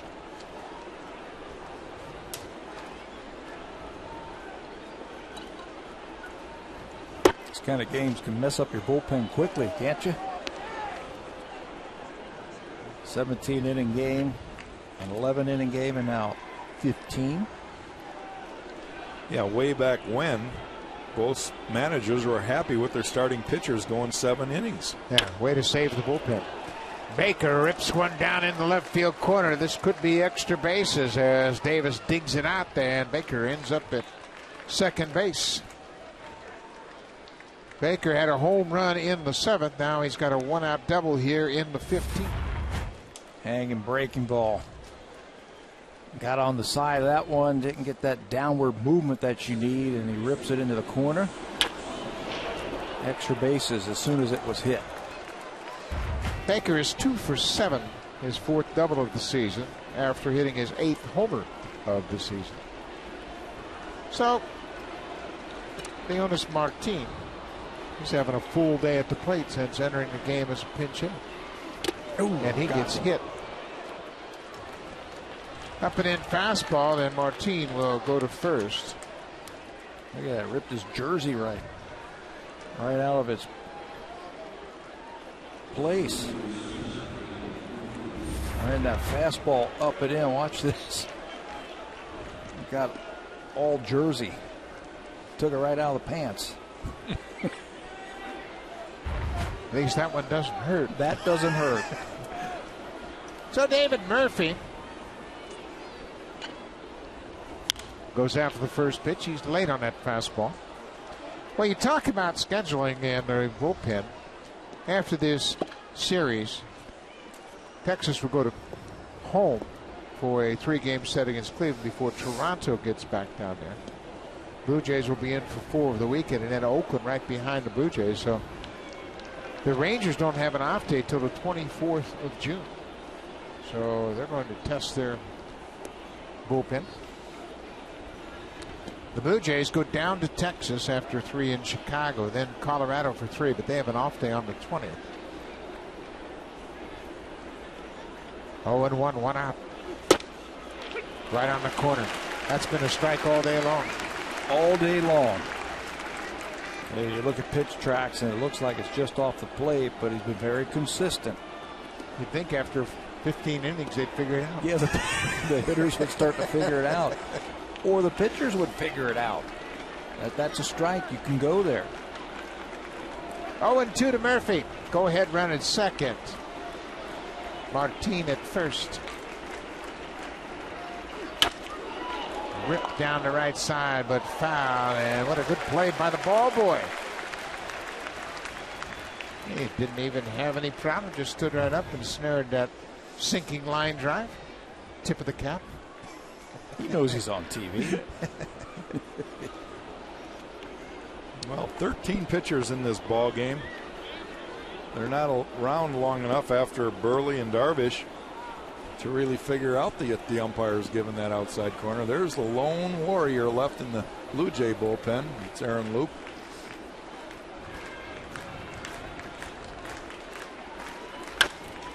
On the ground, snared by Encarnacion. He knocks it down and stays with it. Lincoln is there to record the out. Encarnacion had thoughts of getting 2. That ball was scorched right to him.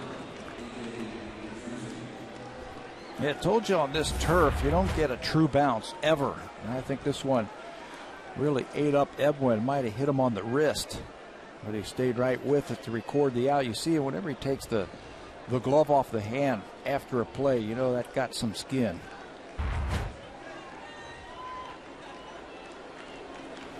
So Baker now moves to third base, and Martin is at second. A.J. Pierzynski has gone 2 for 3 since entering the game. Of course, after that first pitch, he is really aggressive and went after that first pitch breaking ball.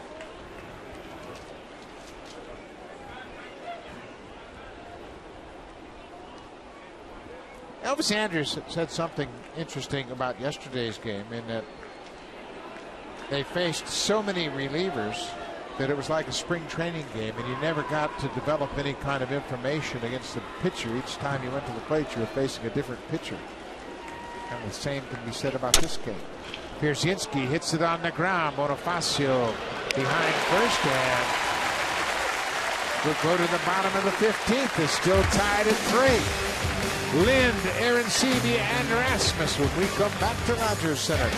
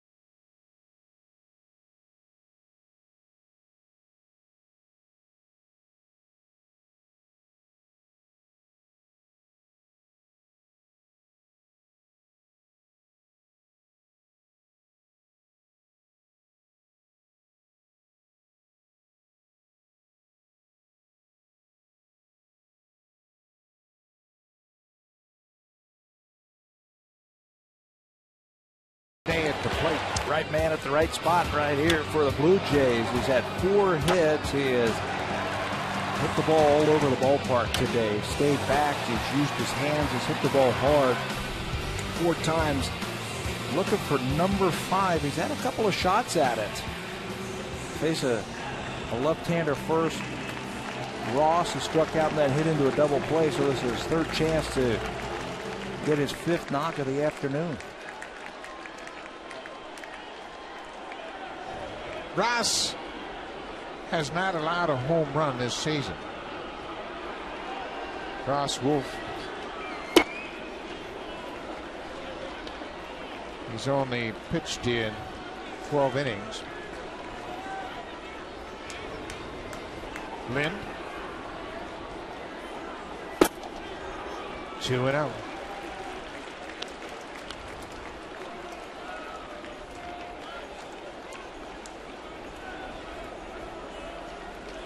This is the 4th inning for Wolf. Yeah, he's getting stretched out. Joe Nathan, the closer, has been up in all 4 of those innings, but he's an old veteran. He knows exactly how to pace himself out there. That's more cautionary for Ron Washington in case Texas would get the lead. A 4-pitch walk. That's how the Blue Jays start the bottom of the 15th. Well, Brad Lincoln did the very same thing in the 14th inning with Elvis Andrus. Now to see if the Blue Jays can capture on a leadoff walk. J.P. Arancibia singled to start the 13th. He was forced at third base on a failed bunt attempt.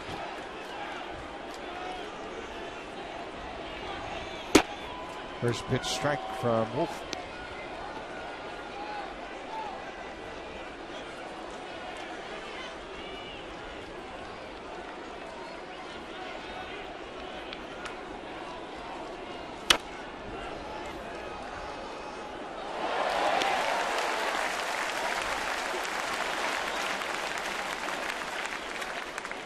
The Hardy fans are hanging out. They have that same attitude here. I've been here all day long. I'm not going to leave now. Arancibia lifts one into center. That's a base hit. Linda is going to go to third. Here's the throw from the outfield. Not in time. Good job by Lynn. Forced the hand of Leonis Martin, and he beats the throw to third. Well, first of all, he was playing very deep because he didn't want any ball over his head for a double or the game was going to be over. So the outfield's playing deep, and JP hits a breaking ball off the end of the bat. Lynn recognized it right away, and he took off. Beats the throw easily to third base, heads up base right out away, Adam. Read that blooper into center field, and Luis Rivera says get down, and he makes it easily. Now, you've got to be aggressive in those situations. Adam did the right thing there, and this is the best opportunity in quite some time now. Nobody out, runners at first and third. Colby Rasmus, the base hit his last at bat, 3 hits for the day. Do you walk him and set up a force anywhere, or do you pitch to him? I think you pitch to him. Go for the punch out? Yeah. Try to get a strikeout. Rasmus, nobody out. Historis and Bonifacio, the next 2 scheduled batters. Colby's had a 3-hit game.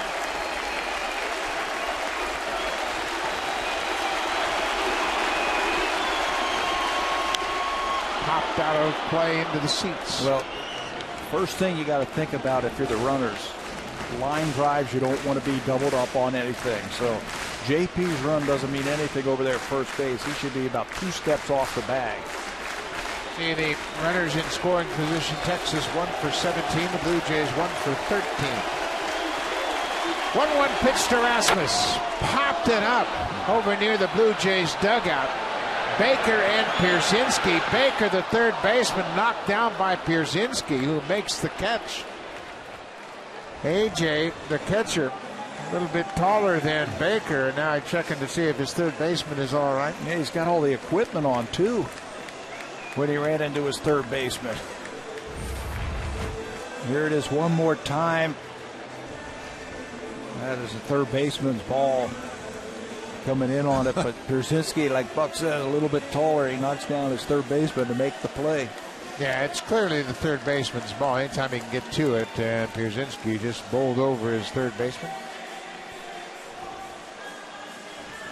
Josh Tolley trying to help that ball into the dugout, and it just wouldn't get there.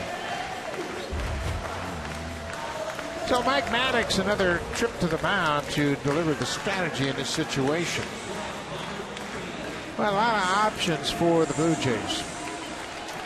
Well, one that isn't an option is a suicide. You got Adam Lynn. He's not going to be barreling down the line. Yeah.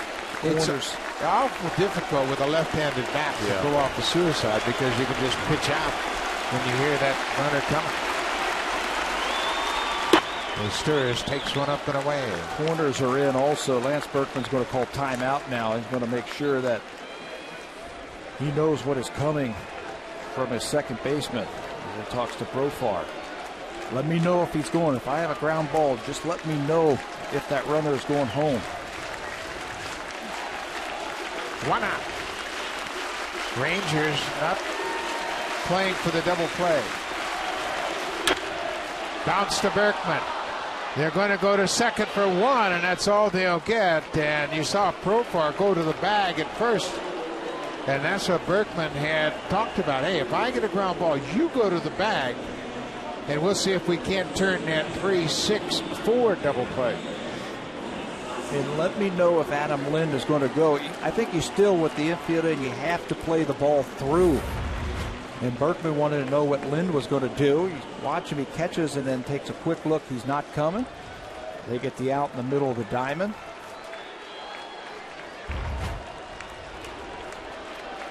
Now it's got to take a 2-out hit.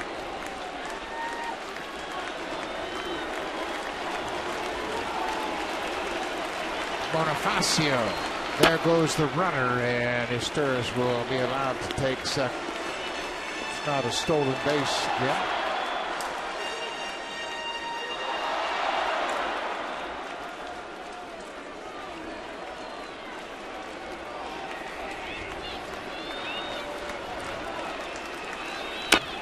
Fouled off at the plate.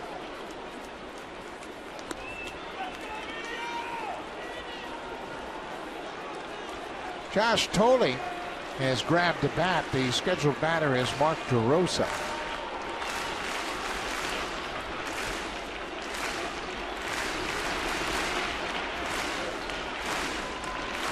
One and one. Lined right to the first baseman, and the inning is over. Blue Jays get a golden opportunity with a walk and a base hit, but can't capitalize. Ross Wolf has been effective in relief.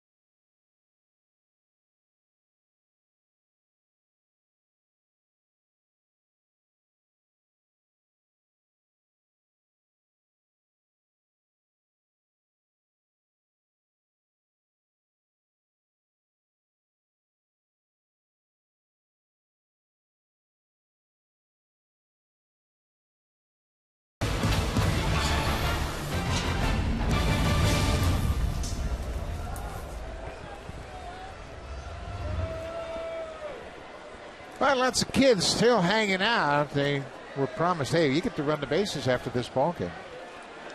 So we're going to stay to the end of the ball game. Elvis Andrews goes after the first pitch and rips it foul. Top of the 16th. Blue Jays are playing in their 9th extra inning game of the season. Just the 5th for the Rangers.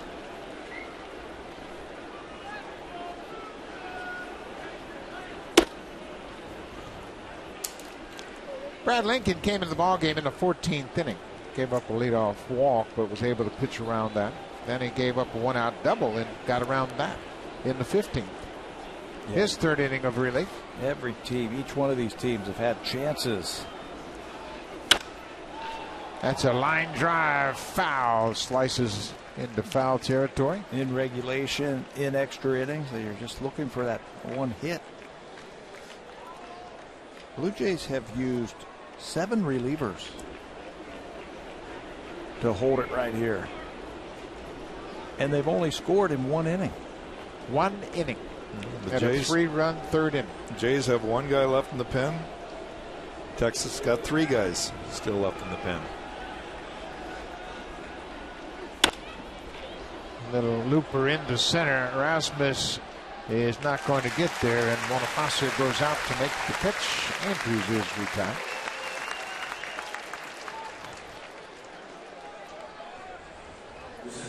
There you see the available pitchers. The left-hander is Michael Kirkman, and then Joe Nathan, the closer, and Tanner Scheppers. A couple of right-handers, just Luke, the lone man standing down in the Blue Jays pen. It's only appropriate with so many relievers pitching today that to remind you that the former great reliever of the Jays, Paul Quantrill, had his son drafted today by the New York Yankees. Cal Quantrill was drafted by the Yankees. Another pop-up. This one will stay on the infield. DeRosa. Now he gives way to Isturis, and Profar is retired.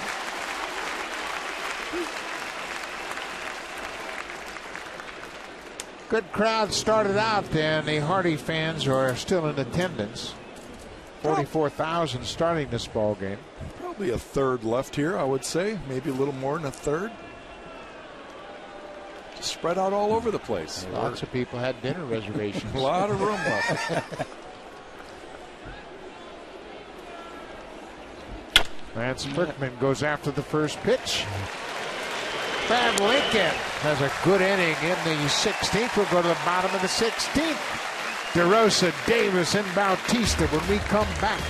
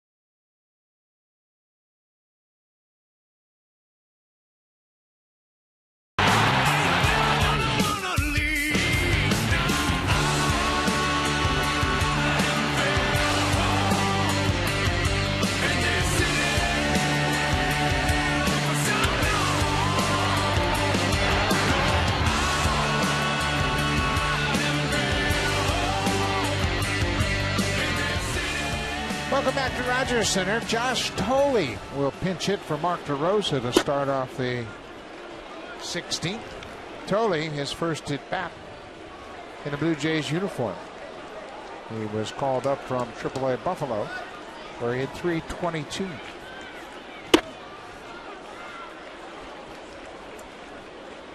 Tolley came to the Blue Jays as part of that R.A. Dickey trade. Took place on November 19th, 2012. Hits it on the ground. Andrews gets an in-between hop. He throws out Tolley. One down.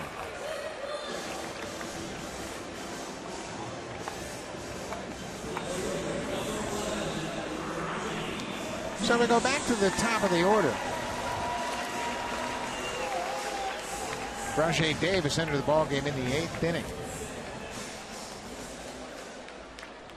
He has singled, stole a base, and has gone 1 for 3 so far.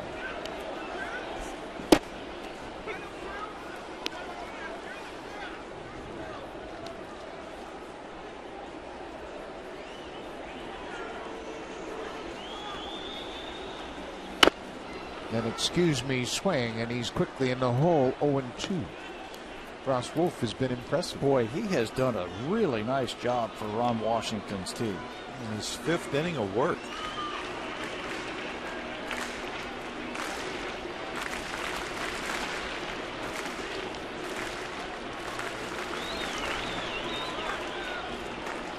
We're into 16th. The Blue Jays, their longest game was an 18-inning affair back in 2005. Right here at Rogers Center, July 28th against the Angels. They won that ball game 2-1. Bouncing ball. Andrews gets a big hop and fires across in time to get Davis. He's got a hose when he needs it, doesn't he, Elvis Andrus? He's got a good inner clock. He knows when he's got to reach back for a little extra. And he also knows when he needs to charge a ball. It's a little high hopper, and he gets onto the ball quick, and like Tabby said, just unleashes a rocket over there. And he gets his feet set and throws a seed over to first base.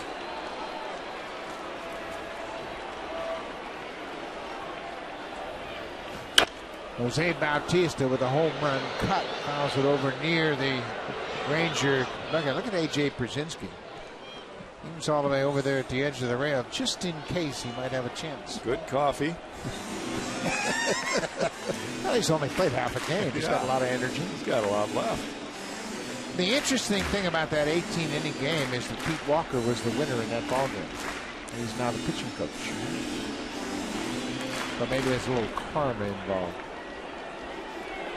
I remember that game real well. Scott Shields was the losing pitcher for the Angels. Meister Sturris played in that game, didn't he? I'm sure he did. 2005. They have played 3 17-inning games. October 4th of the 1980 season, they played Boston. 17 innings in game 1 of a doubleheader. Right at the end of the year, too. Did you say October 4th? Yep. Wow. That had to be a fun day. Oh, you bet it was, huh? Toronto in 1980, they weren't going anywhere. Way outside, it's 2-2.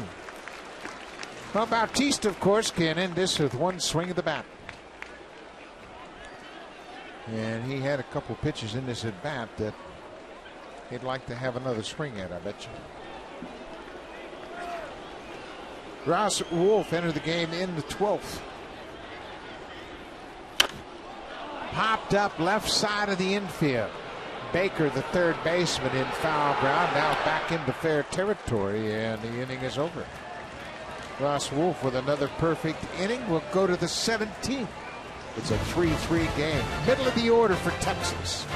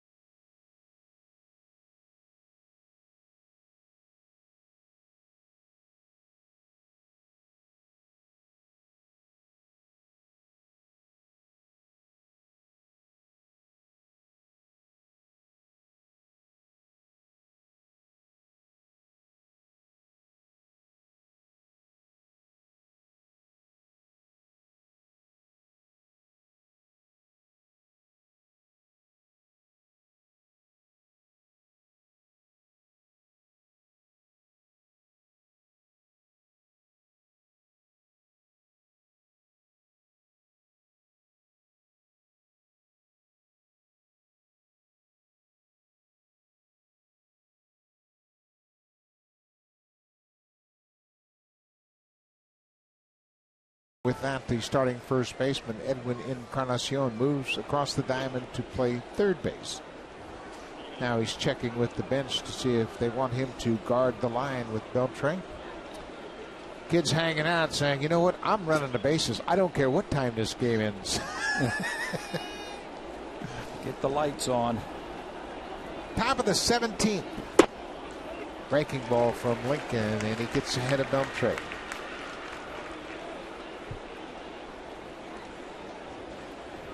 Beltre is 1 for 7 so far this afternoon.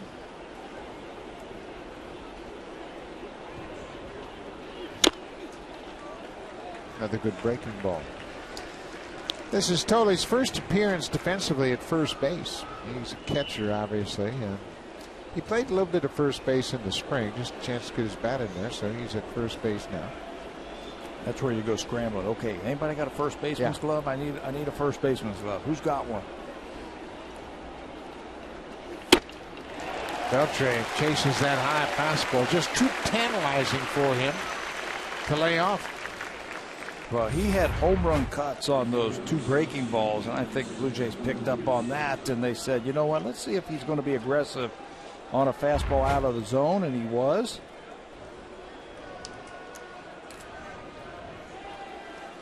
Well, Brad Lincoln's kind of settled in himself.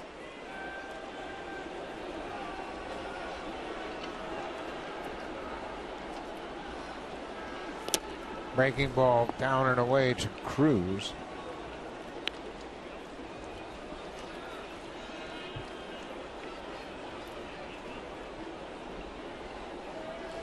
Lincoln came into the ball game in the 14th. Was able to get around the leadoff walk. Then he had 2 men on in the 15th and stranded both of those runners.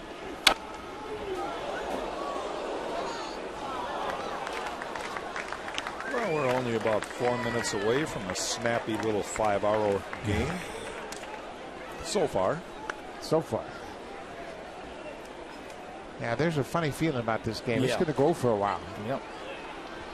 Just after 6 Eastern time in a 3-3 ball game.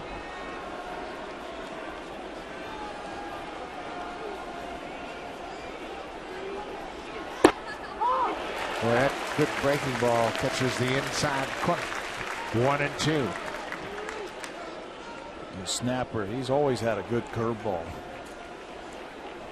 If he could come up with a sinker, like a 2-seamer to complement that, he'd be pretty good. There it is. See ya. Boy, that is a yacker. A yellow hammer. A hard breaking ball, and he strikes out Cruz. Well, the location is what makes that a great pitch right there. Starts out in the middle of the plate, breaks down and away, freezes Cruz. Frank Howard always talked about the curveball being Uncle Charlie. Then he says the real good curveballs are Lord Charles. Lord Charles.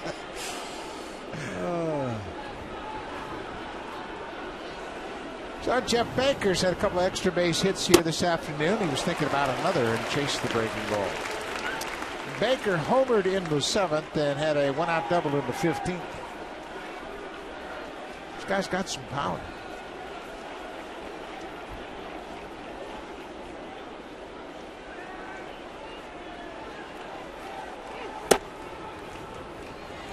Baker was originally signed by the Colorado Rockies as a 4th-round pick in 2002. He was born in West Germany. Played at Clemson.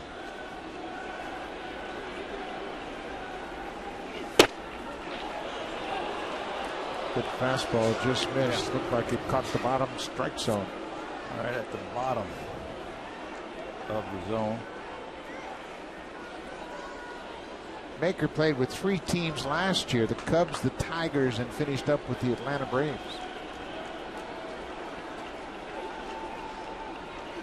Ow.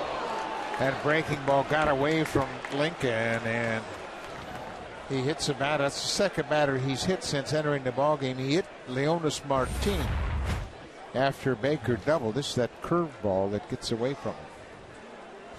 He just doesn't finish it. That's going to sting right in the Hamstring there. That'll leave a mark. Leonis Martin, we mentioned he was hit by a pitch in the 15th. He was stranded. He entered the game in the 9th and got a base hit off Casey Jansen. That started the Ranger comeback. They scored 2 in the 9th to tie it. These guys have been hanging around a long time. Well, what a feeling that is. Yeah, we can speak from experience. Yes, we're going to get our pal Jack up there this year. That'd be kind of tricky. Jack, you got to do that. Oh, yeah. It's a lot of fun, Jack. Yeah. Go ahead and hang glide off of it. Can I wear dark sunglasses or blinders? You want to. A blindfold would be better. 0-1, 2 outs. Inside.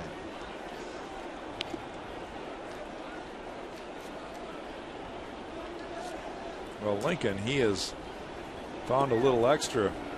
One of the pitches to Baker was 96. That last fastball, 95. He is still running it up there.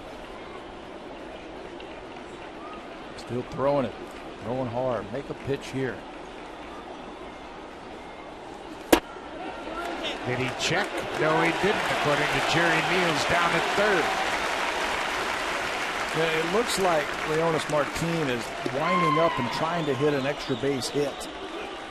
So he is going to be vulnerable to that breaking ball like that. What I mean by winding up, he's really got a lot of movement. He looks like he's trying to swing hard and catch the ball out in front.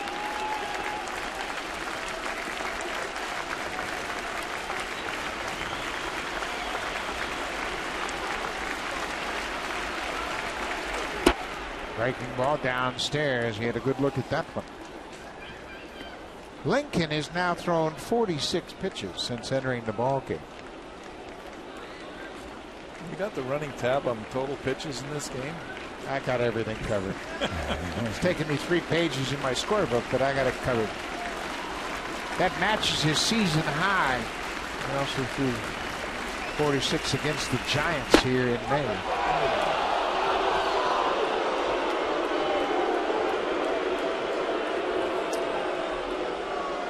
Lots of umpires still in the seats here. They thought that was a strike. Well, it runs the count 3-2, and now Baker at first base is going to get a nice little running head start. 2 outs. There goes Baker. Cut on and missed. Lincoln strikes out Martin to end the 17th. We'll go to the bottom of the 17th. The RBI man, Edwin Encarnacion, will start things off. Adam Lynn's had a big day at the plate, and J.P. Arancibia hits in each of his last 2 at-bats.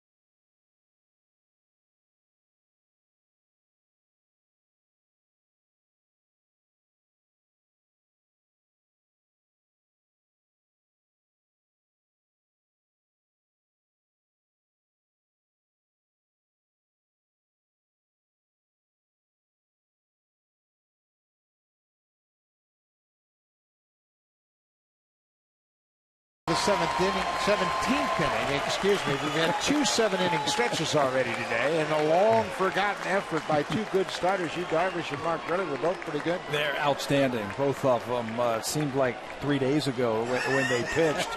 But right now, the relief pitching, they're not walking anybody. Teams are catching the ball on both sides. And it's been hard for each one of these teams to string 3 hits together in an inning to get a run across. Yu Darvish back on the bench after his start was a long time ago. Edwin Encarnacion just ran out of gas after that home run swing. Yeah, that's the thing. When you start to play like this, Jack, you mentioned it's been 5 hours that they have been playing. Yeah. You start getting tired physically and mentally. Well, Ross Wolf, the Ranger pitcher on the mound right now, he is into his 6th inning of relief. And Edwin, he just wants to somehow end this, I think. 0-2 to Encarnacion. Up the middle, Profar knocks it down, but Encarnacion will reach a leadoff single. Boy, Profar's got a lot of range, doesn't he? You can see that he's a natural shortstop. Yeah, he gets good breaks on the ball. You have to have quick feet if you're going to have that type of range. And watch him, he's shading Edwin up the middle. But quick, choppy steps gets him to that ball very quickly. All he could do is knock it down. Encarnacion's like telling that ball to get into center field so I don't have to sprint. Well, we're not the only ones that are working overtime this afternoon. The Marlins and the Mets are in the 15th, and they started at 1 o'clock as well. Jose Fernandez and Matt Harvey were the starting pitchers in that game. 2 good young pitchers for the Mets and Marlins. Adam Lynn with a good cut. Boy, he's had good swings all day long. It's interesting that Miami game is 1-1. And it's taken that long. There must be a lot of base runners. Miami's 1 for 3 with runners in scoring position. The Mets are 0 for 12. They've left 17 on. The Mets have, I'm going to count up the pitchers. 1, 2, 3, 4, 5, 6, 7, 8 pitchers they've used. Sean Markham, the former Blue Jay, is now in the ballgame in relief.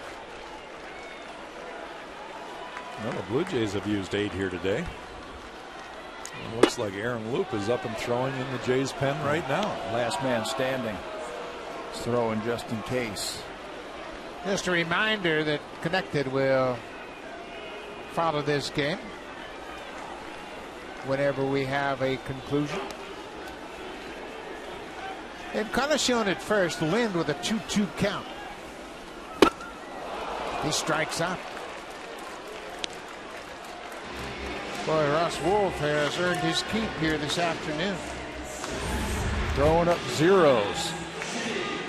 That time upstairs. Well, that's his first strikeout. 5 1/3 inning of work right now. J.P. Arencibia has singled in each of his last 2 at-bats. He had a leadoff single in the 13th and a single in the 15th. Pops this from back over the Rangers dugout. We will take a double right now. Double down the right field line or the left field line. Yeah, they've got him bunched up the middle. Yep. A lot of room on both corners. Center fielder playing JP to hit the ball the other way. I don't know if Edwin's got enough energy left to try to steal. I want to see him try and score from first on a double.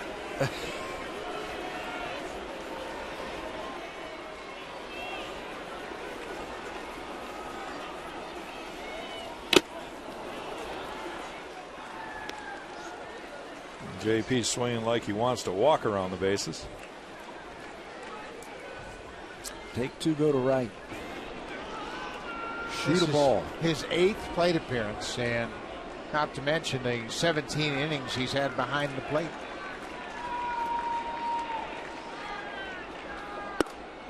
He's caught a doubleheader. Yeah. You know, he's 2 hits in his last 2 at bats. Before that, 0 for 5. Yeah, he caught all 17 in San Diego also.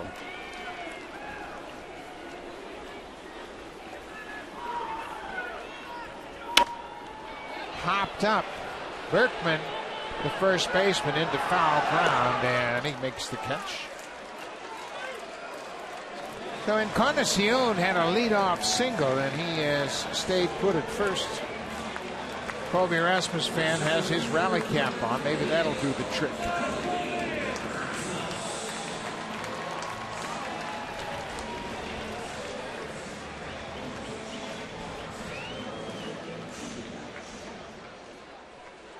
It's amazing how these games just keep going on, and you figure, well, somebody's going to make a mistake. Well, nobody has. Nobody's made a mistake. That's what we were talking about before this inning. And they're not walking people.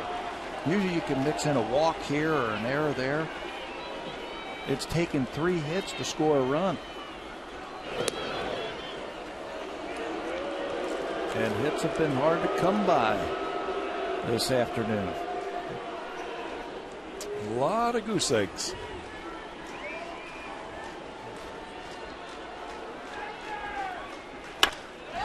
Rasmus hits that off the end of the bat. Martin broke back. Now he comes in and he gets there to make the catch. Can anybody say 18? We're going to go to the 18th. Murphy, Pierzynski, and Andrews when we come back to face Aaron Loup.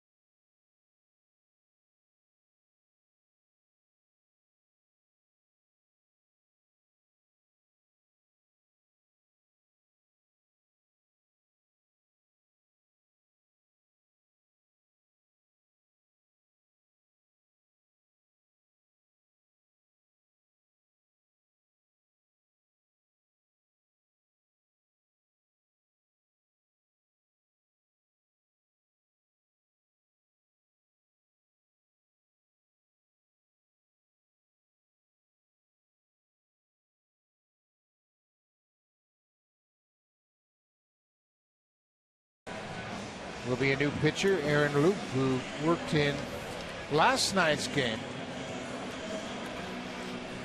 Yeah, he threw an inning and 2/3, faced 5 batters, struck out 4 of them. And I have a feeling that they might have told him, hey, look, you might have the day off this afternoon because there have been chances to get Aaron in here, but they need him now. They've got some lefties coming up, and Loup will now pitch facing the bottom of the order. 2 and 3, 220 earned run average for Aaron. Loup threw 24 pitches in that effort last night, so he's going to have to crank it up again. Fans are bundling up. The skies have turned dark around Rogers Center. The roof is still open.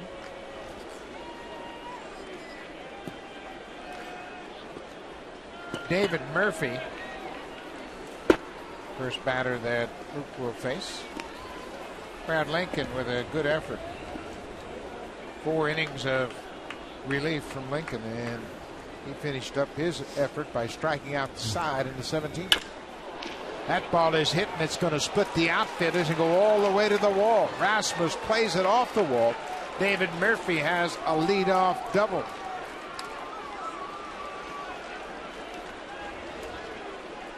He can hit left-handers because he stays right in there. Talked about that motion for Loup, and for a lefty, you have to stay in there. solidly into left field. Ball that is up and over the plate for Murphy. A good start for the Rangers here in the 18th.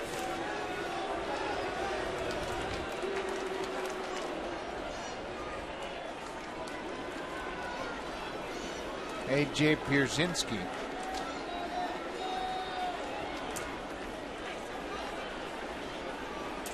He squares to bunt, bunts it up to third baseline, and bunts it foul.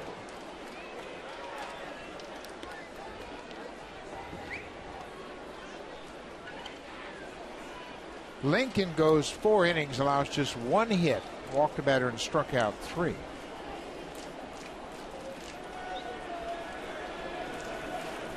Both of these Pens have done a great job, obviously, as we are in the 18th inning. And he hit Pierzynski, and that got Aaron Sebia as well. Loop got 2 with 1 ball.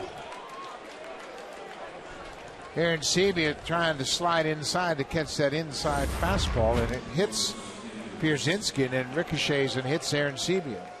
Fastball in off the knee, and then hits JP.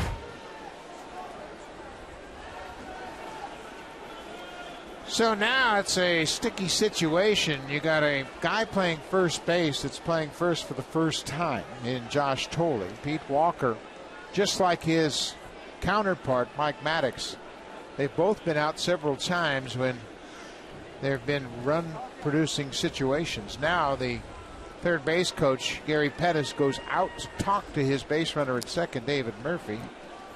Yeah, if they're going to meet on the mound, he's going to go out there and talk to him and tell him exactly what Ron Washington is thinking. If they lay down a bunt here, you've got to expect that Andrews is going to bunt. Sure. Plenty of speed out there. And he bunts it foul, trying to be too fine with it.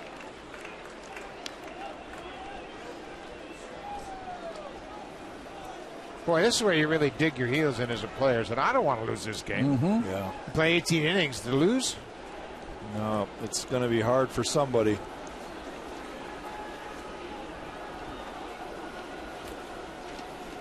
Thole well in at first. Andrews squares again and bunts right through it. They got Murphy hung up at second.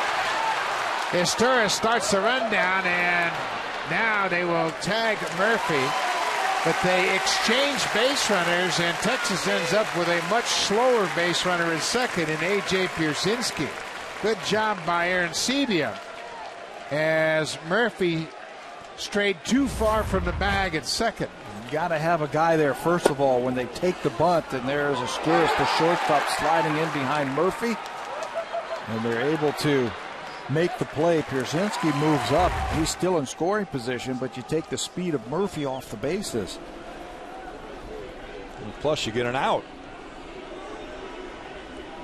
Pierzynski now at second. Andrews swinging away, no longer in a bunt mode. Well, he picked up a big RBI, sacrifice fly, somewhere back in this game. That was 9 innings ago, Jack. 2-1 to Andrews. Hits it on the ground. Encarnacion with his first opportunity at third handles it easily.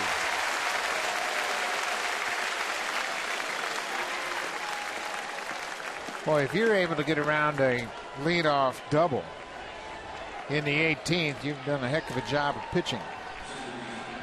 Pierzynski now at second base, trade places with David Murphy, who hit the leadoff double. Each team has pitched out of trouble in these extra innings.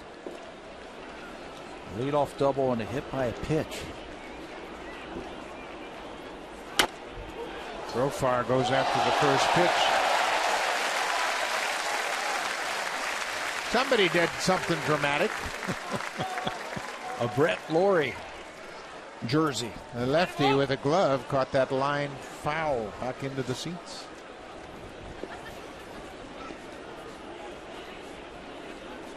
Oh, and 1, 2 outs. 0-2. Well, there's that crossfire fastball that just bears down on the right-handed hitter. It's going to eat up a bat. If you don't get the head out in front of the plate, it's going to eat your bat up.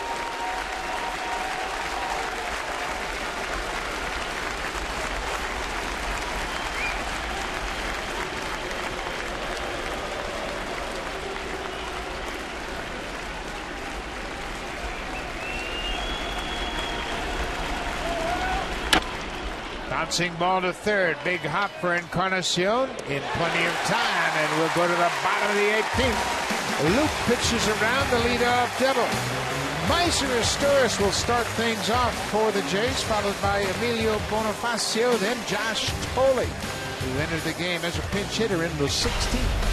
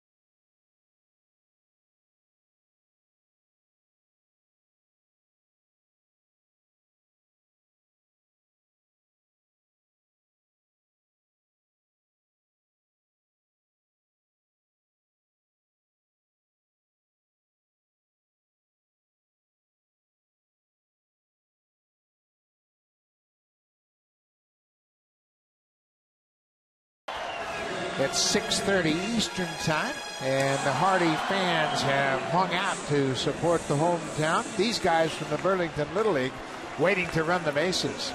Mom, you promised we could run the bases after the game. You just didn't say it would be before dinner. They're having a blast. Or it'd be a doubleheader. So it's the bottom third of the Blue Jays order. Asturias, Bonifacio, and Josh Tolle.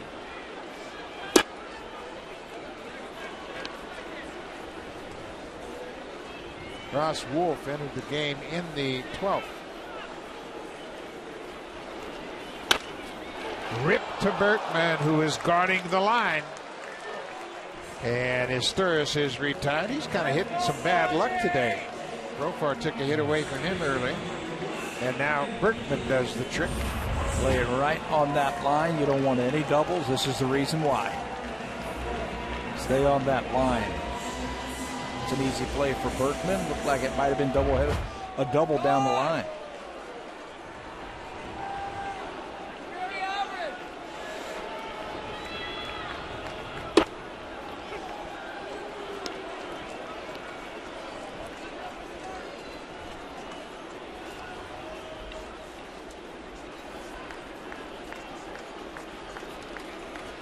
Bonifacio with a big wild swing. He's behind 0-2. How many innings is this now for Mr. Wolf? What a job he has done. Came into 12th. This is his 7th. Yep. Gets credit for a start. Bonifacio gets a single on an 0-2 pitch. He's headed for second. They stop him with a good throw. Boy, that's the way you run the bases. If there was a bobble in center, he would have been standing at second base. That's how you run the bases. He's been playing 18 innings for 5 hours. And he came out of that box. If Martin stayed back on that ball and bobbled it, he would have been on second. Watch him right there. Put the brakes on it, head back. He was just hoping that there'd be a little soft toss back to the infield that he could have maybe beat the throw to the bag. He did that earlier this season when he noted the center fielder had a habit of looking down at the baseball, and he took second on the same play. So now Josh Thole grounded out for the shortstop in his only at bat. Bonifacio had a stolen base in the 11th on a perfectly executed delay steal.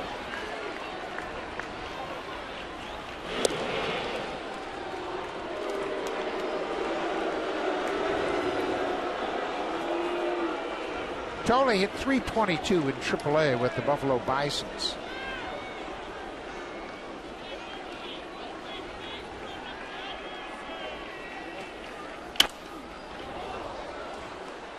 Getting his first opportunity to play for the Jays this afternoon.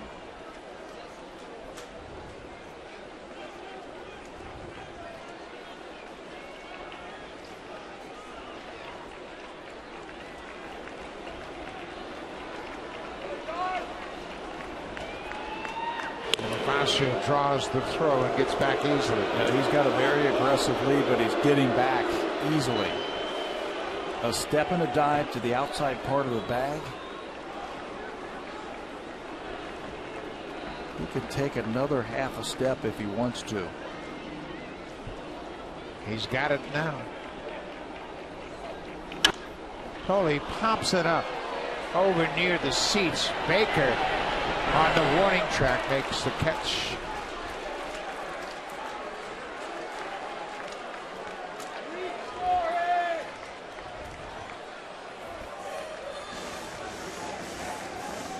So Rajay Davis will get another chance. All these extra guys that have come into the game later on now are getting their fourth and fifth at bat. Yeah, there's Davis's fifth plate appearance. Bonifacio, let's take advantage of that speed he has over there at first base. Get into scoring position early in the count for Rajay. And they throw it away. Bonifacio's got a chance to go to third. He's around second. He'll coast into third as Wolf threw it away. All right, we'll take that. That speed forced the pitcher into an error. Well, I guess the wild pitch would be just okay right now. Pass ball, wild pitch. Anything. Yeah, the threat of it. Throwing over to first base, and that ball down the line, Bonifacio is going to make it easily 2 bases over to third. Well, now that really puts pressure on the infield. Even on a routine ground ball, you got to make a good throw. And the guy running, he can really run too. Rajay Davis with a chance to win it.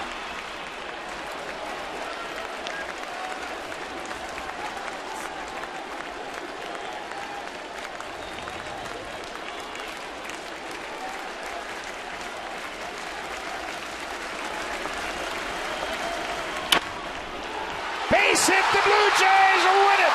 Rajay Davis, a walk-off single with 2 outs in the 18th.